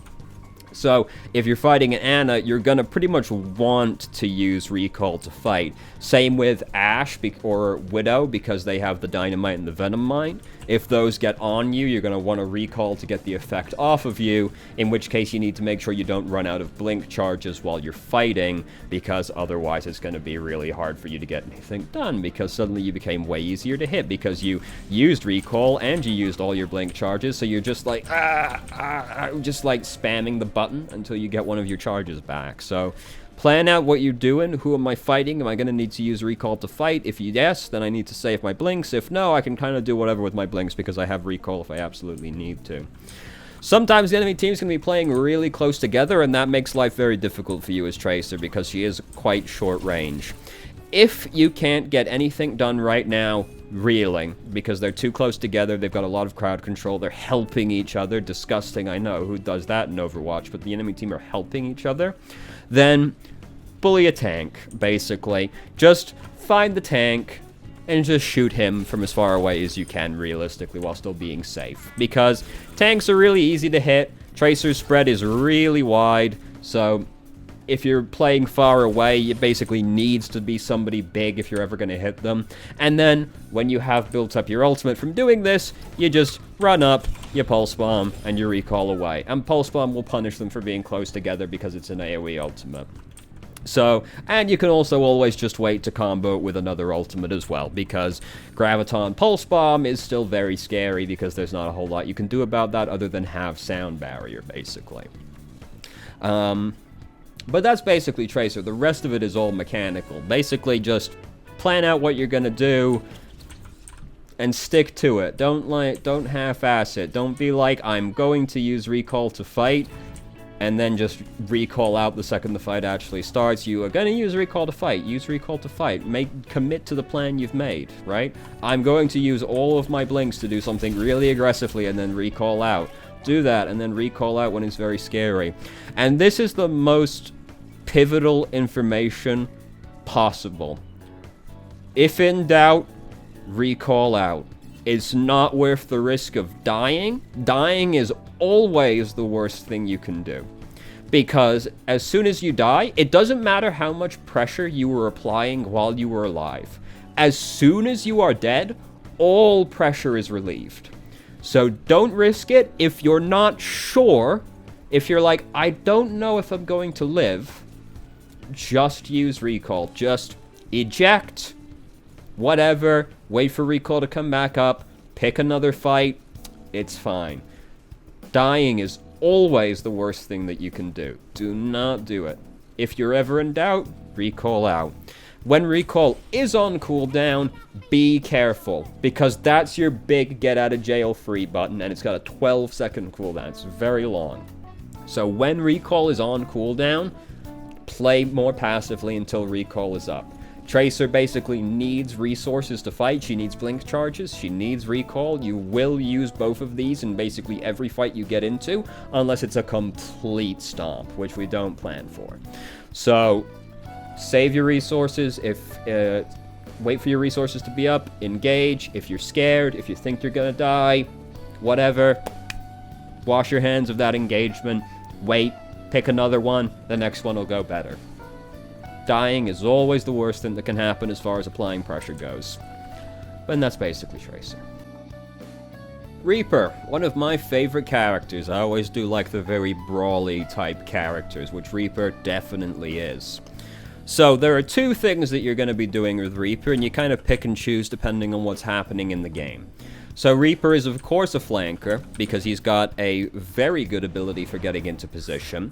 You do want to try and use Shadow Step in a location they can't see you, and going to a location that they also can't see you. So from in a doorway to behind a corner.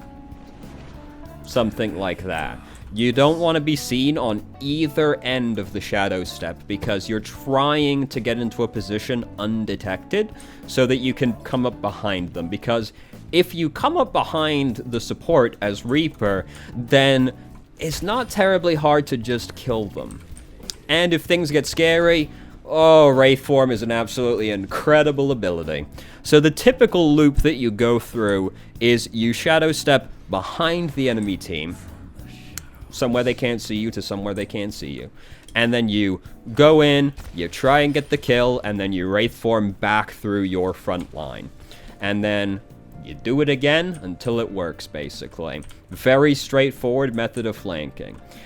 You've got to plan it out, because you can't really just, like, go in and wing it at all, because both of Reaper's abilities have very long cooldowns, and he pretty much needs them. You can use Wraith Form to escape, because it is a pretty fast activation. So you can just, like, break line of sight to from the people that are chasing you, and then Shadow Step somewhere really far away before they can get back around the corner. Also, if you fall off a ledge, you can use Shadow Step to save yourself, because you start falling very slowly while you're using Shadow Step. So it'll save you, as long as you're, like, react decently quickly. You're still falling a little bit, so if you're really slow, you'll die, but as long as you're just, like, slightly on the ball, you'll survive the fall with Shadow Step. But you've pretty much, like, gotta plan it out. Wraith Form does also refund your ammo, so sometimes you're gonna be like Wraith Form and then immediately cancel it just to reload. Or you'll use Wraith Form to purge a negative effect, such as the healing debuff or the dynamite, or you'll use it to dodge an important ability like Flashbang, or just dodge the bio grenade outright. You can dodge things like Earth Shatter as well, because Earth Shatter has a cast time, so if you Wraith Form immediately, you'll dodge it. This is obviously a little hard to do because it's a pretty fast activation, but you can dodge abilities like that, and that'll really make life difficult for the Reinhardt, actually, because suddenly then one of his counters is just up, ready to fight while it's going on. Death Blossom is a difficult ultimate to use as far as the flankers go. Everybody else is, like, pretty straightforward. You pretty much just go for it as soon as you're in a decent position.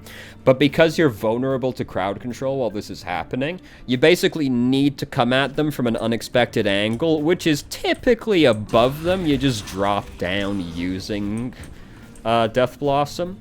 But sometimes you just, like, Shadow Step behind them, walk up and use Death Blossom. Either way, you know, you're trying to come at them from an unexpected angle. Sometimes it's worth trying to get a shot in beforehand, because someone like McCree might be able to react quickly enough if you start using Death Blossom immediately. He might just be able to whip around and just kill, flashbang you. If you can get, like, a decent shot into him behind and then just immediately use Death Blossom, he'd have to react within, like, 0.1 seconds to actually kill you before Death Blossom killed him. So sometimes it's worth it.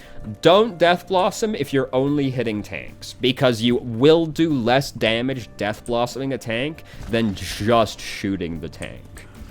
And just try not to be super obvious when you're going to use Death Blossom, because when you see this, I wonder what Reaper's going to do when he gets here. That's really weird.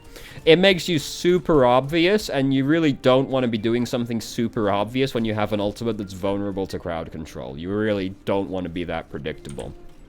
So try and take them unawares when you're using Death Blossom. Now, you don't have to play flanking with Reaper, because Reaper, you can just frontline. You can literally just stand with your Reinhardt or whoever your tank is, and then just walk forward and start fighting with them. Because it's actually, like, if you're playing Reinhardt, it's pretty hard to deal with a Reinhardt and a Reaper and a Zarya all running at you together, that's actually very scary and very hard for the Reinhardt to deal with. So sometimes you can just sit with your front line and just like bully your way past their front line. Depends on like what kind of team comps are being run as to whether or not you'll want to do that, but it's very perfectly reasonable for Reaper to do that. Sometimes you might also pick Reaper to counterpick certain tanks, basically Winston and Hammond. If you're picking Reaper to counterpick these heroes, just commit to countering those heroes, because you've identified there a problem, so you just want to try and remove that problem. So just sit with your team, you know, do some damage with your shotguns, even if it's not a huge amount because you're kind of far away. You're countering these heroes. So just stick with your team and then counter those heroes. Then when those heroes are dead or removed from the situation, then you can go off and start playing aggressively. And it doesn't really matter how you're playing. If you build Death Blossom and you've got like a good angle to take to get the Death Blossom, go for it. If you kill like 3 people because you Death Blossom them, doesn't matter if the Winston's bullying your backline. You killed half their team, so you're probably good. You're probably good at that point. Reaper's also a pretty good counter for Doomfist as well. Very big, not a huge amount of hit points, so he's a pretty good counter pick for Doomfist as well. But that's pretty much Reaper. Relatively straightforward. Basically, just be careful how you use your cooldowns. You know, do I need to use Wraith Form to fight? If I do, I might need to use that Shadow Step to get out, so then I might need to, like, Shadow Step in, like, wait for Shadow Step to be up or basically up, because if I'm going to need to use Wraith Form to fight, that means I might need to use Shadow Step to get out, so, you know, be careful with how you use your abilities, because Reaper's really slow without them, and they both have very long cooldowns. So, just be careful, kind of plan out your attack, and then just keep doing it until it works. It'll work eventually, and if not, you're applying a lot of pressure to them. Again, just don't die. If you die, that all pressure you were applying is immediately relieved. So if you think you might die, just disengage from the situation. It's not worth the risk. But that's basically Reaper. Doomfist. So Doomfist, everybody's favorite hero to play against, especially if you play support. Very obnoxious hero because he's very difficult for one person to deal with, because he's very tanky, especially once he starts hitting people, because then he's going to also build up some shields as well. He's very annoying, very hard for one person to deal with. Basically requires like several people to be working together. So Doomfist, you can play him aggressively, you can play him kind of with your front line. You can play him as a flanker or a frontliner. You could, I suppose, play him defensively as well, because he does have, like, crowd control effects, but if you're gonna be playing defensively and peeling for people, there's better people to pick for that than Doomfist. So, if you're playing Doomfist flanking, then you need to know what you're gonna do, because Doomfist needs to use his abilities to get out. It is usually better to engage using your uppercut and your slam. You wouldn't usually do it that way. You'd slam in, then you'd uppercut, and you'd hit them. It's a little cramped in here, but you'd uppercut, and then you'd shoot them while they're in the air, and then you'd use the punch to escape. The reason that's usually preferred is because you're using one ability to escape versus using 2 abilities to escape. Because if you engage with the punch, you then need to go to get out. And also, it's kind of hard to kill people with the punch. Surprisingly small hitbox, sometimes the geometry fucks with you. Can be hard, so it's usually better to go for this one, and then punch out. Don't cancel the punch by accident, that'll be very bad. But it's usually preferred to punch out, because it's one ability. If you have your ultimate, fucking go hard, dude. Do whatever the fuck you want. Use all your abilities, it doesn't fucking matter. Because you can always just use your ult to escape, or if it went really well, you can use your ult to keep going instead. So, make sure you save your abilities to escape. Am I going to try and kill them with the fist, or am I going to try and kill them with the uppercut and then shoot them? If you do it, whichever one you're going to do, you're going to need the other ability to escape, basically. Unless you got your ult, because then, hey, I'm out.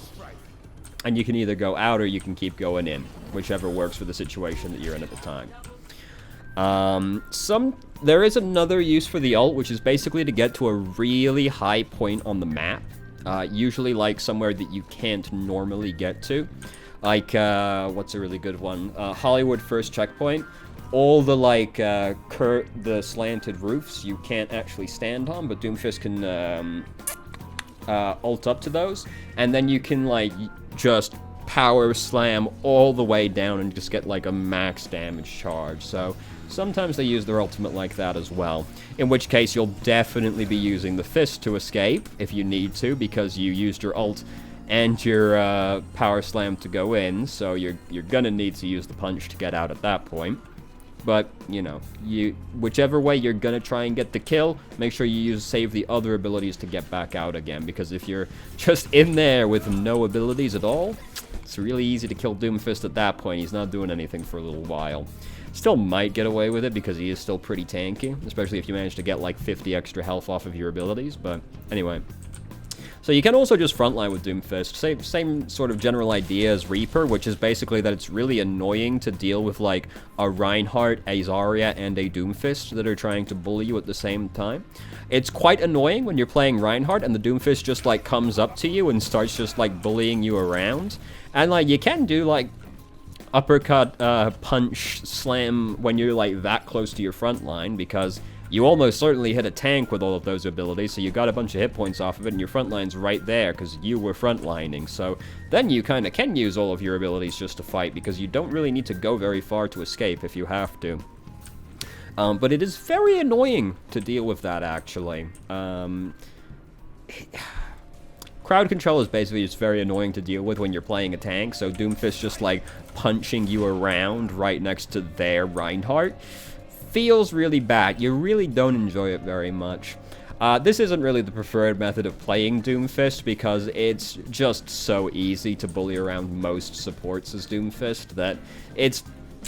And, like, even if they have a few characters that counterpick you, like there is a McCree over there, like, the McCree really needs to be paying attention to actually kill you, so you pretty much don't frontline as Doomfist, because it's just, you get such high rewards for flanking the supports, and it's, like, pretty easy once you get the mechanics down.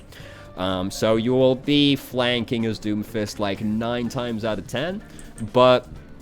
you know, not always, not always. Sometimes they're playing really close together, or it's a map where it's just kind of hard to get in if you don't have your ultimate or something, or it's just, they're doing a really good job of, like, getting you when you do go in alone, so you play more together with your front line in that kind of situation.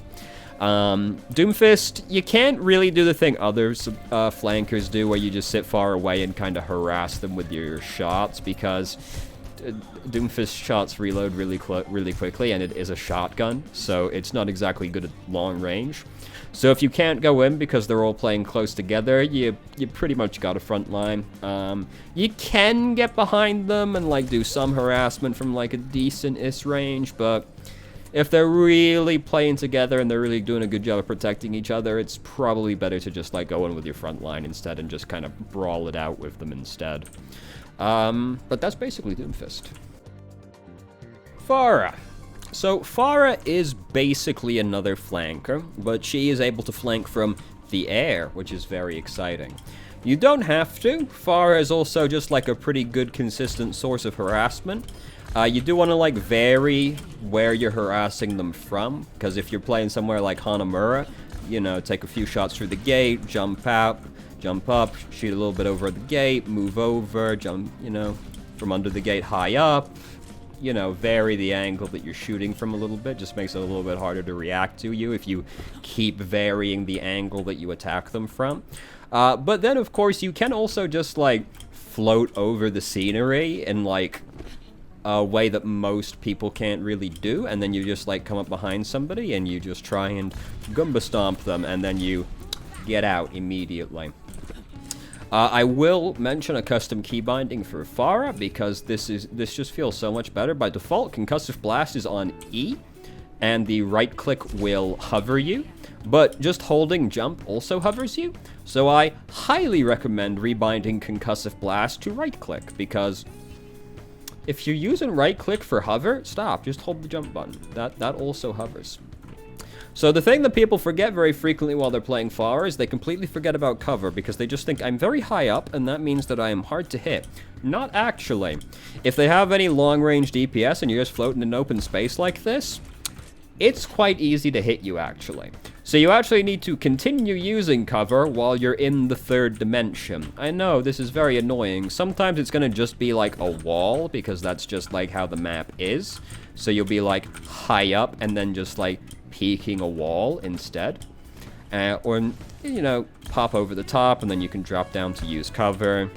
Either way, you need to think about what cover that you're gonna use in the third dimension, which is very annoying. I know it's very, very, very tedious to actually have to use cover when you really, like, if you do get to just do this, fantastic news. That means their hit scan DPS are absolutely terrible, which is always great news when you're playing Pharah, but not terribly realistic to plan for, so you need to continue using cover. And you can flank for some very unusual angles. And usually you're going to be doing that when you have Barrage, because Barrage is a tremendously predictable ultimate, and you have to, like, 9 times out of 10 when you use Barrage, even if you use Barrage perfectly, you're probably still going to die. It's just that kind of ultimate, unfortunately. Where really strong effect, but you have to sit to do it, so you need to get like a really good engage, or you need to combo it with like Graviton, in which case, you know, you got the really good engage from somewhere else instead. But when you've got Barrage, you can give him the good old float round the corner, get up on the rooftops. Very important, don't jump. Don't use your boosters when you're trying to flank with Barrage, because the entire point of flanking with Barrage is that you're getting them unawares. If you jump, you make a lot of noise. So don't do that. You're trying to just, like, get around the backside, and then, like, you just get them like that from behind before they even have time to react to you. Sometimes you just drop down on them. You don't need to concussive blast. Depends on where they are.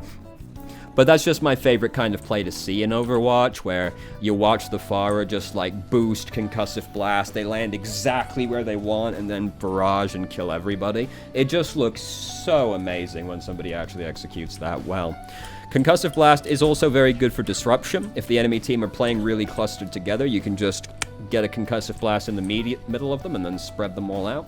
This can be very effective depending on the map as well. Like Temple of Anubis, everybody's always standing on that little high ground perch right at the start of the game.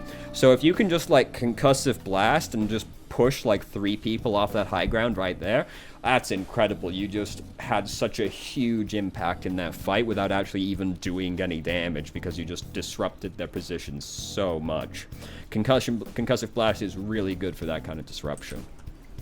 Pharah, you do want to consider what your team is when you pick Pharah, because the nature of how she is, she's gonna end up taking damage because she just has to expose herself more than like most characters do by like going out into these upper positions.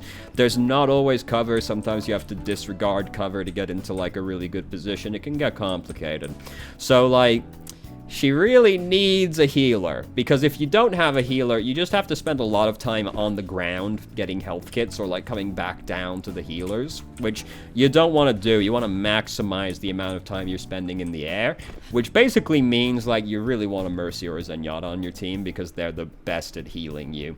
Ana can do it. If there's an Ana, you might get away with it. Depends on the Ana though. But if your healers are Moira, Lucio, or Baptiste, Lucio, maybe don't pick Pharah. At that point, if you want to play something similar but you don't have the necessary healers, maybe pick Echo instead, because she does something similar, but you can play Echo more grounded and it's not as detrimental to her. Pharah, you really do want to be up in the air, because you're really, like, it's a lot easier to hit people with rockets when you can shoot down at them and just hit the ground instead, you know? That makes it a lot easier. So playing on the ground is much more detrimental for Pharah, and if you have, like, no Mercy or Zen or Ana, then it can be very hard. You end up having to return to the ground a lot, which you don't really want, so consider not picking Pharah in that kind of circumstance. But usually when someone sees you're playing Pharah, usually one of the healers will pick Mercy. Not always, you know. Because, I mean, Mercy's kind of boring to play, right? Let's be honest, but I find it happens more often than not, but your mileage may vary. But you really do want the Mercy. The Mercy is very much the ideal choice. But that's Pharah. Very straightforward game plan, really. You don't necessarily need to switch if they're picking hit scan, which people will tell you. People will look you in the eye and they will tell you that Soldier is a hard counter to Pharah. This is not true. All hit scan DPS, yes, even Widowmaker, versus Pharah is a skill matchup every time. None of them are hard counters, because they need to be able to hit the Pharah. Depending on how good they are and how good you are, that will be difficult for them, perhaps, or very easy. It all depends.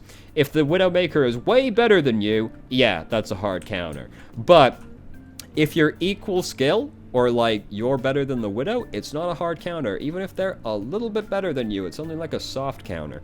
It also depends on the map, because really, if you're playing against like a Widow, the Widow is your #1 priority. The hit scan DPS generally are, all of them. But Widow is like your #1 priority, and you always have the disadvantage at long range. So you are trying to get to the Widow as quickly as you can.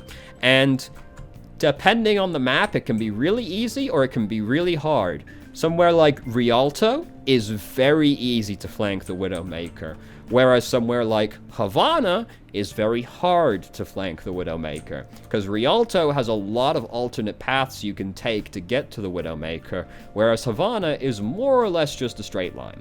So it depends on the map, it depends on your skill, and it depends on the Widowmaker's skill, but none of the hit scan are a hard counter to Pharah. You just need to absolutely be prioritizing them, and if they're a really long range hit scan like Widowmaker is, you have disadvantage at range, so you need to try and close the distance as best you can, ideally from out of her line of sight. But if all else fails, like Concussive Blast can cover a lot of distance quickly, and once you get on the Widowmaker, you have a massive advantage over her now. But you do need to prioritize her above everything else. Ashe also, you really need to prioritize her. Soldier and McCree, maybe not. Kind of depends on the situation a little bit more, but they are still very high priorities for you. You need to deal with the hit scan DPS because they're the things that are restraining you. If there are no hit scan DPS at all, well, now you can just start doing this, and then you can just start hovering right above the people you want dead and kill them. And there's not a lot they can do about it because only certain heroes can even hit you, right? So deal with the hit scan DPS first. It just makes life so much easier, and none of them are a hard counter to none of them are a hard counter to Pharah, despite what people will tell you. They're all skill-based matchups. But that's basically Pharah. Echo, Pharah's more fun to play counterpart. So Echo fills a similar role to Pharah because she's the other flight character, of course. Though she doesn't have the same kind of aerial uptime that Pharah does, because Pharah, as long as you're good at managing your fuel, you can basically always be in the air. Little harder for Echo to do unless you're gonna do like this, which really exposes you. Don't recommend that. Same deal with Pharah, really. When you're in the air, you do need to continue using cover, because just being out in open space makes you extremely vulnerable. So don't do that. Don't be out in open space. Now, you can play more grounded as Echo, and it's not a huge deal, because Echo's gun works a lot better from the ground than Pharah's does, because Pharah's got a rocket launcher. Echo's got a pretty decently fast projectile that doesn't have any kind of splash damage to it. And it's pretty easy to hit it from, like, even really far away, because it doesn't, like, spread apart that much. It's got a pretty big effect. So she can play more grounded, and it's not as detrimental as it is to Pharah, so you can play her more grounded. So Pharah's, Echo's a little better to play if you don't have the healers that work well with Pharah. So Echo is really good at bursting someone to death. She's a little similar to D.Va in this regard, where if you can, like, land your abilities on somebody, or even just close, right, because I missed half those sticky bombs, you can kill them really fast. So you can do, like, D.Va does the thing where she flies in, firing the missiles, firing herself as well, and she does a whole lot of damage. Echo can do something pretty similar, especially because your beam starts doing way more damage once the target goes below half health. So she's really good on, like, at pouncing on opportunities. Because you might just be also playing, like, grounded, just, like, behind your front line. And then you're like, ooh, that guy's kind of low. And then you just, like, go for it. And then you just, like, get back out again if you got the kill or not, right? I think her mobility is a little too strict to be played like a full flanker. I think she's better always basically playing with your team and then going off when you see a really good opportunity to actually pounce on them. Because, like, that's really annoying. Like, you can die really suddenly with Echo. And then you can use your flight. You don't need the good opportunity because you can just use flight to get a better angle, right? Because, like, shields are in the way. I'm going to go up. Did that work? No. Okay, I'll disengage, come back down, do a little bit of this. All right, now I'm going to fly back up again. Oh, that was a lot of sticky. Landed a lot of stickies on the person. I'm going to go in for the kill now with the laser instead of disengaging. You know, you can do that with Echo. Just take the extra angle from height. But I think that she's her movement's a little too restricted. She doesn't move that fast outside of the initial activation, and 6 seconds is kind of a long cooldown when it's your only ability and you're a soft character. Now, but the other cool thing about Echo, of course, is her ultimate, and depending on who you can ult, you might not need to have any regard for what's going on at all, because the typical procedure when you're playing Echo is copy Reinhardt, where you just go really high up, copy the Reinhardt, drop down. Oh, look! I have my ultimate. Because your ult charges way faster than your counterparts does. Reinhardt's the one you're usually going for because he does huge damage. You can just kind of engage without regard. The tanks are generally pretty good in general. Because they all have very strong ultimates, basically, and you can charge them so quickly. Like Roadhog, you can just, like, take a breather at, like, 150 health, and that's your ult. You're ready to go now. You've basically got your ultimate right there. So tanks are generally preferred because you can go for the really big engage, where you just float way above them, copy the tank, drop down, and then just, like, use an ability as Reinhardt and Earth Shatter. Also, if your Reinhardt's bad and never blocks the Earth Shatter, you can be good and block the Earth Shatter instead. That's nice. So you're trying to get some picks with Echo's, like, very good burst ability. You don't even need to go in if you can get enough sticky bombs on them, right? The sticky bombs are really strong. The laser's just for the extra oomph if you really need it. It's also, you know, you can be pretty far away and still lasering them. You know, not super long range, but you can be decently far and still be lasering them. And then you're just trying to get picks where you can. Once you've built up your ultimate, you're going for the big engage. Typically, you're going for the copy on the tank, though not always. Someone like Junkrat is very good to copy as well, because he has a very strong... Like, you can rip tire multiple times if you copy Junkrat very easily. Who else would be, like, the hit scan DPS, depending, you know, like, depending on how good you are at the hit scan DPS themselves, because, of course, they have their own mechanics that don't necessarily jive with Echo. You might prefer projectiles to hit scan, in which case, you know, you won't get too much mileage out of them, but it's sort of similar to, like, how Ana nano boosts somebody. She nano boosts somebody because she's trying to pick somebody that does high damage quite easily, and it's kind of the same thing with Echo. You want somebody that does high damage quite easily so that you can build your ultimate, hopefully multiple times over the course of the fight, and if you've got more health and you've got really big damage like Reinhardt does, it's just easier to do that. Plus, he has a very strong ultimate. It just all of this comes together to make Reinhardt like the ideal copy for Echo. But not the only one. They won't always have them. Sigma's a pretty good one to copy. Orisa conditionally can be, because you will build the bongo very quickly, but obviously that isn't as immediately impactful as a lot of other ultimates will be. So conditionally it can be, depends on how things are going.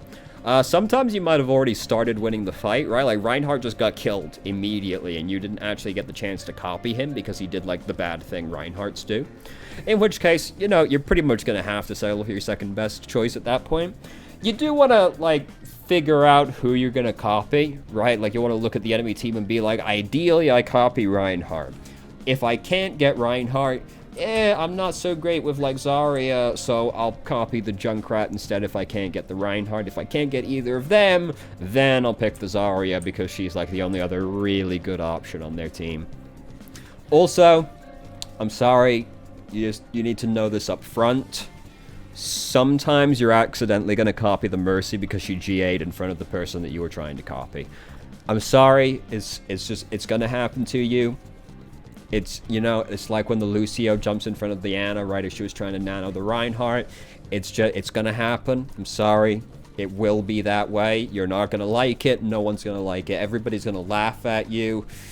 It's just part of playing Echo. Overwatch is a very fast game. Sometimes somebody just gets in the way of your target. Life is hard like that. I'm sorry. I'm sorry. But that's basically Echo. Relatively straightforward. More grounded kind of Pharah. Greater burst potential. Similar kind of pick style to D.Va, where you're really good at punishing people that are out of position because of your ability to collapse on them very quickly and do a huge amount of burst damage. So you can just sit back, poke prod. Alright, I see an opportunity, I'm going to go in for it. And then you wait to build up your ultimate, and then you go for the big money engage, basically. And that's Echo. Junkrat. Trash Mouse. Everybody's favorite. Everybody loves Junkrat. Because he's, you know, it's really easy to play Junkrat. You probably know what you're going for while you're playing Junkrat, but hey, we're here. We're going to be here for completeness' sake. So, common thing that Junkrat players don't do that I immediately just want to say right now, just always have a trap out. Just always have a trap out. The amount of games I've watched from somebody where they're playing Junkrat and they just don't have a trap on the field for an extended period of time. Always have a trap on the field. Even if it's not in an ideal position, always have a trap out. It's better to have a trap somewhere than it is having a trap nowhere. It always upsets me. So, Junkrat, big spam hero, big suppression, that's what you're going for. You want to pick where the enemy team are trying to push in through, and you want to just spam into that area as much as possible. You can throw the concussive mine in there too if you really want to, that's fine, absolutely. More damage is more damage, though do keep one of the charges for concussive mine, because this is how you get out of danger also. So, you can chuck one in there just to do some extra damage, but make sure you've got one to escape with. Now, you can also go for some pretty aggressive plays as Junkrat, because, you know, you'll see them do something like this, where they get into a really aggressive position like that, and then you basically just try and, like, press right into them to get the kill, and then you use the concussive mine to escape again. Common mistake Junkrat players make doing this is that they will go, alright, here we go, lads. And then they will use the mine while they're engaging to try and do some extra damage to the person that they're trying to kill. Which, you know, it'll kill that person real good, but you've got to make sure you still can get out again afterwards. So you need either another charge of your concussive mine, or you need to detonate it in a way that will also hopefully get you out of the fight while killing the person. If you're going to do the, you know, it's perfectly fine to go for that kind of aggressive play as Junkrat, basically Flankrat, but you do need to, like, really plan it out when you're playing Junkrat, because concussive mine is not an amazing escape ability, and you probably want to use it to kill the person as well. So if you're going to, be like, real careful. And, hey, outside that, you're just spamming into the area they're trying to push through, and you're building up your ult. Then when you get your ult, you go out of the way, and you use Riptire. Now, Riptire, a classic one is to wait for a little bit around a corner, like so that you can catch them more unawares. Run it up a wall. The wall's not exactly great for, but you can, like, run it up a wall. What you'll see people do is, like, on King's Row or something, they'll run it up the wall on the third checkpoint and then vault it from the top instead. Because there's not, obviously there's a roof, or a ceiling, it can only go so high. But if you're over here waiting for it, you're less likely to react to it from dropping down on top of you. People are just not usually as prepared for that. So, two classics, wait for a little bit around a corner, then go out, or get behind a corner, grind to the top of it, and then jump down from the top of the corner instead. Those are two classics. It doesn't really matter when you use Riptire. Ideally, you can combo it with something like Graviton or Earth Shatter, but Riptire requires a little bit of setup because, of course, Junkrat's completely vulnerable the entire time he's using Riptire. So you, like, want to get out of the way first, then use Riptire. So Sometimes you can't because they might get the ultimate, but if you use it where you are right now, they just break the Riptire and then kill you or something like that. It's not always feasible, but if you can, you know, those are great to combo with. But you don't need a combo with anything. Riptire is, like, kind of really good at just, like, getting a couple of picks on people, because it's relatively difficult to deal with, especially if they don't have somebody that does, like, a lot of burst damage, right? Like, ironically, one of the people that are best at dealing with Riptire is Junkrat, because Concussive Mine is pretty easy to hit Riptire with, and it does enough damage to break a Riptire as long as it's close enough to it, or if somebody else is helping shoot at it. So, it can be difficult to deal with the Riptire, depending on the map and depending on the enemy team comp. So you can just kind of use it whenever, just to try and get a pick on people, even if they're regrouping at the time. It's fine, really, because Riptire also recharges so quickly, because Junkrat's just doing a lot of ambient damage, basically, right? Like, you can very easily have gold damage as Junkrat while having no eliminations at all. So, you can kind of even use it when they're regrouping and then just stagger somebody. Because if they're, like, regrouping, it's even easier to get a pick on somebody, and then you can just stagger them for, like, maybe an extra 10 seconds or something. That's pretty strong in and of itself, so it kind of doesn't matter when you use Riptire. Because it takes a little bit of setup, you can't always combo it, and it charges really quickly because Junkrat's just a very high damage champion. Hero, sorry. But that's basically it. He's also really good at breaking barriers. You definitely want to be focusing barriers as much as you possibly can. Because it's way harder to play this game when you have no shields in front of you. So you really want to break them. Again, don't be afraid to chuck the mine in for some extra damage if you're feeling like it, but always make sure you've got one in reserve, and just always have a trap somewhere. I don't really care what you do with it, like block a flank route with it if you want, or like cover a flank route with it. Just put it like right around the corner where the front line is. Just have a trap somewhere, I don't care. You know, go for the classic setup right around the corner that they're most likely to come around. Always good fun. Just have a trap out somewhere. That's basically Junkrat, very simple hero. Mei, everybody's favorite hero. Everybody loves Mei. Everybody loves playing against Mei. I bet you love playing against Mei. So, Mei, when you play in Mei, just think of yourself as a third tank. That's essentially what you are. You're a third tank that happens to be able to do pretty good damage from long range. Because, projectile travels real fast, and hey, sometimes you just like get a headshot on somebody and they die. It's the Hanzo effect, which is always very fun. But you're basically another tank. Like, Mei is... If you gave her, like, maybe even just, like, 50 more health, you could justify putting her in the tank tree, to be honest. She has a very, very obnoxiously disruptive kit. She's about to not freeze people anymore in Overwatch 2, if that game ever comes out. Apparently, it'll still slow them, but it's not going to freeze them. So, you know, she'll be a lot less annoying then. But, this is what you're trying... This is what you revolve around. That's very good. It feels very good. And then you throw the Blizzard out there. And then you run in. Ooh, that guy freezes like almost immediately. This is one of the most obnoxious ultimates in the entire game. Because it covers a very wide area. It's there for quite a long time. And you only have to get like winged for it for your whole career to end, pretty much. Because if Mei starts freezing you as well, you're having a bad time. And there are a lot of maps where it's very difficult to dodge Blizzard as well, because there's just not a lot of space for you to get out of the way. Like, most King of the Hill maps, Blizzard is very obnoxious. A lot of 2CP maps as well, because the point is usually just a big open square. So, Blizzard on that, no cover, it's very fucking annoying. Hanamura, just chuck that on the second point. That's taking basically the entire point up in space. So, very obnoxious ultimate, incredibly powerful zoning character, basically. Because there's also always the threat of you doing this in front of the choke point and then bullying the tank, because they're not going to like that if you cut them off. You can break the wall, by the way. This is important to know. You can break the wall early. So if you make a mistake, break the wall. I think you can break it while you're dead now as well. I think they recently made that change. But yeah, this is what you do. You try and wall people off. You try and run up and freeze them. Then you try and get the headshot on them while they're frozen. If things get scary.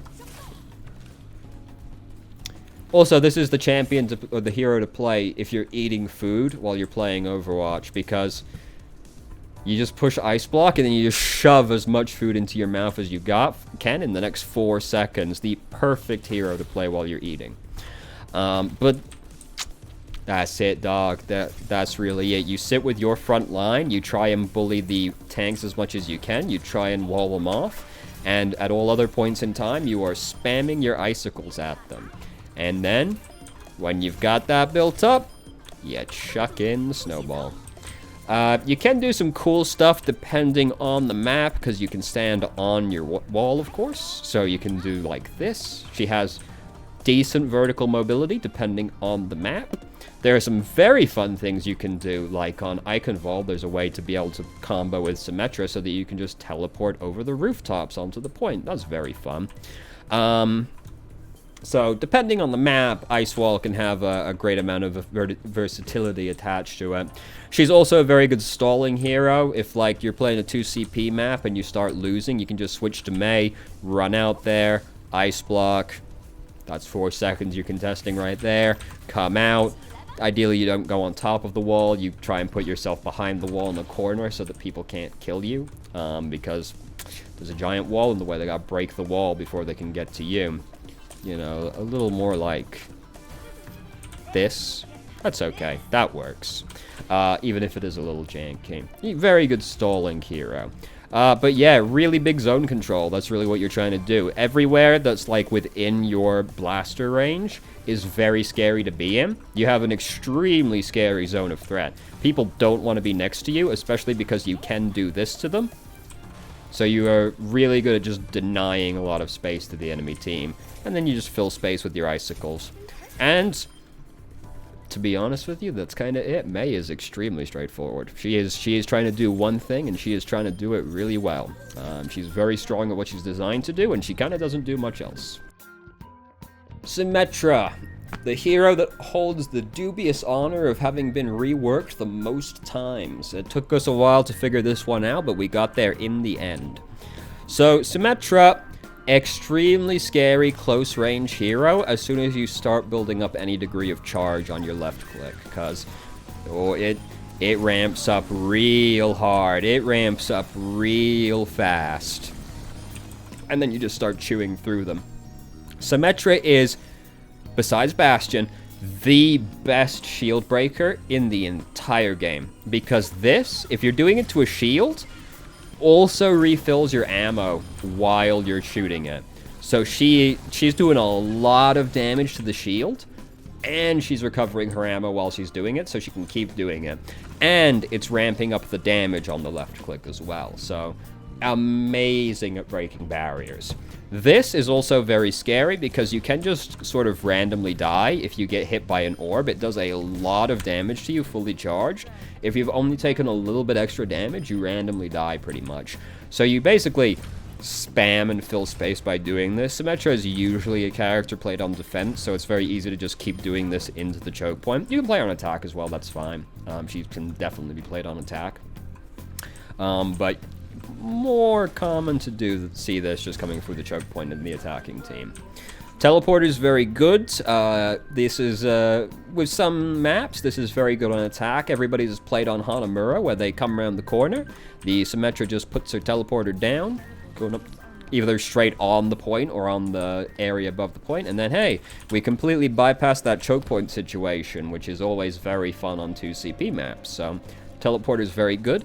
If you're defending, just put it like, you can do some like cool stuff with it where you like, if you're on like Hanamura, you can use it to get to the rooftop on the building that most people can't unless you have vertical mobility. You could just use it to get from one side of the point to the other. But if there's nothing really fun you can do on the map, then just like point it back towards the spawn. Just gets people back a little bit faster, you know. If there's nothing like kind of cool you can do on the map, which basically depends if there's some kind of high ground the map has that you're using when you're defending. Because if you couldn't get to high ground easily before, you can now. So depends on the map. Not every map actually has high ground that's worth really doing that for, but if they don't, just point it back at the spawn. That's fine. With her, in regards to her turrets, if you're attacking, kind of do whatever with them, really. Usually you just chuck them straight at the enemy team, or you'll like put them all down and then like try and teleport them in instead. I have Oh, no, that did work. Excellent. You know, you try and do a little bit of that if you're attacking. But if you're defending, the goal is to put them in, like, the most obnoxious position possible, which usually means high up. Because you want it to be as annoying as possible to break the turret when they come around a corner.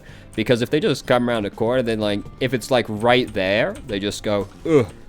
But if it's up there, they have to go, ugh. You know, it's a much more annoying task to break one that's high up behind the corner instead of, like, right at eye level behind the corner. But when you're defending, that's what you want. You want a high up, right around a corner that they're going to come around. Also, sometimes just, like, on the payload. Sometimes you just dump, like, all of them right next to each other on the payload, and that can be very annoying. If, like, a 200 health hero comes around the corner on the payload, and they're like, oh, Jesus Christ. So that's what you're going with the turrets. Just kind of do whatever when you're attacking. Works well on payload maps. You can just put all three, like, right behind the payload, and then as it pushes forward, it becomes scarier and scarier. If you've not... But sometimes even when you're attacking, there's somewhere you can chuck it. Like, sometimes there's just somewhere kind of high up and obnoxious that you could just chuck it straight at them, and that's fine. You take what you can get on attack. It depends on the map that you're playing on as to whether or not you'll really get anything attacking with them. Because some maps just don't really have any convenient geometry, and some maps have really good payloads for it, like... Rialto has an amazing payload to put some turrets on the back of, because it's just that giant box, you know? That's a really fun one to put them on the back of. Then there's her ultimate. This is an incredibly strong ultimate, and it's like, people don't appreciate how obnoxious this is. Like, you're trying to get through a doorway, like you're trying to push through a choke point, like on Hanamura. If you just put this in the choke point, pointing at the objective, that makes it so much harder to actually stop the engage from happening, because suddenly your whole team is shield dancing with a barrier that basically can't be broken. That's so obnoxious to deal with. And if you're defending, you just put it straight in front of, like, where the fight's gonna be, and then, like, they now have to advance really far up before they can actually start doing anything to you, which some heroes just can't. Like Hanamura's second checkpoint, if you just put your ultimate, like, halfway across the point while you're defending, then if they've got any long-range DPS at all, they can't do anything unless they're gonna push all the way up behind the barrier, which of course they're not going to if they're long-range DPS. They want to be long-range. Symmetra's ultimate is really strong as long as you place it correctly, because, you know, it depends on what their team comp is, how the fight's going, what your team comp is, right? Like, as far as, like, do I point it at them so that we can just run up and start fighting? Is it more important for me to cut the fight in half right now? Do I need to use it to stop some kind of effect that's going to kill us? Like, do I think Zarya's got her ultimate? I might want to throw it down, like, a little later so I can try and catch it when she uses it or something like that. I might need to try and block D.Va's ultimate with it or something like that. Something to consider. Usually you're not worrying about ultimates. You're more just worrying about, are we going in? Are we playing aggressively, so I point it at them? Or are we playing defensively, so I use it to just sort of cut the fight in half and make them have to push up really far to fight us? Very strong ultimate. Incredibly strong effect.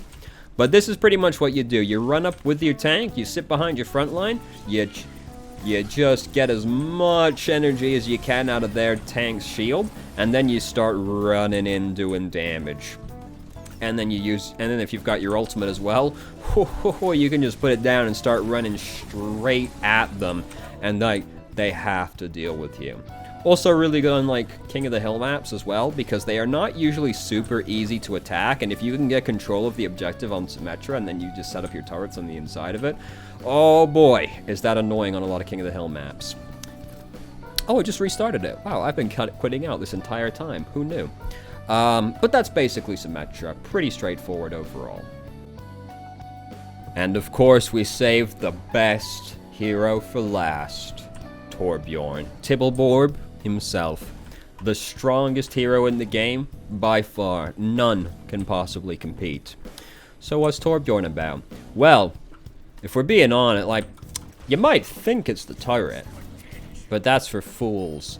What it's actually about is aiming at roughly head height and spamming that left click, baby. Oof, and then you just get rewarded with random kills. The amount of times I've seen a Tobjorn out-snipe a Widowmaker is absolutely incredible. It happens all the time. This is quite obnoxious spam, just because it can headshot. And you can fire it a lot. So you just aim at roughly head height. Just keep doing it. Just keep doing it. You'll be rewarded sooner or later. Now, the turret is, of course, a good friend. Tobjorn is low-key one of the better counters to Tracer because this doesn't have to aim. This just is hitting Tracer. And other flankers as well, like Genji, but, like, Tracer's very soft, so she can't expose herself to this, and she needs to get very close to it to actually break it. You don't need to worry about it a huge amount. Like, you don't need to sit next to it and repair, like, every bit of damage it takes. Because the cool thing about Tobjorn is he can be doing something while his turret is doing something completely different. You can be covering 2 different locations at the same time with Tobjorn.